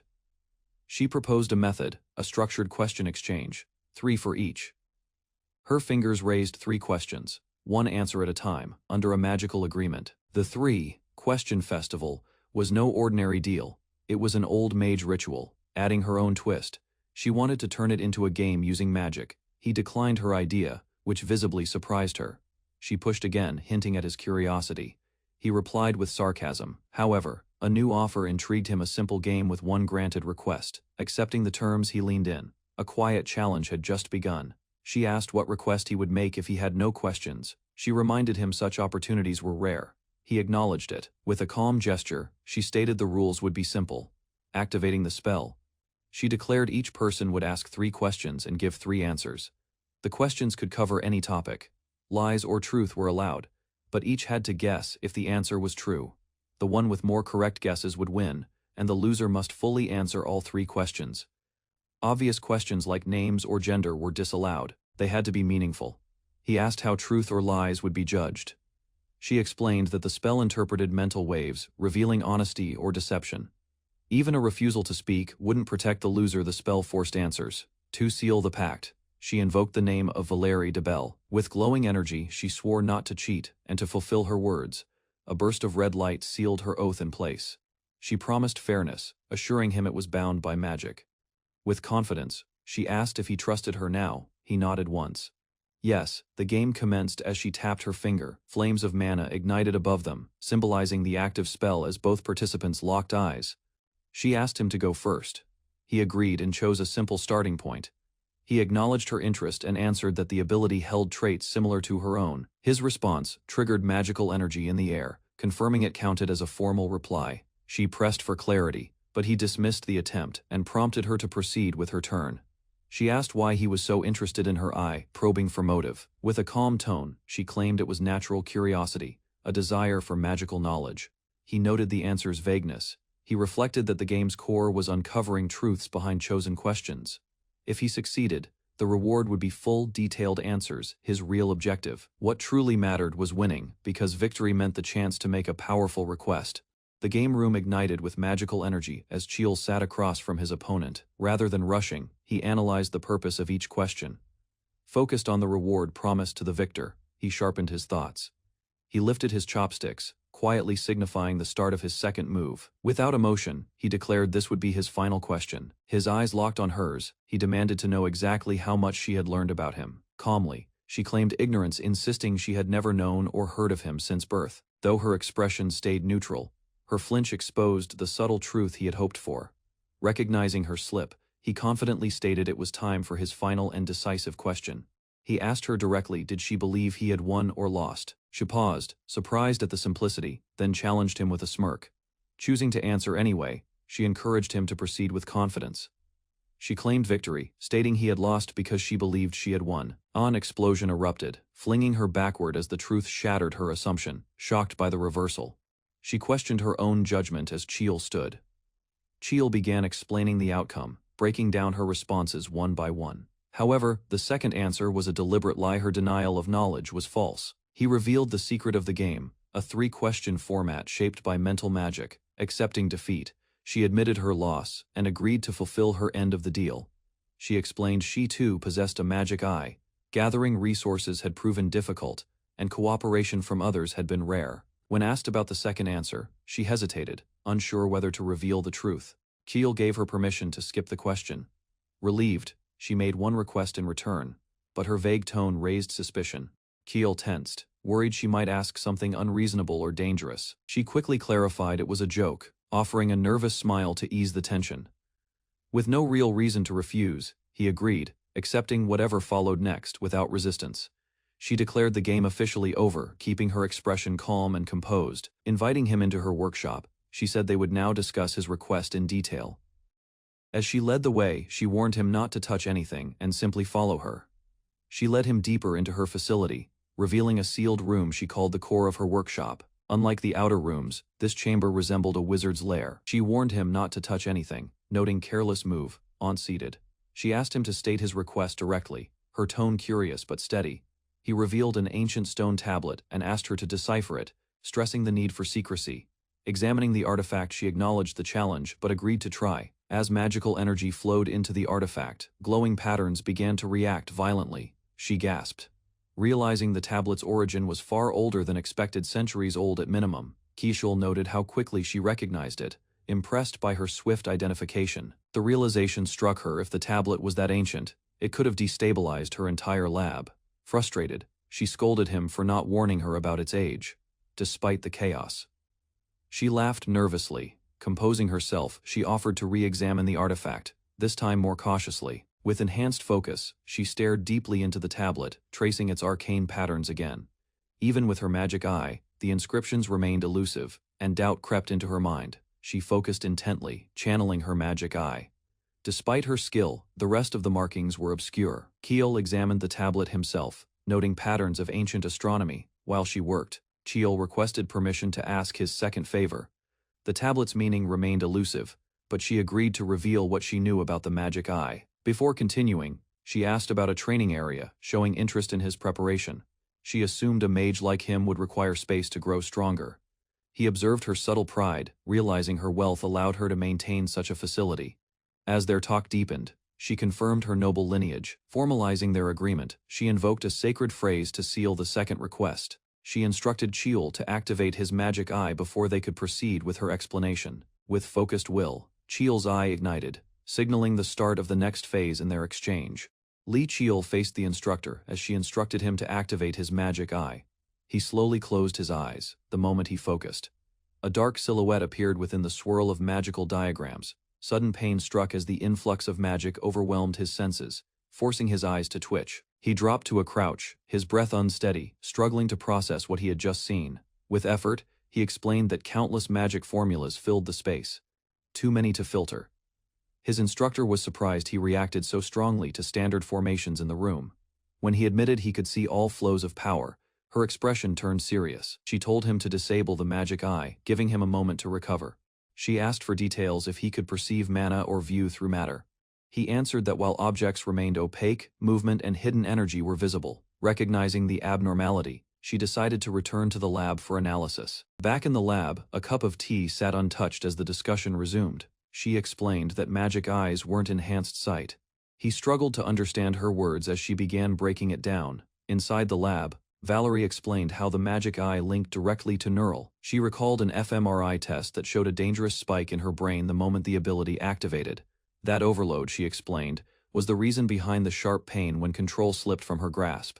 Valerie warned that magic eyes were dangerous. Li Chiol's expression remained calm as he was asked how many abilities his possessed. She referenced the Sunmaga ritual, asking whether he had seen signs before awakening the eye. Memories surfaced at age 11, faint visions. Back in the lab, Li confirmed no one else awakened a magic eye like his. Acknowledging the danger, Valerie admitted he'd likely lose control during real combat situations. Li corrected her he'd already used the magic eye many times in battle. Shocked, she exclaimed that such usage should have caused brain damage or death. With steady confidence, he confirmed his control over all its functions despite the risk. Valerie was stunned. His resilience defied expectations. She realized his case was exceptional. Just as she considered new testing methods, his power flared again without warning.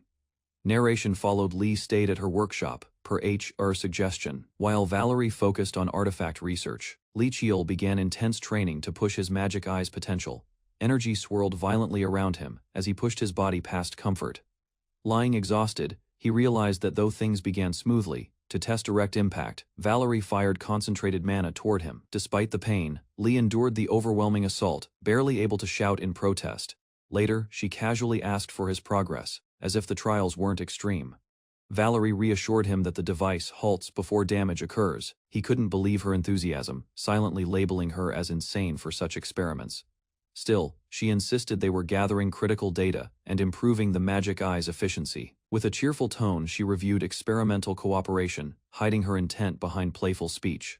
Confused by her language shift, Lee watched as she approached the monitoring station. Staring at the data, Valerie questioned what she was witnessing, unsure it was accurate. The machine showed Lee's stats adapting in real time, adjusting difficulty automatically to match his output. His rapid improvement stunned her. This wasn't growth, it was something more instinctive. Realization dawned. The issue wasn't complexity, it was how quickly he adapted to it all. Valerie began recording observations on the first day of training while Lee adjusted to the setup. She confirmed he could detect one-dimensional mana circuits and handle 7-class magic with ease. An experiment with a hidden plate revealed he wasn't using sight, but reading the object's energy. Testing continued with live subjects. Lee accurately tracked muscle movement and blood flow in motion. His responses hinted at precognitive traits, surpassing expectations of standard magic eye capabilities. Even by day 8, despite raising difficulty, Valerie observed he adapted far too quickly. Lee emerged from the machine when it stopped, showing no signs of distress. He mentioned hearing an alert, surprising Valerie, who hadn't noticed it yet. His awareness exceeded system timing, confirming heightened perception through his ability. Valerie realized he had completed complex language tasks earlier than expected. Lee explained his clan trained him in multiple languages from a young age. Smirking, he teased her effort, prompting a frustrated reaction from Valerie. Lee Cheol entered the training hall after being summoned. Although she preferred lab work, she acknowledged the need for more practical training for his development. Deciding to proceed with field training, she paused momentarily to prepare the next phase. The room lit up as magical formulas activated around them, engulfing the space in bright energy. She mentioned strengthening the magic system, making the environment more complex than before. Cheol was warned to stop small habits like blinking, as they might later become dangerous. He opened his magic eye, trying to read the chaotic flow of mana in the room. Despite efforts, all he felt was a sharp headache from the dense patterns. The intricate mana structure resembled a human system, layered and overwhelming. His instructor, though unfamiliar with magic, sensed his exceptional talent. She gave him a sensor tool to help detect mana flows during live testing. Keel asked about the training method, prompting a confident grin in response. She launched a massive fireball, stating the goal was clear. He dodged instinctively, caught off guard by the sudden intensity. She reminded him to rely only on his magic eye during the test. Keel hurled himself aside as a blazing projectile tore past him. He realized that if this had happened at the beginning of his training, before he could breathe, another fireball launched toward him. The trial was far from over. Dodging swiftly, he listened as his instructor spoke mid-assault. She claimed to have identified the type of magic eye he possessed. His magic eye didn't scan broadly but focused deeply on everything present before him. Through that eye, Cheel perceived objects, mana, people, and supernatural forces all at once. It read the current state of everything around him instantly, without delay. His instructor called it the phenomenon, reading present eye. He silently criticized the naming. She continued explaining, the eye could deduce the past and forecast the future from the present. While launching spells, she paused, struggling to recall the technical term for such analysis. Snapping her fingers mid-cast, she shouted the answer. Causality. Despite his progress, she warned that using the eye would severely drain his stamina. Even with better control, the power could overwhelm and consume him in seconds. Smiling mischievously, she declared it was all for his benefit, then triggered another massive explosion. Keel sat on the floor, bruised and covered in soot. His instructor laughed. She reminded him of the effort she put into researching his magic eye. Curious, she questioned whether his rare ability came from the Sungamuga ritual, or if he was just born exceptional. Keel remained silent, uncertain about the origin of his power. The truth eluded him. She admitted that determining the answer was beyond her, at least for now. With a smirk, she joked about cutting him open for answers. Without pause, she resumed casting spells, declaring training would continue immediately. Keel braced himself amid a barrage of explosions. Despite the chaos, he began adapting. He realized his projection and reflex control had become sharper than ever. She noticed it was getting late and stopped the training abruptly, amused. She noted he no longer looked like a walking ash pile, ordering him to the lab. She mentioned training was done for the day. Inside the lab, she revealed the deciphering process had finally been completed. Keel was surprised how much the room had changed in such a short time. She explained the clutter was all research, related with that task over. While walking through the lab, the instructor reflected on how she used to rely on students at the Magic Tower. Ancient records wasn't difficult due to their good preservation in the Korean peninsula. Keel inspected the tablet and noticed differences, mentioning he had reconstructed the missing characters and constellations. The instructor took over the explanation, showing Keel a star chart and asking about a specific constellation. Keel admitted he hadn't seen it before, and she confirmed it was because the original form had been altered. She pointed out that the stars were falsely connected, hinting at something hidden beneath the surface. They discovered that the deception involved the order of steps. Keel realized the pattern resembled energy lines, prompting him to investigate further. Unfolding a hidden layer, they revealed a map of the Korean peninsula, marked with ancient mana channels. Lee Cheol faced the instructor as she instructed him to activate his magic eye. He slowly closed his eyes, the moment he focused.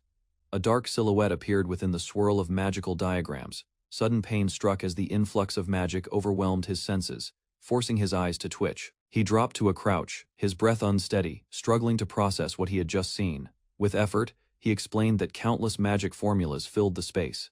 Too many to filter. His instructor was surprised he reacted so strongly to standard formations in the room. When he admitted he could see all flows of power, her expression turned serious. She told him to disable the magic eye, giving him a moment to recover. She asked for details if he could perceive mana or view through matter.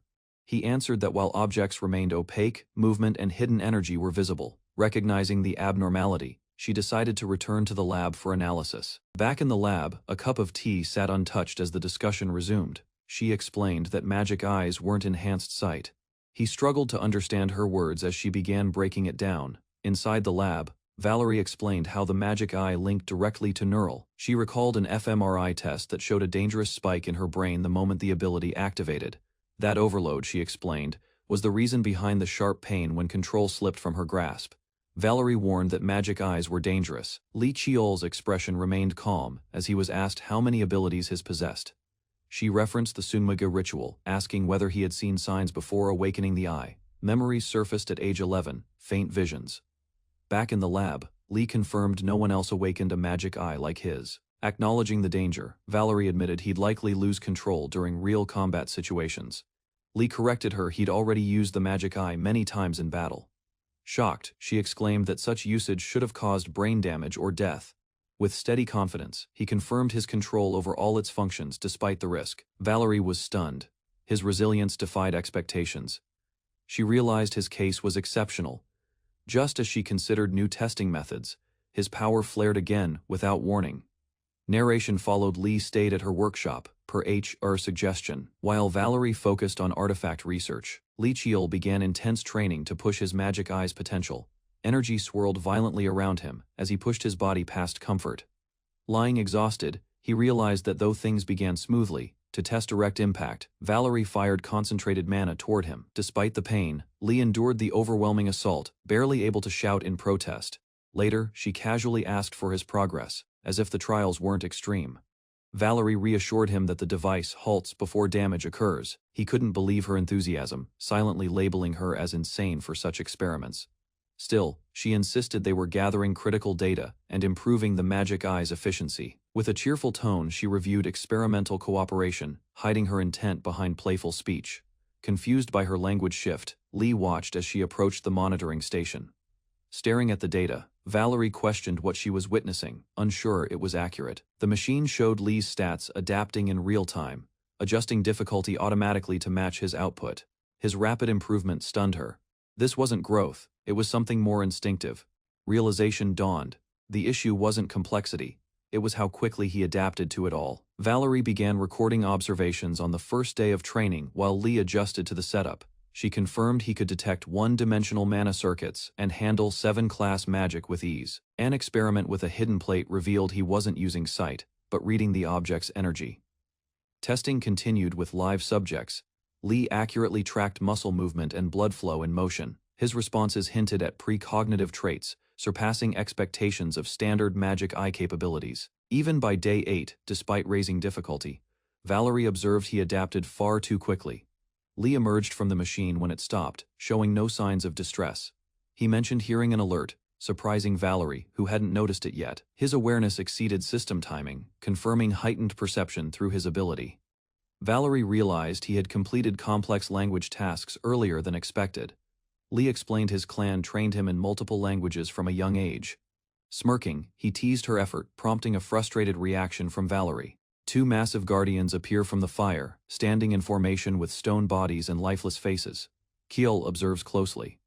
There's no mana signature, no presence, that suggests a living opponent. Despite that, one moves toward him.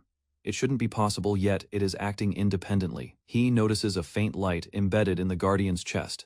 A hidden activation point. The guardian crashes down, shaking the ground as debris flies.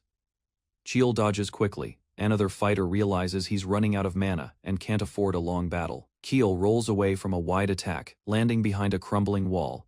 He sprints around the enemy, avoiding direct hits by reading its rhythm. Recognizing sloppy movements, he prepares to counterattack with precision. Kiel channels energy and strikes with his sword's form, aiming high. Lightning flows through the blade, piercing the guardian's chest. He stays in close, refusing to let the enemy recover distance. Leaping forward, Kiel charges his blade with force. His attack lands hard, cracking the guardian's armor. He evades swiftly and prepares to strike again. Eyes locked. The guardian falls with a heavy crash, its body collapsing after Kiel's final strike lands. He staggers, leaning on his sword for support as exhaustion takes over. Though his mana is fully drained, he confirms the environment is still stable. Kiel's eyes widen as a low rumble vibrates through the ground, signaling danger. The fallen guardians begin reactivating, their cores glowing once more beneath cracked chests. Realizing his mana isn't fully recovered, Kiel prepares for another battle he knows he can't win yet. Focusing his eyes, Kiel enhances his perception. Sensing the faint energy trails inside the statues, glowing patterns reappear on their bodies, multiple cores exposed in unison. He concludes these nodes must be destroyed directly. A clean internal strike is his only option. Before he acts, golden lights swirl around him, catching him off guard. Mischievous fairy-like beings float in the air, laughing and circling the battlefield. They apologize quickly, revealing themselves as mystics. Kiel scolds them, mid-battle, questioning their timing as they flit around. Panicked, they agree to heal him as a form of apology, surrounding him with light. His body begins recovering rapidly, though their reason for being there remains a mystery. Kiel raises his black sword threateningly, demanding an answer from the mystics. The spirits panic, revealing they made a 1,000-year contract to guard the area. Their role, tied to nature, kept them isolated in this forgotten place for centuries. Kiel acknowledges their hardship, recognizing the long task they've endured. The mystics express relief and warmth when he lowers his sword. He inquires about their contract's origin, and they begin revealing more. The spirits agree to speak, noting the similarity in Kiel's appearance to someone they once trusted. They explain the contract was with a man who entered a sealed chamber to protect them. That man promised protection if they safeguarded the area from intruders. Kiel questions what the man protected them from. They describe terrifying, undying threats. He realizes they mistook him for one of those enemies due to his sudden arrival. With resolve, Kiel approaches the door, knowing he must enter to learn more. He presses his hand to the door, activating a red sigil with his blood. The sealed gate opens, revealing a vast, dim chamber beyond. Without hesitation, Kiel steps inside, ready for what lies ahead. Alarmed, the woman reacts to the sudden spike in the monitor's readings. She sees that 5 gates have activated simultaneously, an event beyond expectation. She doubts it is the boy's doing and checks the mountain's mana, which remains unchanged. Realizing the risk, she prepares quickly, knowing time is limited. Despite the area's low population, she understands the threat is still critical. The screen updates again. Multiple red signals now swarm the map, indicating a widespread gate outbreak. Kiel steps cautiously into a cavern, realizing it is no burial site. His eyes fixate ahead. Something faint glimmers in the shadows. With quick recognition, he strides forward and retrieves an ancient scroll. Though the scroll was his main goal, he pauses. The mission isn't complete yet, not here. Turning away from the shelf, he follows a deeper pull, one that whispers through instinct alone. Suddenly, the dark energy within his chest stirs violently. Nervous but alert, he proceeds. Faint blue lights begin to flicker through the tunnel walls. As he advances, he senses an unseen presence. A chill crawls up his spine. Then he sees it. An unfamiliar man with white hair stands silently, watching. That man sits beside a stone altar. His posture is relaxed, but the atmosphere is tense. Kiel activates his evil eye to break through the illusion around the man. The illusion fades, revealing glowing talismans. The golden threads weren't decorative, they were suppressing whatever was trapped in that hole. But what could be so dangerous? He questions what lies within. Before he gets an answer, the sealed being lashes out, shattering the barrier with explosive force. Dark energy bursts out violently as the seal breaks. He is immediately overwhelmed, the shadows twisting around him. Amid the chaos, his mind suddenly shifts. He now stands before a mirror that once appeared in his dreams. Inside the mirror's vision, a younger version of himself is shown. He recognizes it as his past life, one filled with humiliation and scorn. An elder strikes the boy, hurling cruel insults. Back then, Lee Cheol's only thoughts were how to survive, how to escape the torment. He recalls his nanny, Manhwa, dismissed for embezzlement, a charge likely fabricated. As she begged for her young master's safety, she was turned away. His uncle's final words were comforting, but Cheol knew he wouldn't return. The man urged him to flee and promised to hide what he could from the family. Though young, Cheol understood the deeper meaning. He had to disappear. From behind a barred door, his uncle prayed for his freedom one last time. Cheol remembers fleeing into darkness, leaving behind both his name and his family. Now, as memories resurface, he stands among corpses, vowing never to let the past repeat. Lee Cheol stands in silence, his mind flooded with images of the past. Though he had regressed, he accepted that the pain he endured was real and shaped his identity. Those shattered memories now strengthened his resolve. Suddenly, the black mist flares up again. Tendrils lash out, wrapping around him, trying to pull him under its control. His head throbs. Vision blurs, intense pain erupts as the black energy floods into his mind. The dark mass surges forward, and Cheol braces himself amid the overwhelming force.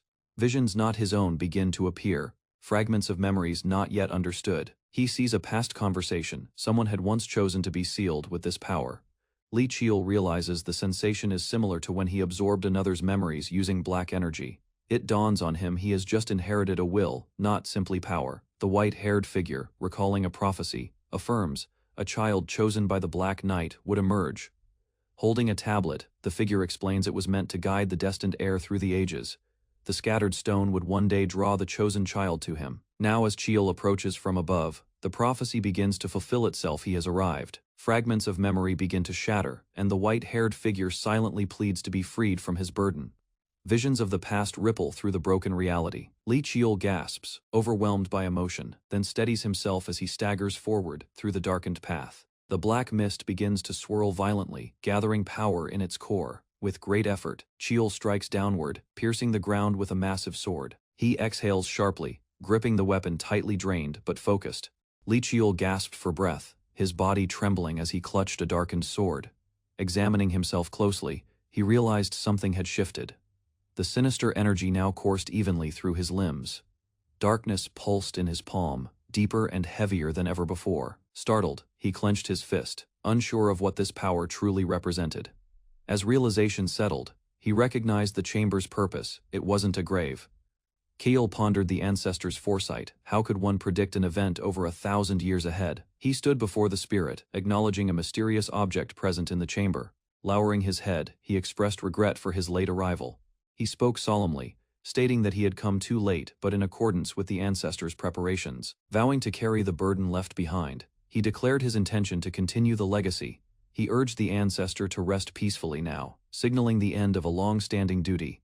The ancestor's form collapsed, his energy dispersing like dust. Cheol saw it as a final offering, a gift meant solely for him. Accepting it with a calm smile, he acknowledged the responsibility that had now become his. Cheol walked through the glowing path as golden lights floated around him. Echoes of voices cheered, praising his achievement. The fairies, now free, celebrated their fulfilled promise. Their mission had ended, and they began to disappear. He acknowledged their efforts with a nod. Their long-standing role was complete. Cheol glanced back at the mess they left behind.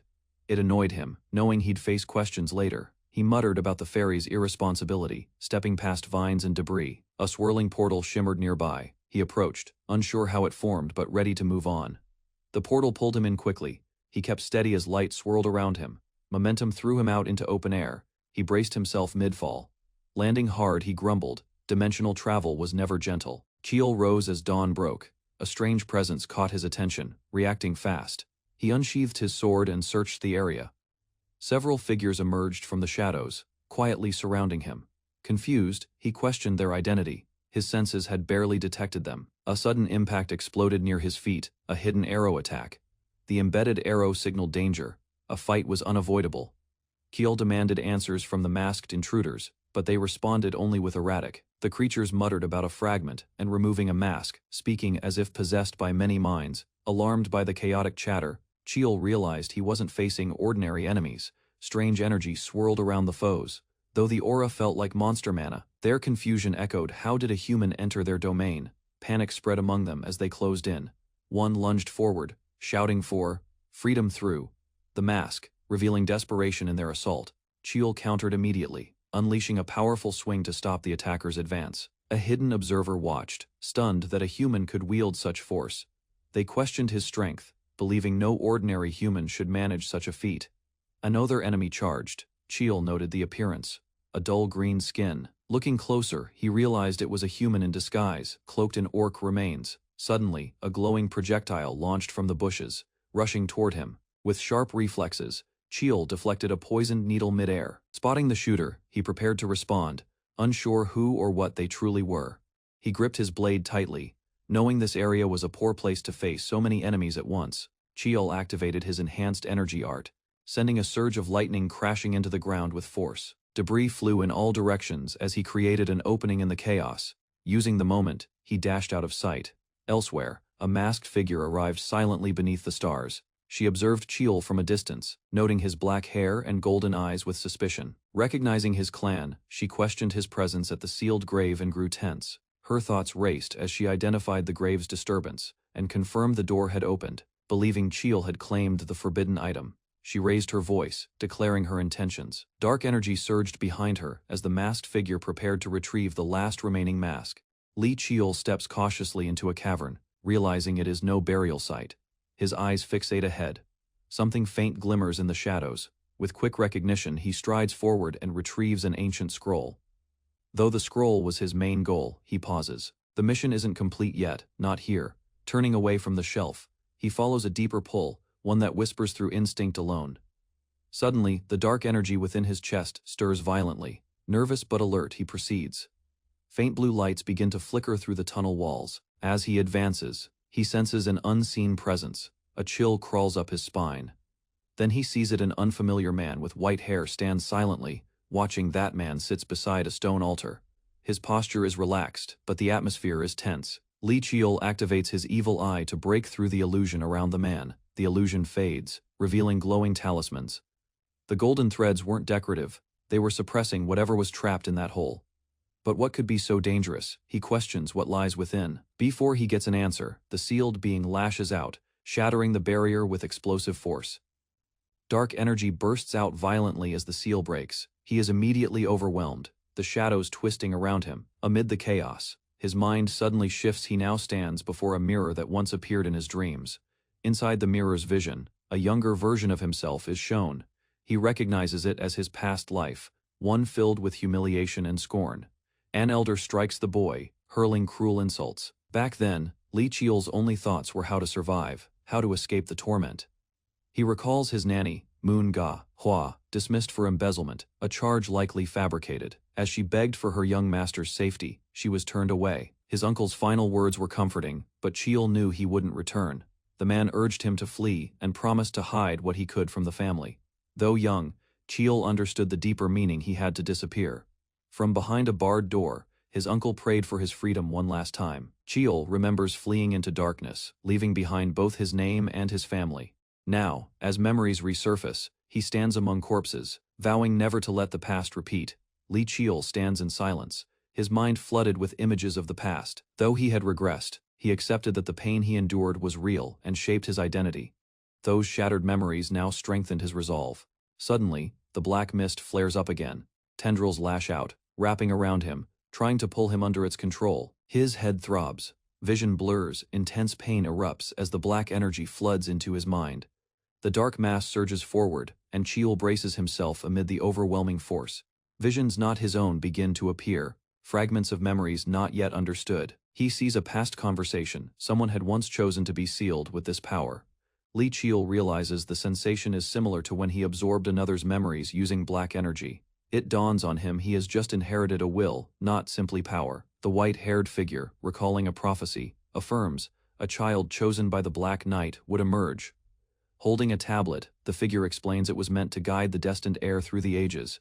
The scattered stone would one day draw the chosen child to him. Now as Chiel approaches from above, The prophecy begins to fulfill itself. He has arrived. Fragments of memory begin to shatter, and the white-haired figure silently pleads to be freed from his burden.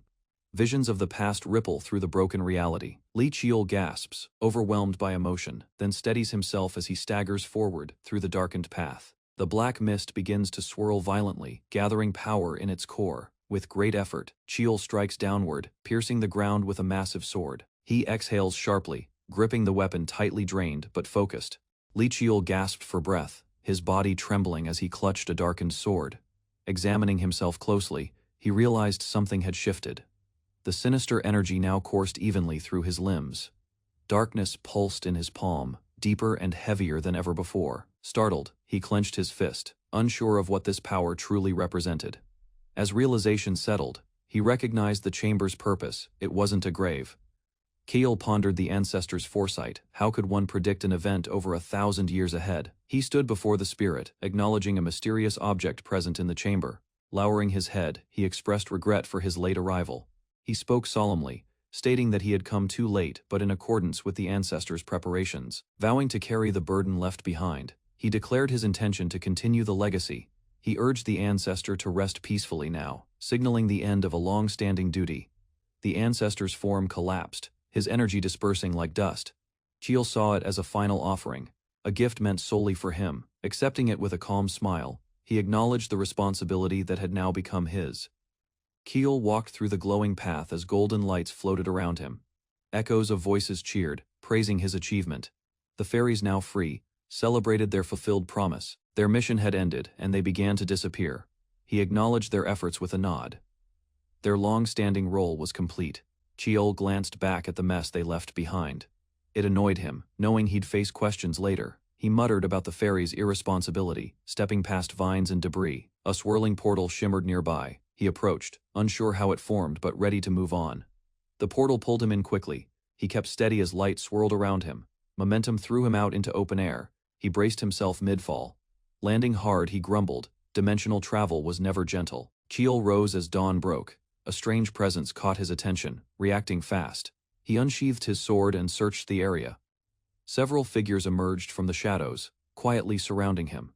Confused, he questioned their identity. His senses had barely detected them. A sudden impact exploded near his feet, a hidden arrow attack. The embedded arrow signaled danger. A fight was unavoidable.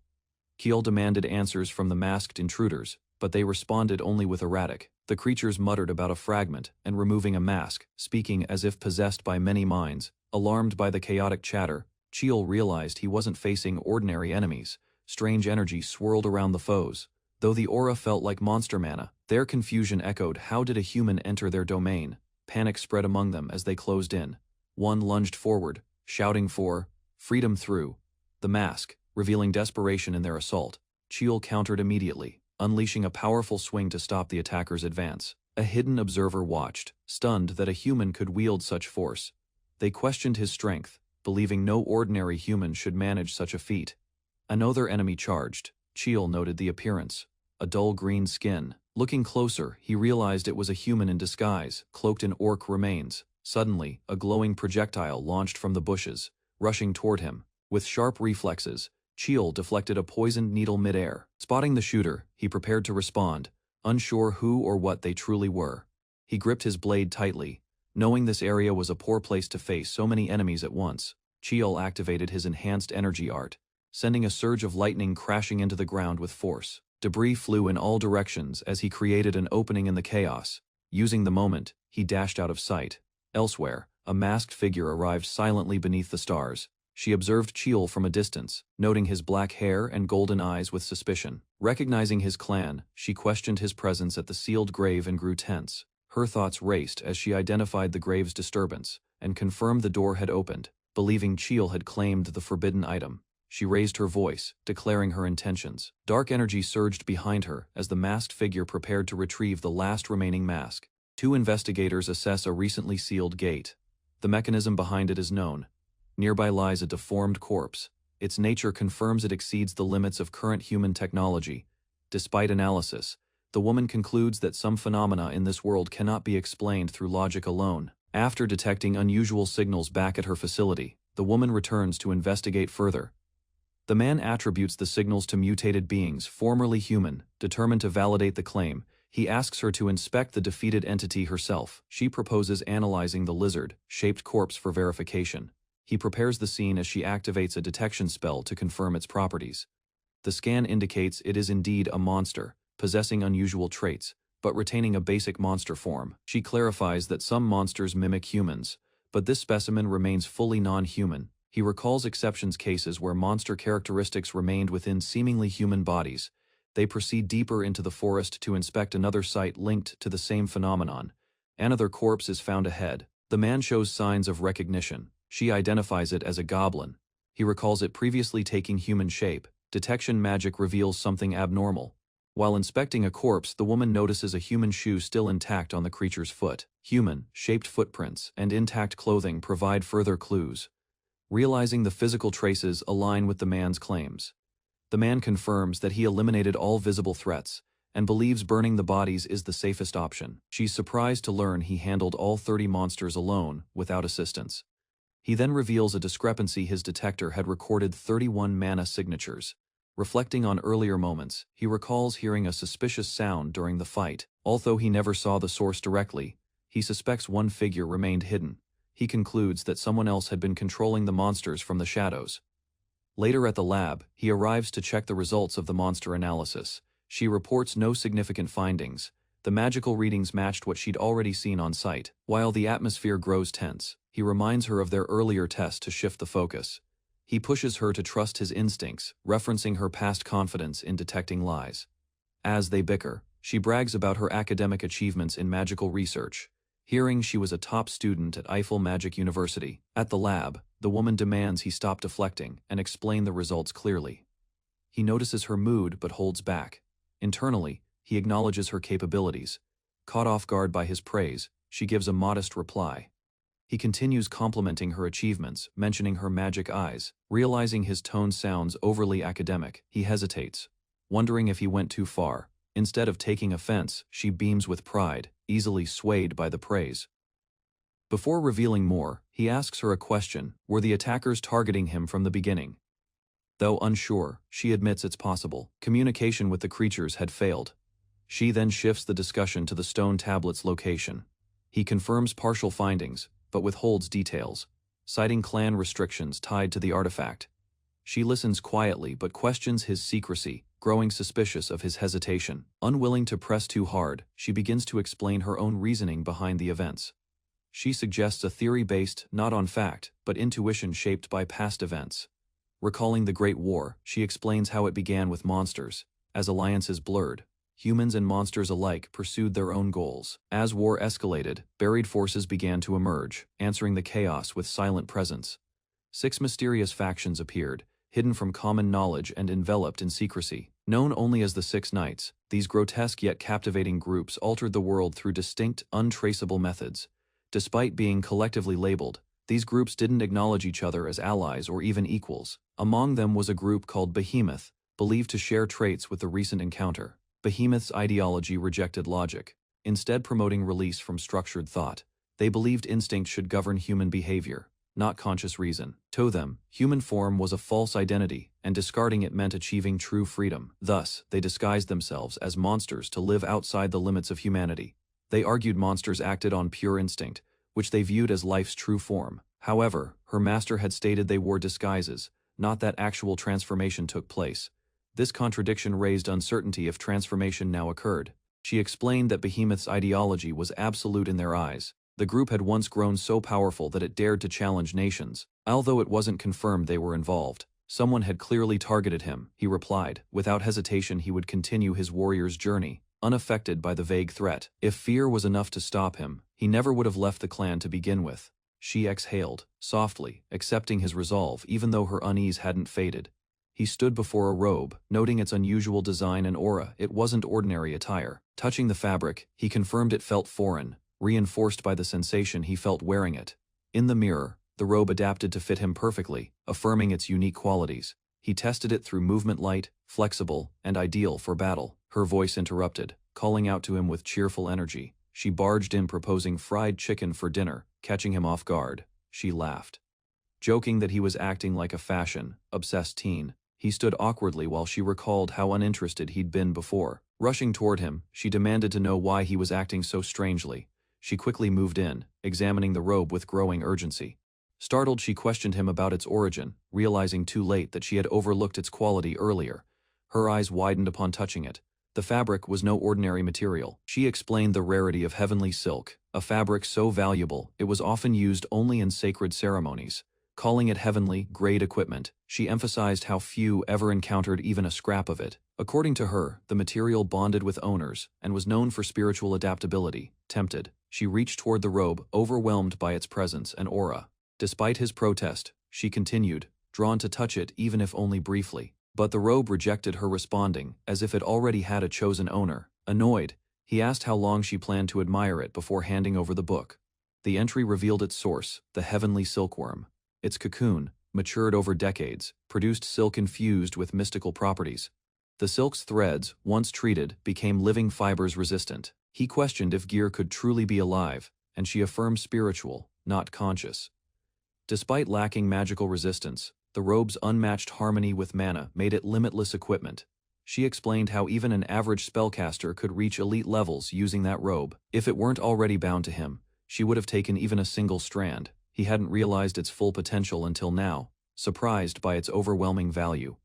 Inside the robe, white letters spelled its name, Silver River. Though unrelated, it perfectly complemented his black sword, both exuding unique power. Clothing and weapon didn't originate as a set, yet felt like they belonged together.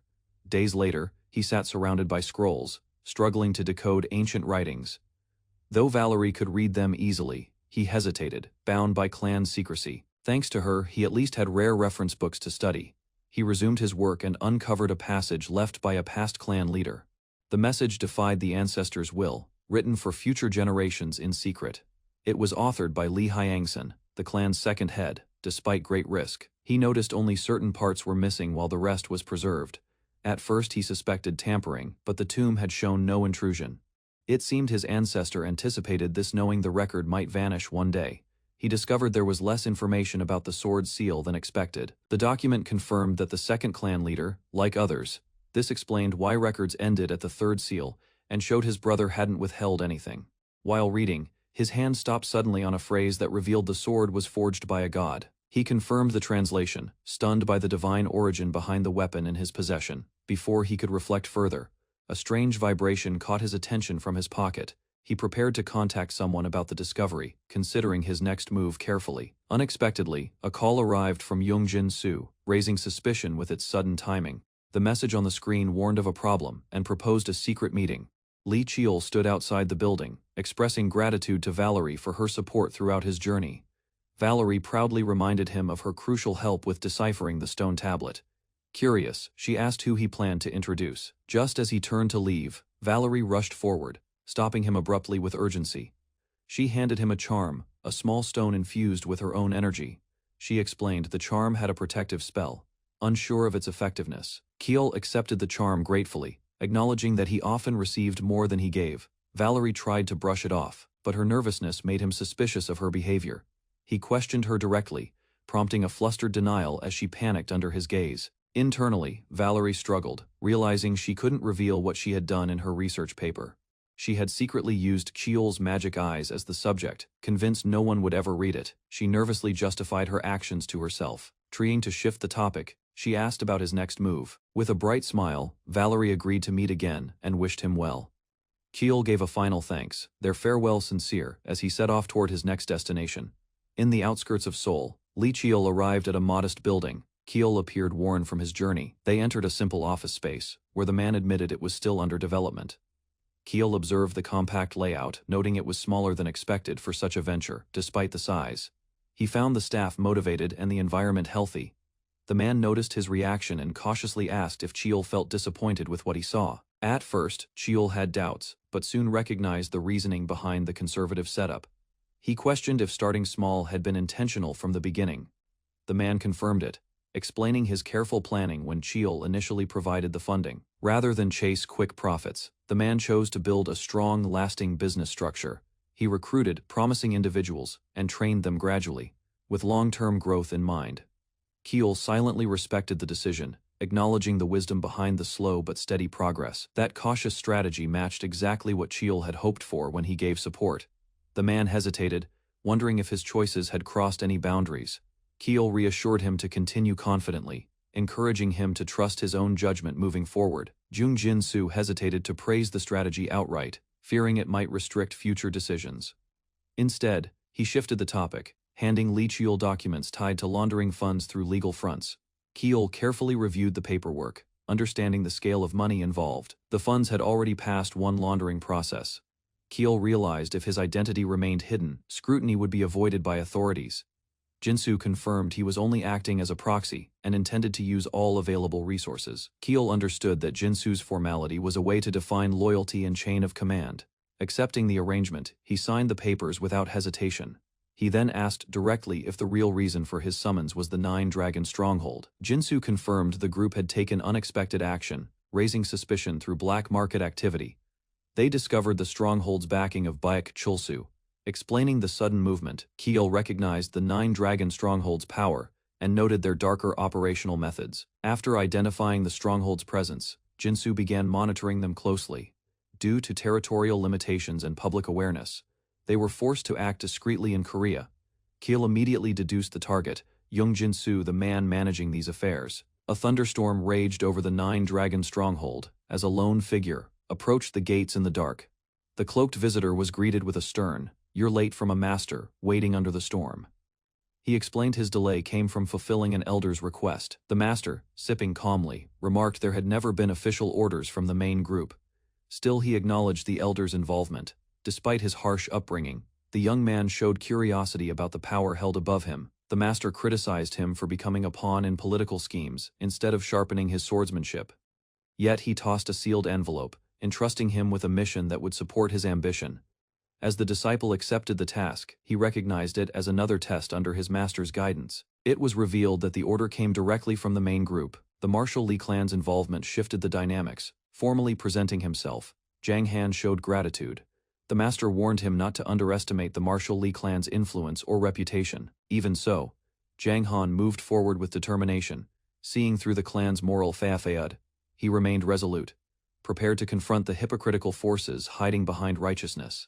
She explained that Behemoth's ideology was absolute in their eyes. The group had once grown so powerful that it dared to challenge nations. Although it wasn't confirmed they were involved, someone had clearly targeted him, he replied. Without hesitation, he would continue his warrior's journey, unaffected by the vague threat. If fear was enough to stop him, he never would have left the clan to begin with. She exhaled, softly, accepting his resolve even though her unease hadn't faded.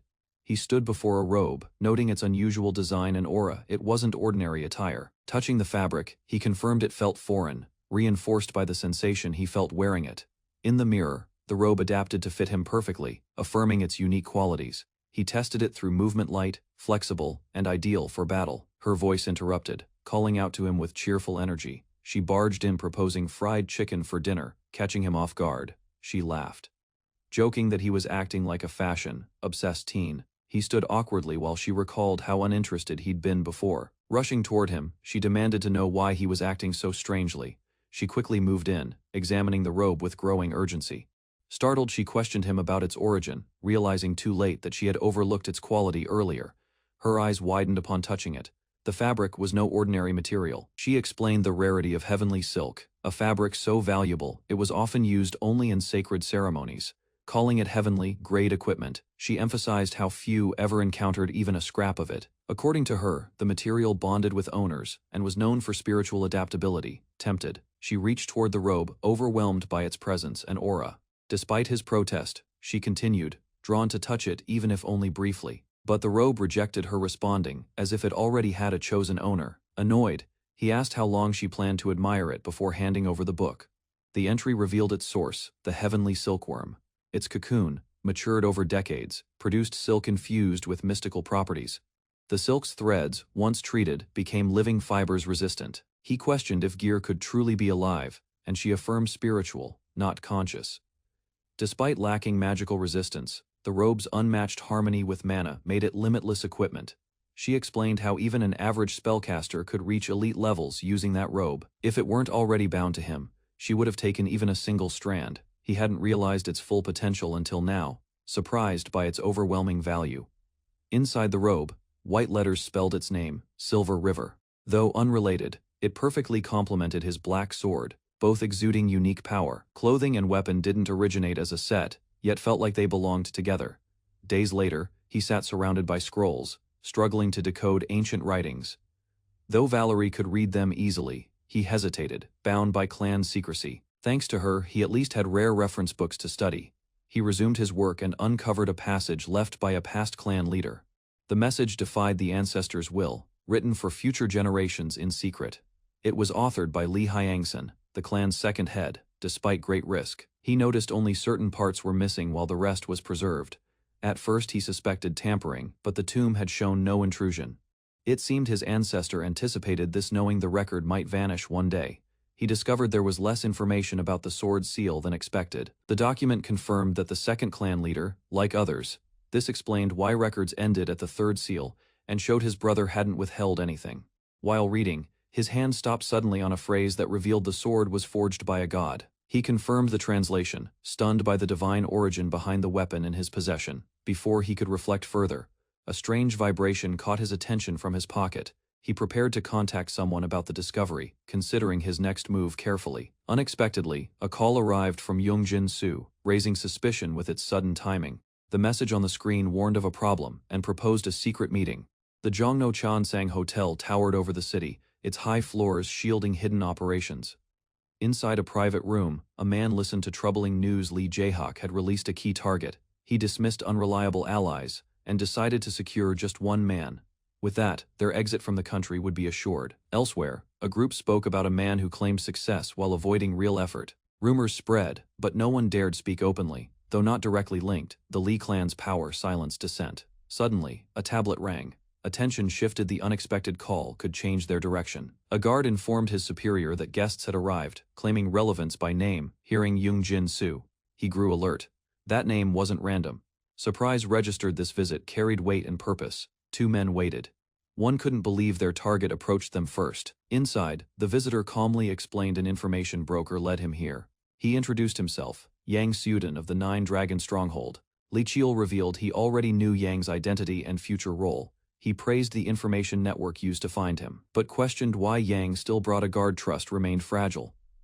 Yang Seuden claimed caution was necessary when meeting a warrior from the Nine Dragon Stronghold. Li Chiul, seated calmly, dismissed the concern. He stated plainly that he had no mana and was just an ordinary man. Despite being looked down upon, he stood, uninterested in further talk. Yang Seuden immediately rejected the demand.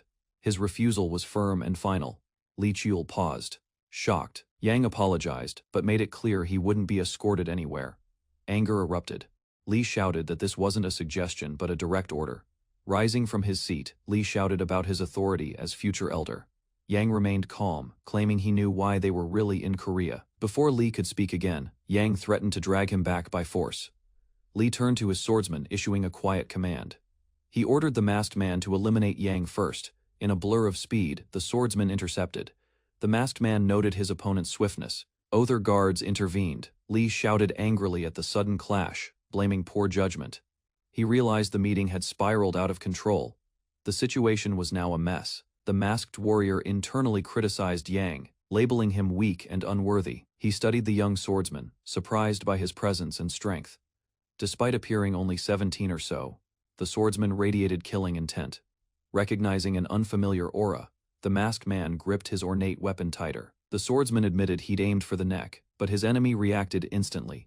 He noted that the masked man might be his age, yet clearly more skilled. The tight space gave no advantage, though he preferred 10 steps distance. With no time to hesitate, the swordsman charged. The mission took priority. Hesitation could mean failure. As he closed in, the masked man panicked internally, overwhelmed by fear rushing to his head and chest. He couldn't reveal his identity or use magic. Relying solely on instinct, he defended with desperation. Clashing steel filled the room as blows landed. The swordsman struck without hesitation. Their violent exchange shattered the surroundings. Realizing each strike aimed precisely for vital points, he grew alarmed. Green energy surged from the masked man's blade. He activated enhanced energy art, shouting his technique, Razor Wind. He launched himself with full force to end the fight, but before his power could land, the swordsman countered mid-air. his body twisted unnaturally as he endured the enemy's enhanced energy. Despite the strain, he held his sword firm, fully aware it was nearing its breaking point. Assessing the situation, he realized reinforcements wouldn't help. With focus, he channeled deadly energy into his blade, glowing red from the gathered force. The air trembled as he activated the heavenly Slaughterblade's first form, readying his decisive attack. His overwhelming power stunned his opponent, who questioned how such strength could exist. The masked man responded by unleashing his own art-boundless first form, Demon Slayer. Both warriors rushed forward, weapons drawn, clashing with full force under opposing energy. Their blades collided in a blinding explosion, power surging outward in a violent shockwave. A heavy sword crashes into the ground, scattering debris and marking the battle's end. Jang Han coughs blood, pain etched across his face as he clutches his chest. Collapsed beside his blade, he reflects on his failure. Despite relentless training, he couldn't defeat the masked man. The masked figure approaches, asking for Jang Han's name without hostility. Lowering his head, Jang Han mutters his name, tense and uncertain. Nearby observers whisper in surprise, one recalling how he had dismissed Jang Han as weak. Another man concludes that if Jang Han was that strong, the victor must be even more dangerous. He claps once, then announces they should end matters for today. Before leaving, he notes the distant noise, likely caused by a recent explosion. Passing by, he promises Jang Han they will meet again. The masked warrior reassures a companion that his injuries are minor. Outside, he explains that stepping in prevented further complications.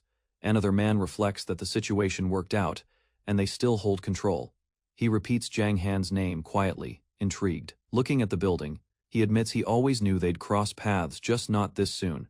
Jang Han, once a feared assassin from the garbage slums, stands engulfed in power. His exceptional skills caught the attention of the Nine Dragon Stronghold's chief. Over time, he became a figure of quiet authority, respected yet enigmatic. In a calm meeting, Jang Han requests entry into the Nine Dragon Stronghold. The man in the suit, currently working under Bayek, Jang Han urges reconsideration, implying deeper implications behind the mission's goal. The man explains how secret support for Bayek Chul-Su led to conflict with Korea's underground. He reveals Jang Han's involvement was an unintended discovery during a broader investigation. Realizing he wasn't the original target, Jang Han listens in silence, surprised. Asked if he'll redirect the mission, the masked figure agrees and offers something even more valuable. He promises evidence proving the Marshall Lee clan won't retaliate over the recent events. Though doubtful, the seated man concedes it might be useful if presented wisely. The suited man praises the insights Jang Han uncovered about the clan's motives. When asked what he truly wants, he answers plainly nothing excessive. He simply seeks a solid alliance, knowing Jang Han's future status within the Nine Dragon Stronghold. Expressing his fondness for the skilled warrior across from him, he dismisses his team, proposing a more private discussion. Outside, the masked figure hears the request and pauses. Jang Han approaches the masked man quietly, asking for a moment alone to speak. They walk through a corridor as Jang Han hesitantly asks for the masked man's name. After promising secrecy, he explains that he needs to confirm the man's true identity. The masked figure finally reveals himself as Lee Cheol of the esteemed Marshall Lee clan. Jang Han, unsurprised, confirms his suspicion and asks how he was identified. Lee Cheol shares that he had heard of a prodigy like Jang Han through rumors. Lee Cheol admits Jang Han is powerful, noting it was his first time facing such a foe. Both reflect on their martial paths. Jang Han walks the way of death. Cheol wonders what the outcome might have been had Jang Han chosen to assassinate him instead. Jang Han coolly estimates a 90% chance of a successful assassination under different circumstances. He admits there is still much they're hiding from one another despite the recent clash. Cheol acknowledges this, realizing Jang Han had seen through far more than expected. Lee Cheol mentions an upcoming international competition in Germany. Jang Han responds with uncertainty, expressing doubt about attending. Lee Cheol calmly admits mutual disapproval, while the masked man silently vows to show his full strength next time. As they exit, Jang Han criticizes the man who lost to him. Later, the suited man expresses relief after the tense conversation. He acknowledges that despite everything, Jang Seohan had a meaningful dialogue with them. Curious, a man asks how Jang Seohan managed to reach someone like Jang Han. He laughs, brushing it off, and credits it to his experience as an office worker. Although modest, the man is reminded not to downplay his actions and strategic role. A folder is handed over, summarizing underground activity and information for future use. The man reflects on how the data aligns with Jang Han's expectations and past tendencies. When asked about his destination, he rejects a visit to the sponsored zones. A sword falls violently into the ground as a young man kneels injured, coughing blood and losing strength rapidly. He recalls repeated battles and countless weapon uses, realizing, despite effort, he still failed to defeat opponent. Stands before the injured young man, Li Chiol symbolizing an overwhelming and unreachable existence. Li Chiol approaches calmly, observing the injured man while demanding identification, maintaining control over the tense situation. The injured man identifies himself as Zhang Han, visibly shaken as several armed men arrive behind him cautiously. The group watches Li Chiol's swift movement, realizing his strength far surpasses their expectations and assumptions. One man concludes Li Chiol is the true threat, acknowledging his dominance after witnessing the overwhelming encounter. A suited man intervenes, clapping to stop further conflict, deciding the situation should end and everyone should withdraw. The group leaves cautiously, while the leader promises future contact, indicating unresolved tensions and interest in Li Chiol. Li Chiol walks away with the suited man through a quiet hallway, leaving the tense confrontation behind them. The suited man checks Li Chiol's condition, noting injuries. While Li Chiol remains composed, they exit the building, acknowledging intervention prevented escalation while maintaining awareness. The suited man reflects that controlling the situation now benefits them, suggesting events unfolded favorably under their authority. Li Chiol reacts upon hearing Zhang Han's name again, recognizing him and recalling a destined encounter from past knowledge. Standing outside, Li Chiol observes surroundings calmly, realizing their meeting occurred earlier than expected within unfolding future events. Zhang Han's background is revealed, showing his rise from harsh beginnings to becoming a powerful fighter within Dragon Stronghold. Li Chiol remembers Zhang Han as a unique warrior, different from others, yet still connected to familiar patterns. A request is made to visit Dragon Stronghold, signaling the next move involving Zhang Han and future confrontations ahead. The suited man explains his separation from Bai Chulsu, clarifying his position while discussing interest in 9 Dragon Stronghold. He questions returning empty-handed, prompting reconsideration of the true purpose behind the mission. The man reveals intentions to secretly support Baek Chulsu while influencing Korea's underground, involving the esteemed Marshal Lee clan, explains investigation orders, stating Li Chiol discovered his identity, revealing hidden motives behind the underground operation. The man realizes the mission differed from initial expectations, understanding deeper schemes were already in motion before his involvement. The suited man proposes preparing results tied to the incident, while Li Chiol acknowledges the plan and listens carefully. The man offers proof involving the Marshal Lee clans in action, presenting it as leverage disguised as a valuable gift. He explains the information's worth depends on delivery, emphasizing knowledge of the clan's intentions as critical advantage. The man requests a relationship with Li Chiol, anticipating his rise within 9 Dragon Stronghold and future influence there. The suited man expresses interest in Li Chiol, recognizing his value and deciding to continue. The room is cleared as others leave, creating isolation while Li Chiol remains. Observing the sudden change carefully, Zhang Han approaches Li Chiol directly, requesting a brief moment alone, questions Li Chiol's identity, Zhang Han seeking confirmation while maintaining a composed stance during their private encounter inside. Li Chiol considers briefly, then removes his mask, revealing his face and declaring his true identity without hesitation. Zhang Han reacts to the revelation, recognizing Li Chiol as a member of the esteemed Marshal Lee clan, confirms his assumption. Zhang Han explaining recognition came from rumors, describing a young yet exceptional swordsman within the clan. He reflects on their clash, noting Li Chiol's strength exceeded expectations, proving his identity through undeniable combat ability. Zhang Han acknowledges the encounter as unique, admitting it was his first time facing someone of such caliber. Zhang Han demonstrates his killing intent, showing mastery in lethal combat, while Li Chiol recalls choosing a different path. Li Chiol reflects that their encounter was inevitable, comparing it to fate rather than coincidence within their shared battlefield. Evaluates their fight, Zhang Han concluding he could succeed most times, yet acknowledges unseen variables influencing their outcome.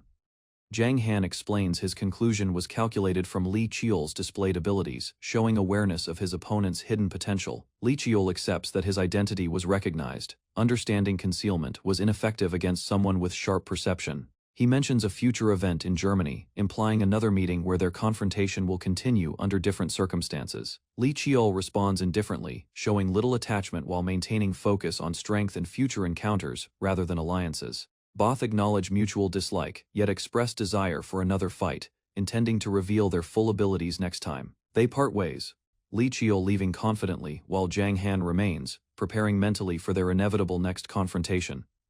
The suited man relaxes after tension, discussing the encounter, evaluates everything carefully. They share a meal, reviewing the masked figure's strength, realizing the opponent's abilities far exceeded their expectations.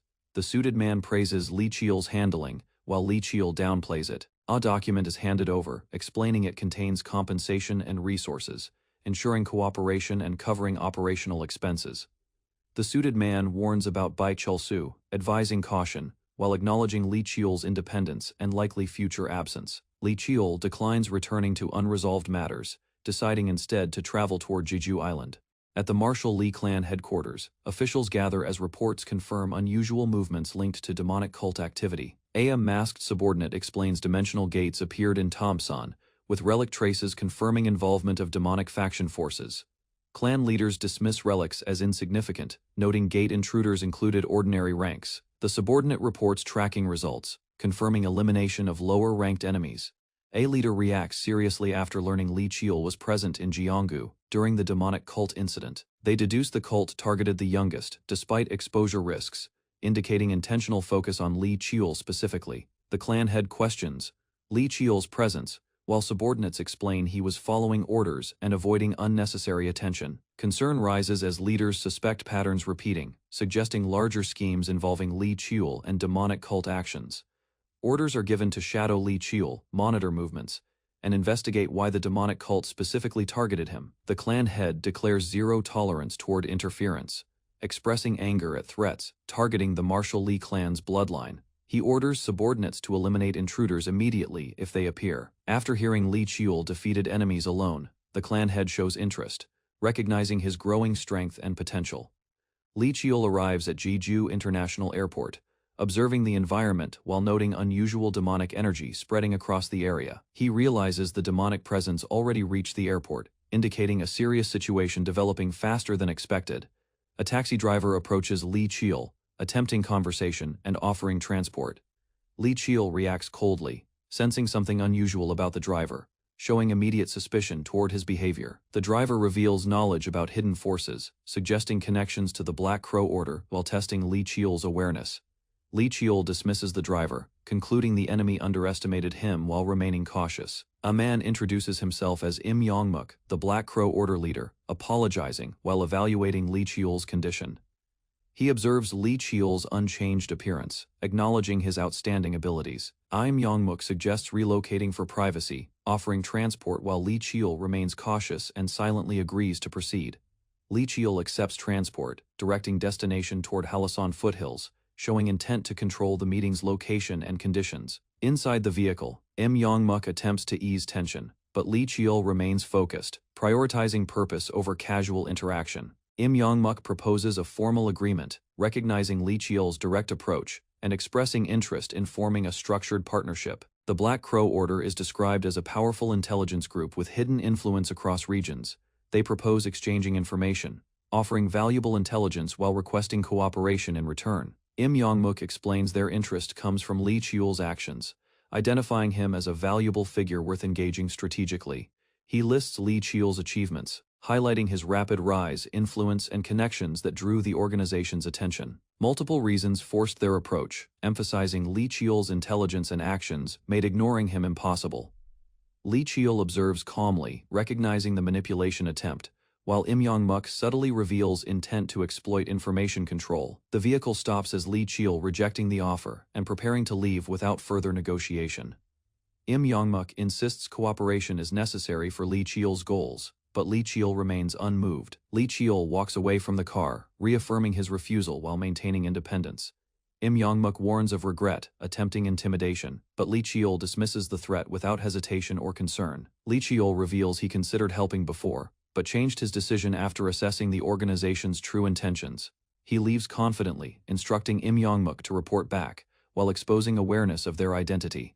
Li Qiu, revealing he only tested Im Yongmuk for information while maintaining control of situation. Im Yongmuk reacts with frustration, realizing Li Qiu judged his abilities as insufficient and became disappointed by performance. Angered by humiliation, Im Yongmuk attempts retaliation as he punching a post to calm down. He struggles to recover, acknowledging Li Qiu's arrogance while recognizing the gap in their strength difference.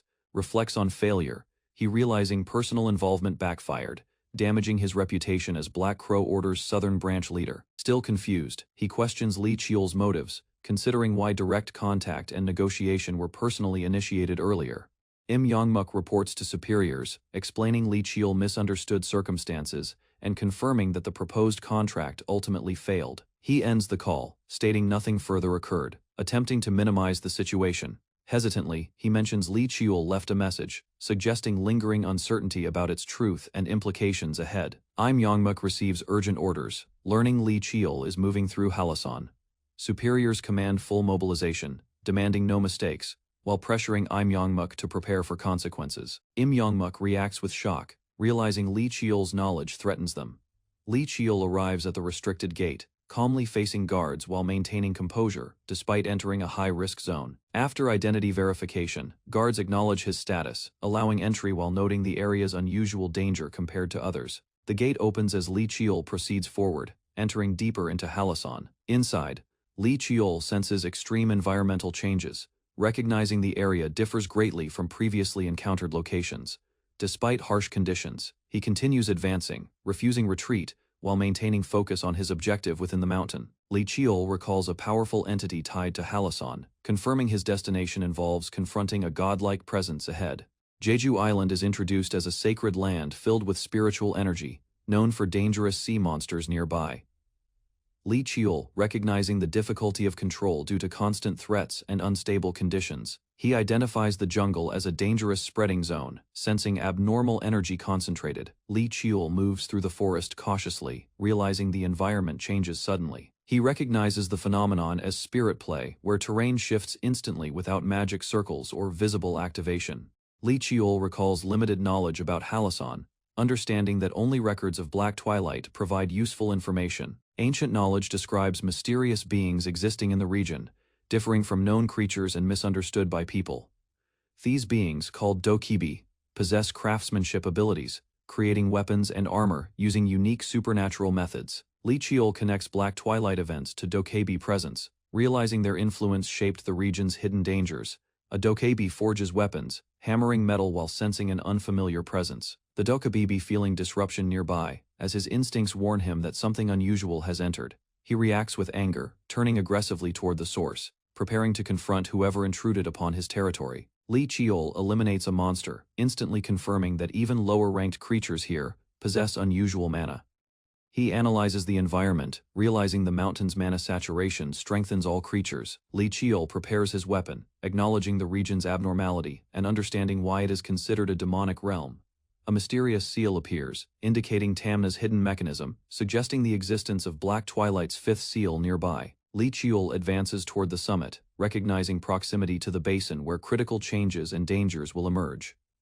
A powerful presence detects him, proving intelligence beyond monsters, forcing Li Qiu to react with immediate caution. Li Qiu reacting instantly, as a fast attack strikes toward him unexpectedly. He narrowly evades the strike, glimpsing the dokebi, whose identity remains unclear. Li Qiu experiences intense pain as overwhelming energy affects his senses. He struggles to recover, realizing the opponent's presence is extremely powerful, far beyond anything he previously encountered. The figure stands within flames, confirming its identity as a dokebi tied to Black Twilight. Li Qiu regains composure, recognizing the connection between this entity and recorded events from past knowledge. Li Qiu respectfully introduces himself, acknowledging his heritage while maintaining caution. The dokebi expressing hostility toward humans, asserting control over the domain and rejecting intruders entirely. Li Qiu senses rising danger as the dokebi's energy intensifies, indicating imminent conflict if he continues forward. The dokebi refuses negotiation, turning away while Li Qiu urgently attempts stopping him from leaving immediately. Li Qiu reaches out, but force pushes him back, overwhelming his control and preventing further communication efforts. The dokebi commands departure, forcing Li Qiu outside the domain instantly. Li Qiu stands before Halasan entrance, realizing he was expelled quickly without gaining useful information from encounter. He concluding he must grow stronger before returning to challenge the mountain again successfully. Li Qiu accepts temporary retreat, preparing mentally for future confrontation. Back in the city, Li Qiu walks alone, planning preparation strategies and considering adjustments before attempting again. He senses danger approaching, realizing external forces are monitoring him closely and reacting faster than expected movements. Li Qiul identifies Black Crow Order tracking him, understanding new threats are emerging beyond the mountain challenge ahead. Avoids pursuers, Li Qiul, moving through streets quietly, while enemies search nearby, failing to maintain visual contact. Opponents coordinating search efforts, while spreading across the area to recover lost tracking position. Li Qiul activates Stealth Aura, concealing presence while adjusting energy flow to prevent detection by nearby enemies.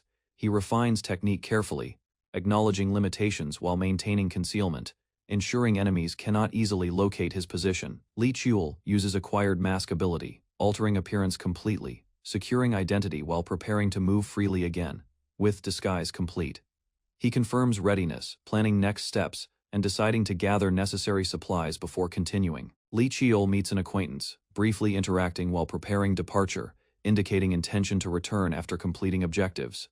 He carries supplies confidently, showing determination while leaving behind unresolved matters for future confrontation and progress. Li Qiul departs calmly, maintaining resolve, understanding challenges ahead will require greater strength and careful preparation moving forward. Deep within the spiritual mountain, Li Qiul followed a faint trail of energy weaving through the forest, hoping it would guide him toward a useful location before nightfall. Hours of travel left him tired, yet he continued advancing between the trees, while carefully tracking the unusual current flowing ahead. Soon, a slight change in the energy pattern drew his attention, causing him to move faster toward whatever was hidden at the end of the trail. At the edge of the forest, a small lake finally came into view, marking the destination connected to the mysterious flow he had been tracking. After crouching beside the water, he examined its condition and sensed only a weak concentration of spiritual energy beneath the surface. Since the area provided a reliable water source despite its low energy density, he chose it as a temporary place to rest for the night. Not long afterward, strange blue lights flickered between distant trees while the quiet lakeside remained covered in darkness. Weariness from a long journey and repeated use of magic gradually overcame him, leading him to lie down inside his camp for a short rest. Without warning, a sharp scream broke the silence, forcing him awake as his hand immediately reached for his weapon.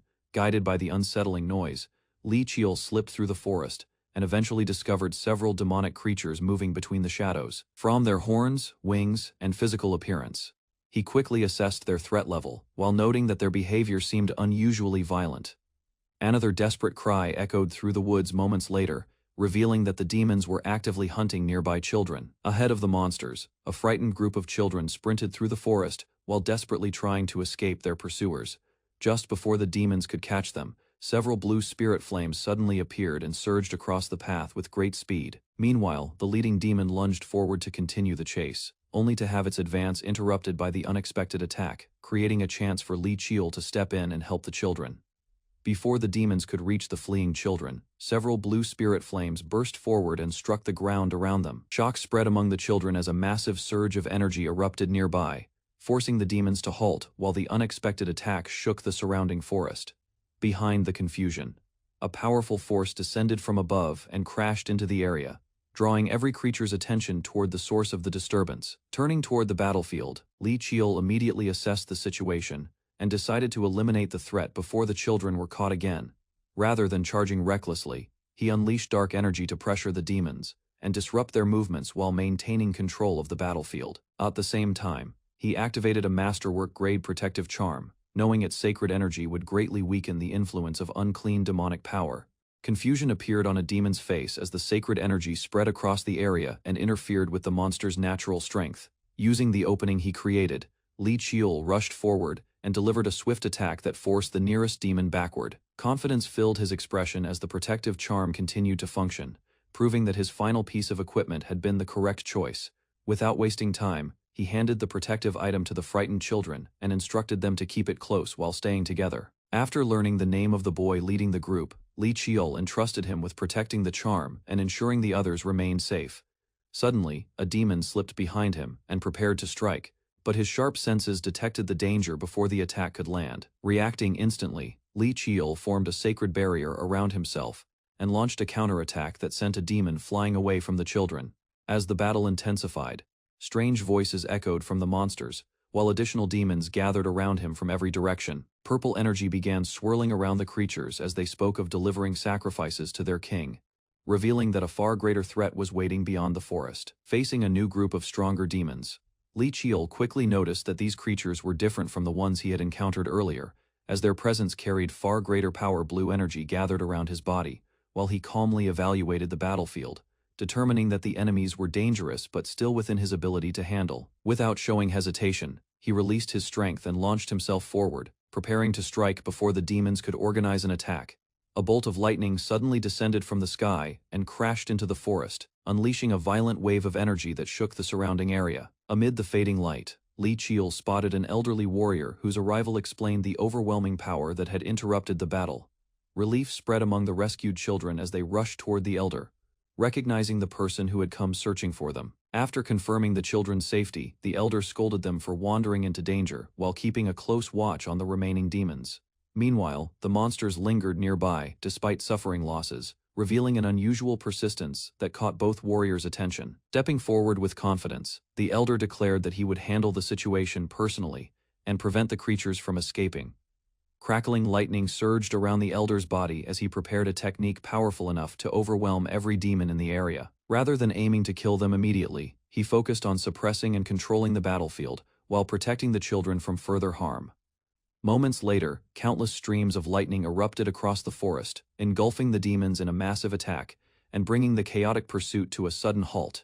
Beneath the dark forest canopy, Li Qiul traveled alongside several tribal members while quietly observing their leader.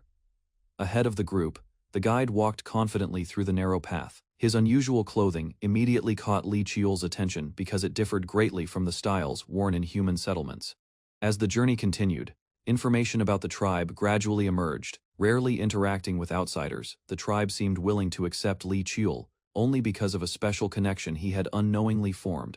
Reaching a secluded area, the guide halted and signaled everyone to gather nearby. A strange energy soon gathered around the weapon in his hand. Without hesitation, he unleashed a powerful strike against an invisible barrier. Bright light erupted across the forest as the hidden obstruction shattered apart. Beyond the opening appeared a breathtaking settlement concealed deep within nature. Wonder filled Li Qiul's eyes when he stepped inside the village. Countless lights drifted through the air while magical creatures moved freely between the towering trees. Nearby, an elf rested peacefully beneath the shade of a large tree. Tiny winged beings fluttered around the village. Across the settlement, homes and walkways were built around enormous trees. Every structure blended naturally with its surroundings, creating a peaceful and harmonious atmosphere. Later, Li Qiul was invited into a building and offered a drink prepared by the villagers. The sweet fruit syrup introduced him to a flavor unique to the region. During the gathering, details about the village's residents were shared. Long-lived races, including elves, had lived together there for generations without conflict.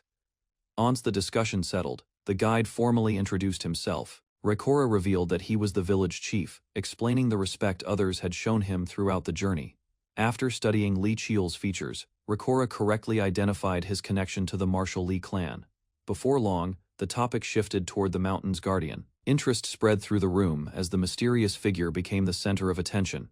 Rather than praising the guardian, Reborn openly mocked his reputation and described him as an irresponsible fool inside the village chief's house.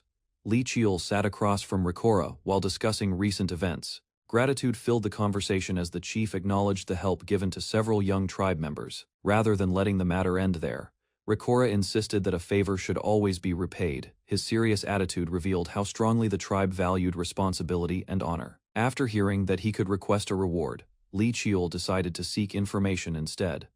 Questions mattered more to him than material compensation. Carefully placing a black sword on the table, Li Qiul directed the discussion toward the mysterious weapon. The unusual blade immediately drew Reborn's full attention. Recognition appeared on the chief's face as he identified the weapon as Black Twilight. His reaction suggested a connection far deeper than ordinary knowledge. To Li Qiul's surprise, Reborn revealed that he had personally participated in the forging process. Although he was not the main creator, he had assisted during its creation. Details about the sword's history slowly emerged as Reborn explained its construction.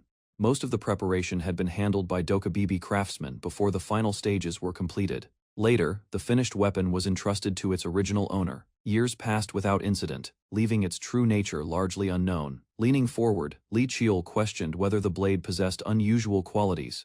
His experiences with the weapon had left him uncertain about its hidden abilities. In response, Rikora explained that ordinary weapons naturally lose their spiritual energy over time. Instead of releasing power into the world, the sword erased energy entirely. Anything consumed by the weapon could never return to its previous state.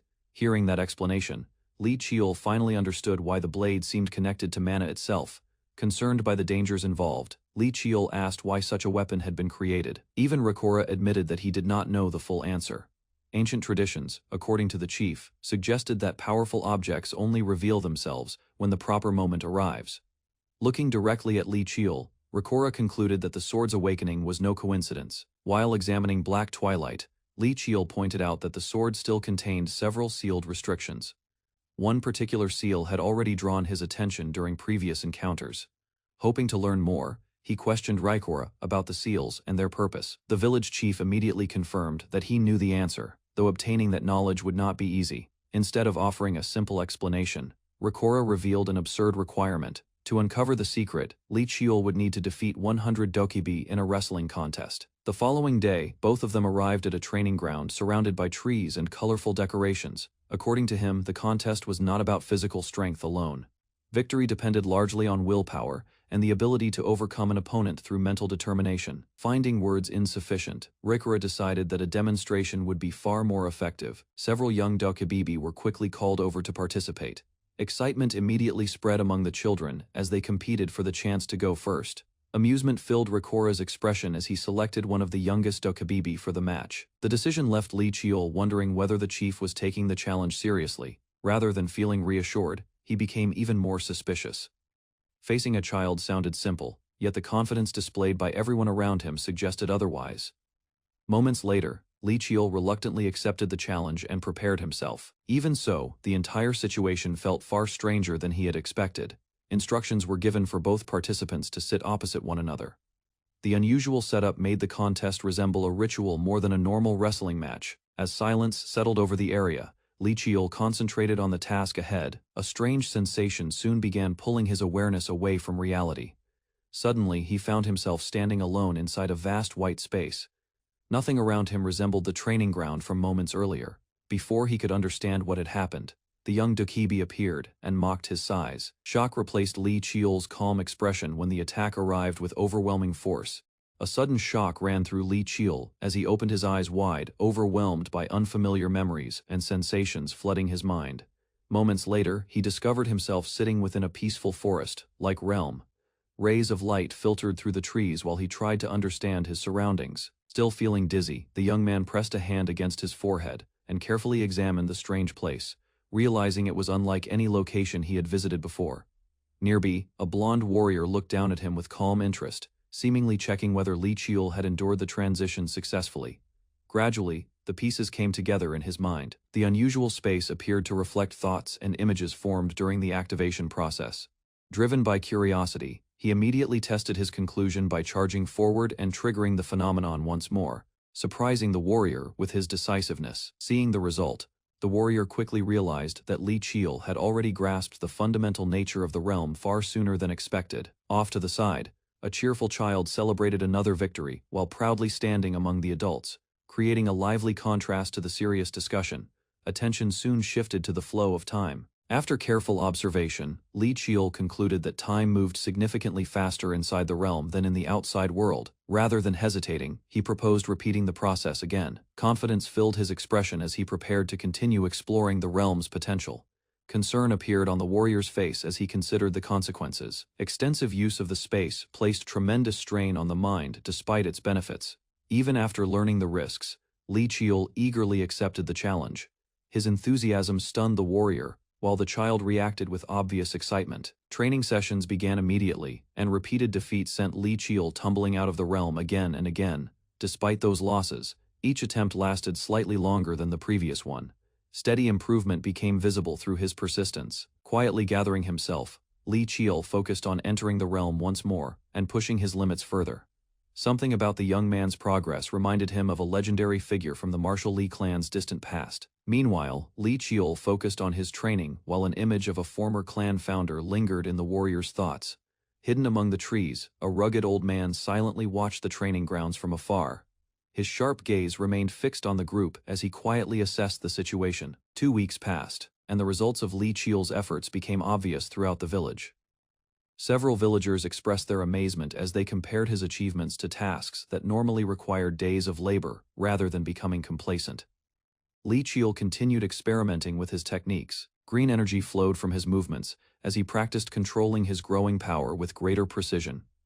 Confidence gradually replaced uncertainty as he noticed improvements beyond physical strength. Repeated wrestling matches inside the realm had sharpened his thoughts and reactions as well. After finishing another training session, he accepted a drink offered by a village elder. The refreshing liquid immediately eased the mental fatigue that had accumulated during practice. From a distance, the blonde warrior observed the scene with interest. The unusual kindness shown by the normally distant tribe suggested that Li Qiul was slowly earning their trust. Heavy stones that once seemed impossible to move were now lifted with surprising ease. Dust and debris scattered as Li Qiul demonstrated the results of his relentless training. Their discussion naturally shifted toward village matters and recent changes within the settlement. During the exchange, the blonde warrior joined them and casually mentioned unfinished tasks. His playful attitude contrasted sharply with the seriousness of their earlier training. Pleased with his contributions, the warrior acknowledged how much effort Li Qiul had invested in helping the village. Attention soon turned toward the mysterious drink given by the tribe. Curious about its effects, Li Qiul explained that it seemed to clear his mind and restore his focus. An explanation followed as the warrior revealed that the beverage was a rare elixir infused with spirit energy. While examining the valuable gift he had received, Li Qiul listened as the blonde warrior explained why the tribe had gathered around him, despite being cautious toward outsiders. Rather than pressing for answers earlier, Li Qiul had respected their silence and focused on helping where he could. His patience gradually earned the trust of those around him. Images of destruction and fleeing civilians came to mind as the warrior recalled the devastating Great War that had forced many of their people into exile. As the discussion continued, the warrior explained that those tragic events had happened long before either of them was born. Beyond the village, the thriving settlement showed how the tribe had rebuilt its life over time.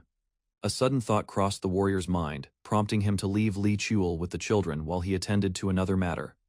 Before he could go far, an elder emerged from the forest and approached him directly. The elder's serious expression suggested that an important issue needed immediate attention. Without wasting time, the elder questioned the warrior about why the human visitor was still being allowed to remain within the tribe's territory. Meanwhile, Li Qiul continued spending time with the village children and assisting the residents. Turning away, the elder revealed that his opposition came from an old promise made many years ago.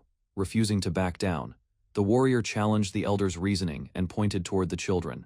From his perspective, the tribe could no longer survive by isolating itself from the outside world. Reluctantly, the elder listened while the warrior reminded him that the tribe's future might depend on assistance from beyond their borders. The mood suddenly changed when the warrior revealed that a protective seal connected to the tribe had begun weakening. Even after hearing the warning, the elder insisted that humans would abandon the tribe once danger arrived, and argued that they could not be trusted in times of crisis. Seated within the training grounds, Li Qiul unknowingly stood at the center of a growing conflict between distrust and necessity. Emerging within a cloud-filled training space, Li Qiul walked forward with a focused expression. The unfamiliar environment suggested that another challenge had already begun. Ahead of him, several children eagerly gathered together and encouraged one another while preparing for the task before them. Their excitement showed that they were accustomed to this training. Carefully observing the scene, Li Qiul studied both the children and the surroundings. Rather than rushing ahead, he chose to assess the situation first. Surrounded by excited children, Li Qiul watched as they eagerly waited for his next lesson, treating him like a hero who could solve any challenge. A calm expression crossed his face while he recalled the techniques he had learned, carefully preparing to demonstrate another skill to the group. Moments later, streams of water and fire twisted together above the clearing, forming a spectacular display that amazed the children and marked the year 1972. After the demonstration ended, Li Qiul smiled awkwardly as exhaustion caught up to him from repeatedly entertaining the energetic youngsters. Nearby, a village hunter observed the scene and realized the children had become completely fascinated by the unusual abilities Li Qiul displayed. Rather than simply teaching tricks, he used knowledge taken from weapon memories to recreate impressive effects, making the children admire him even more. The hunter silently watched the growing bond between Li Qiul and the children, before deciding it was time to move on to something more important.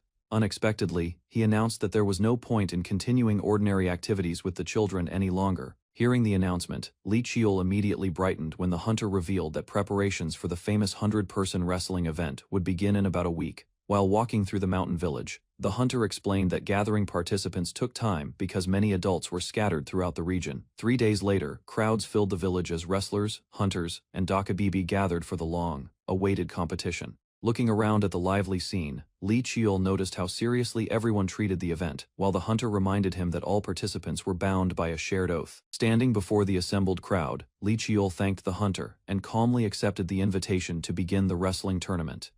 Cheers erupted from the spectators as they encouraged him, believing he had earned the right to challenge stronger opponents. A memory from the previous tournament surfaced in his mind, and with only 1 week having passed since then, he prepared himself for another important test.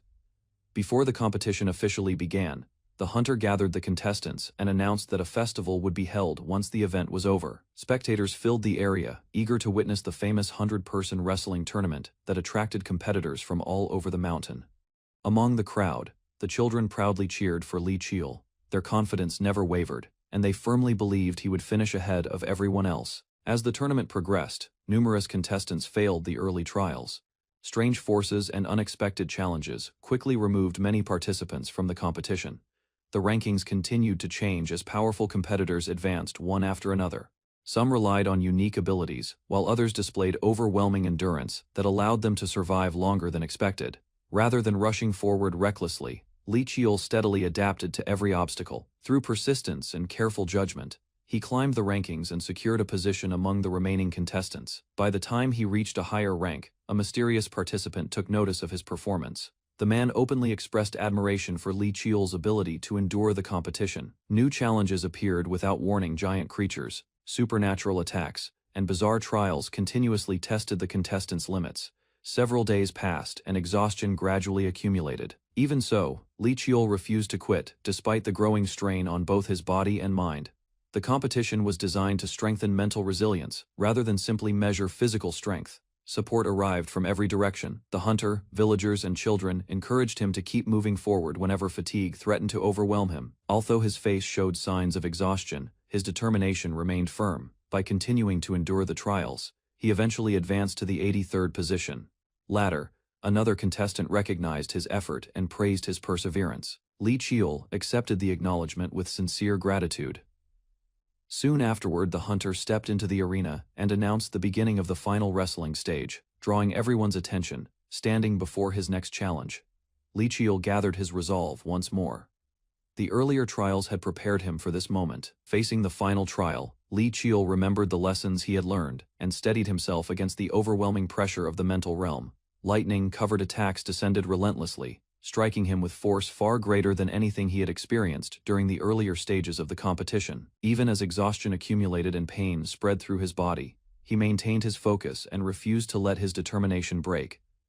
Blood stained the ground as Li Qiul struggled to remain standing, but he quickly realized that physical injuries held little meaning inside the mental realm. Rather than retreating, he gathered his resolve and requested another challenge, determined to strengthen his will through repeated confrontation. Far ahead, a massive mountain appeared within the trial space, signaling that an even greater obstacle awaited him beyond the previous tests. Without hesitation, Li Qiul rushed forward and unleashed everything he had learned, forcing his way through the storm of lightning surrounding the mountain. Countless impacts shook the area as he endured repeated attacks, pushing his concentration and mental strength beyond their normal limits. By continuing to advance despite the punishment, he gradually adapted to the trial and moved one step closer to overcoming the final challenge. A burst of energy erupted around Li Qiul as he endured another round of the brutal mental training while his body remained seated in the training ground. Moments later, his eyes opened again. The spectators watched from around the arena, realizing he had regained consciousness after collapsing once more. Concern spread among the crowd as they noted that he had already challenged the trial dozens of times, yet he continued forcing himself back into it without rest. Shock flashed across Li Qiul's face as he tried to understand how much time had passed while he was unconscious. doubt lingered in his mind. Even after waking, the experiences inside the trial felt so vivid that reality itself seemed uncertain. After receiving confirmation that only a short time had passed, he clenched his fist and pushed aside every distraction, refusing to stop regardless of the outcome. Determination hardened his expression as he resolved to continue challenging the trial whether it was real or merely a mental world. The attendant beside him stared in disbelief, unable to understand how someone could repeatedly endure such torment. Silence followed as both men prepared themselves. While the attendant worried about his condition, Lee Cheol focused only on entering the trial again.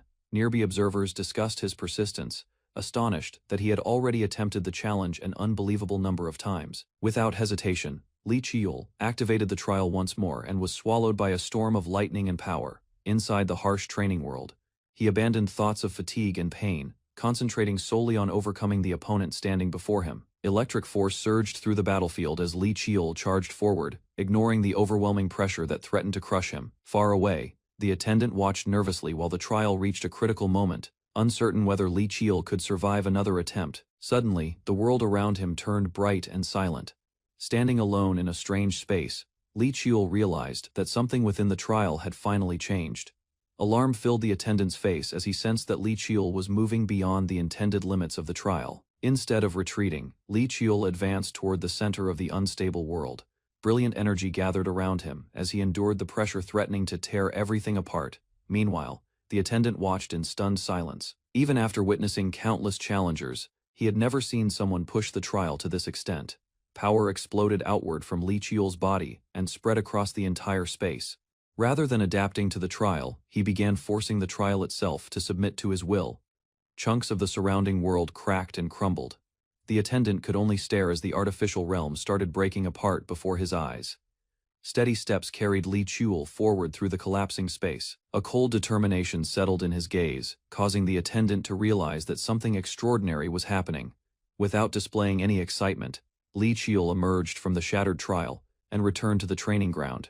His calm expression contrasted sharply with the chaos he had just overcome. Nearby spectators struggled to comprehend what they had witnessed. The attendant, however, understood that Lee Cheol had achieved something no ordinary participant could accomplish. A faint smile appeared on Lee Cheol's face as he finally recognized that the seemingly endless struggle had reached its conclusion. The attendant approached with a relieved expression and announced that the challenge was over. Excitement spread among the onlookers. As the tension faded, exhaustion weighed heavily on Lee Cheol, leaving him uncertain of the result, despite everything he had endured. After a brief pause, the attendant revealed the outcome. To Lee Cheol's surprise, he had not failed the trial he had won. A flood of understanding entered Lee Cheol's mind the moment victory was confirmed. Every battle, every mistake, and every painful attempt became part of a greater lesson. The accumulated experiences transformed into a new level of insight. Standing quietly amid the lingering energy, Lee Cheol entered a moment of enlightenment. After finally waking up, Lee Cheol sat on a bed while the villagers gathered around him with relief. Their concern quickly turned into celebration after witnessing his success in the trial. Excitement spread throughout the room as people praised his achievement and admired the determination that allowed him to endure the impossible challenge. Amid the celebration, the attendant approached with a cheerful attitude and checked on Lee Cheol's condition. Although physically exhausted, Lee Cheol remained confused about why everyone was acting so enthusiastically. The attendant explained that Lee Cheol had passed the test and achieved a result that exceeded all expectations. Hearing the confirmation left him momentarily speechless as he processed what had happened. Later that evening, the villagers gathered around a fire to continue the celebration. During the gathering, the attendant revealed that he had a personal favor to ask in return for the guidance and opportunities he had provided. Standing quietly before him, Lee Cheol listened carefully and realized that the man's efforts throughout the trial had been driven by a specific purpose he had kept hidden until now. Lee Cheol explained that the Silver River originally belonged to his ancestor, but the valuable inheritance had never been taken away because it was intentionally preserved for him. Carefully reviewing several ancient documents, the scholar noticed numerous sections had been erased instead of fading naturally with age. Comparing the surviving records with books preserved inside the library, both men concluded the missing passages likely described Black Twilight's creation together with another mysterious existence. Although uncertain about the exact meaning, the scholar remembered an ancient folk song describing a distant sea containing an enormous abyss connected to terrifying legends from forgotten times. The old lyrics described dreadful creatures emerging from deep caves before the heavens changed forever. transforming the entire world while erasing almost every memory connected with that forgotten age. Reflecting upon childhood memories, the scholar realized older villagers had used the frightening song to warn children about dangerous beasts. After gathering the remaining scrolls, the scholar proposed tracing the mysterious seal, because following its origin might eventually reveal the forgotten individual's true identity.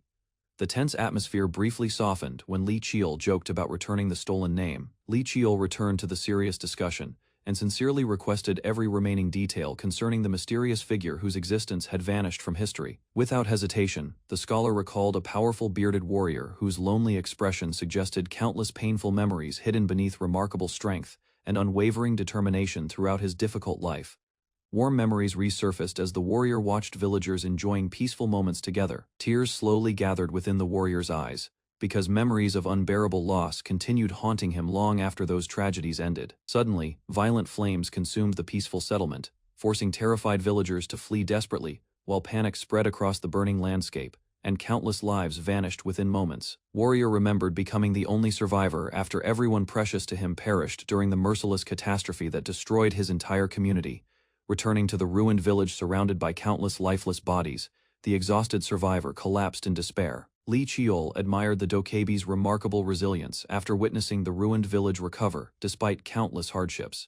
As he reflected on their determination, the towering elder appeared before him. Facing the intimidating guardian, Li Qiul calmly acknowledged his position as Black Twilight's rightful successor and accepted the covenant inherited from previous generations. Now that the village had fulfilled its ancient covenant, the elder declared there was no remaining reason for Li Qiul to stay.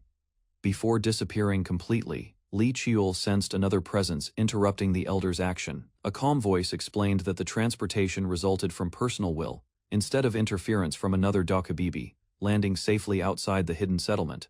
Li Qiul quickly regained his balance while searching for the mysterious figure responsible for redirecting his journey. Looking back toward the secluded village, the elder recognized the arrival of another respected dokebi, and questioned why such a distinguished figure had chosen to appear after remaining silent throughout the confrontation.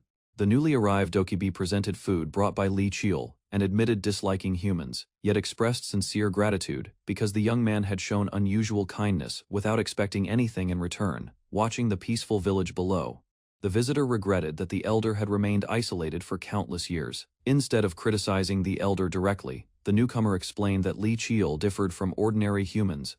Continuing the discussion, the visitor observed that the elder had never completely rejected humanity. Hearing those words, the elder firmly stopped the conversation before it crossed personal boundaries. Although the visitor attempted another explanation, the elder quietly interrupted him again, showing that painful memories still influenced every judgment he made about the outside world. Silence settled between both dokebi as the night breeze passed through the forest, emphasizing the weight of their unresolved disagreement. Neither guardian abandoned personal beliefs, yet both understood Li Qiul's appearance had disturbed the peaceful balance preserved for countless years. Far beyond the hidden village, Li Qiul unknowingly continued his journey, while leaving the elders to confront emotions they had concealed for generations. A sudden disturbance spread across the hidden village, causing both dokebi to sense an unfamiliar presence approaching from beyond their protected territory. Moments later, the earth trembled violently as blazing cracks opened across the landscape, releasing intense heat that rapidly spread beneath their feet. Watching the expanding destruction, the elder calmly raised one hand and unleashed a powerful blue vortex that swallowed the unstable energy before it could consume the surrounding area. After stabilizing the situation, the elder created a secure passage leading toward the source of the disturbance and instructed the younger dokebi to return home and report everything, refusing to remain behind. Hearing the determined request, the elder silently studied him for a brief moment before accepting his resolve. Crossing the ancient stone path, they immediately sensed an overwhelming pressure surrounding the area. Continuing deeper into the corrupted region, the younger guardian learned the surrounding energy had flowed continuously from the distant north for several years. Although he had expected dangerous conditions, the younger dokebi never imagined that the silent energy had accumulated into such an enormous threat. The elder quietly denied the accusation, explaining his long effort had ultimately failed despite years of persistence. Advancing toward the disturbance, both guardians entered a massive cavern where rivers of molten lava surrounded broken pathways carved into the ancient underground ruins. Towering flames illuminated the enormous chamber, while unstable energy continued surging through the fractured landscape. Standing before the ruined passage, the elder prepared himself to confront whatever remained hidden beneath the burning depths as the younger dokebi watched with growing determination, carefully observing every change within the unstable environment, while searching for the true source behind the spreading corruption.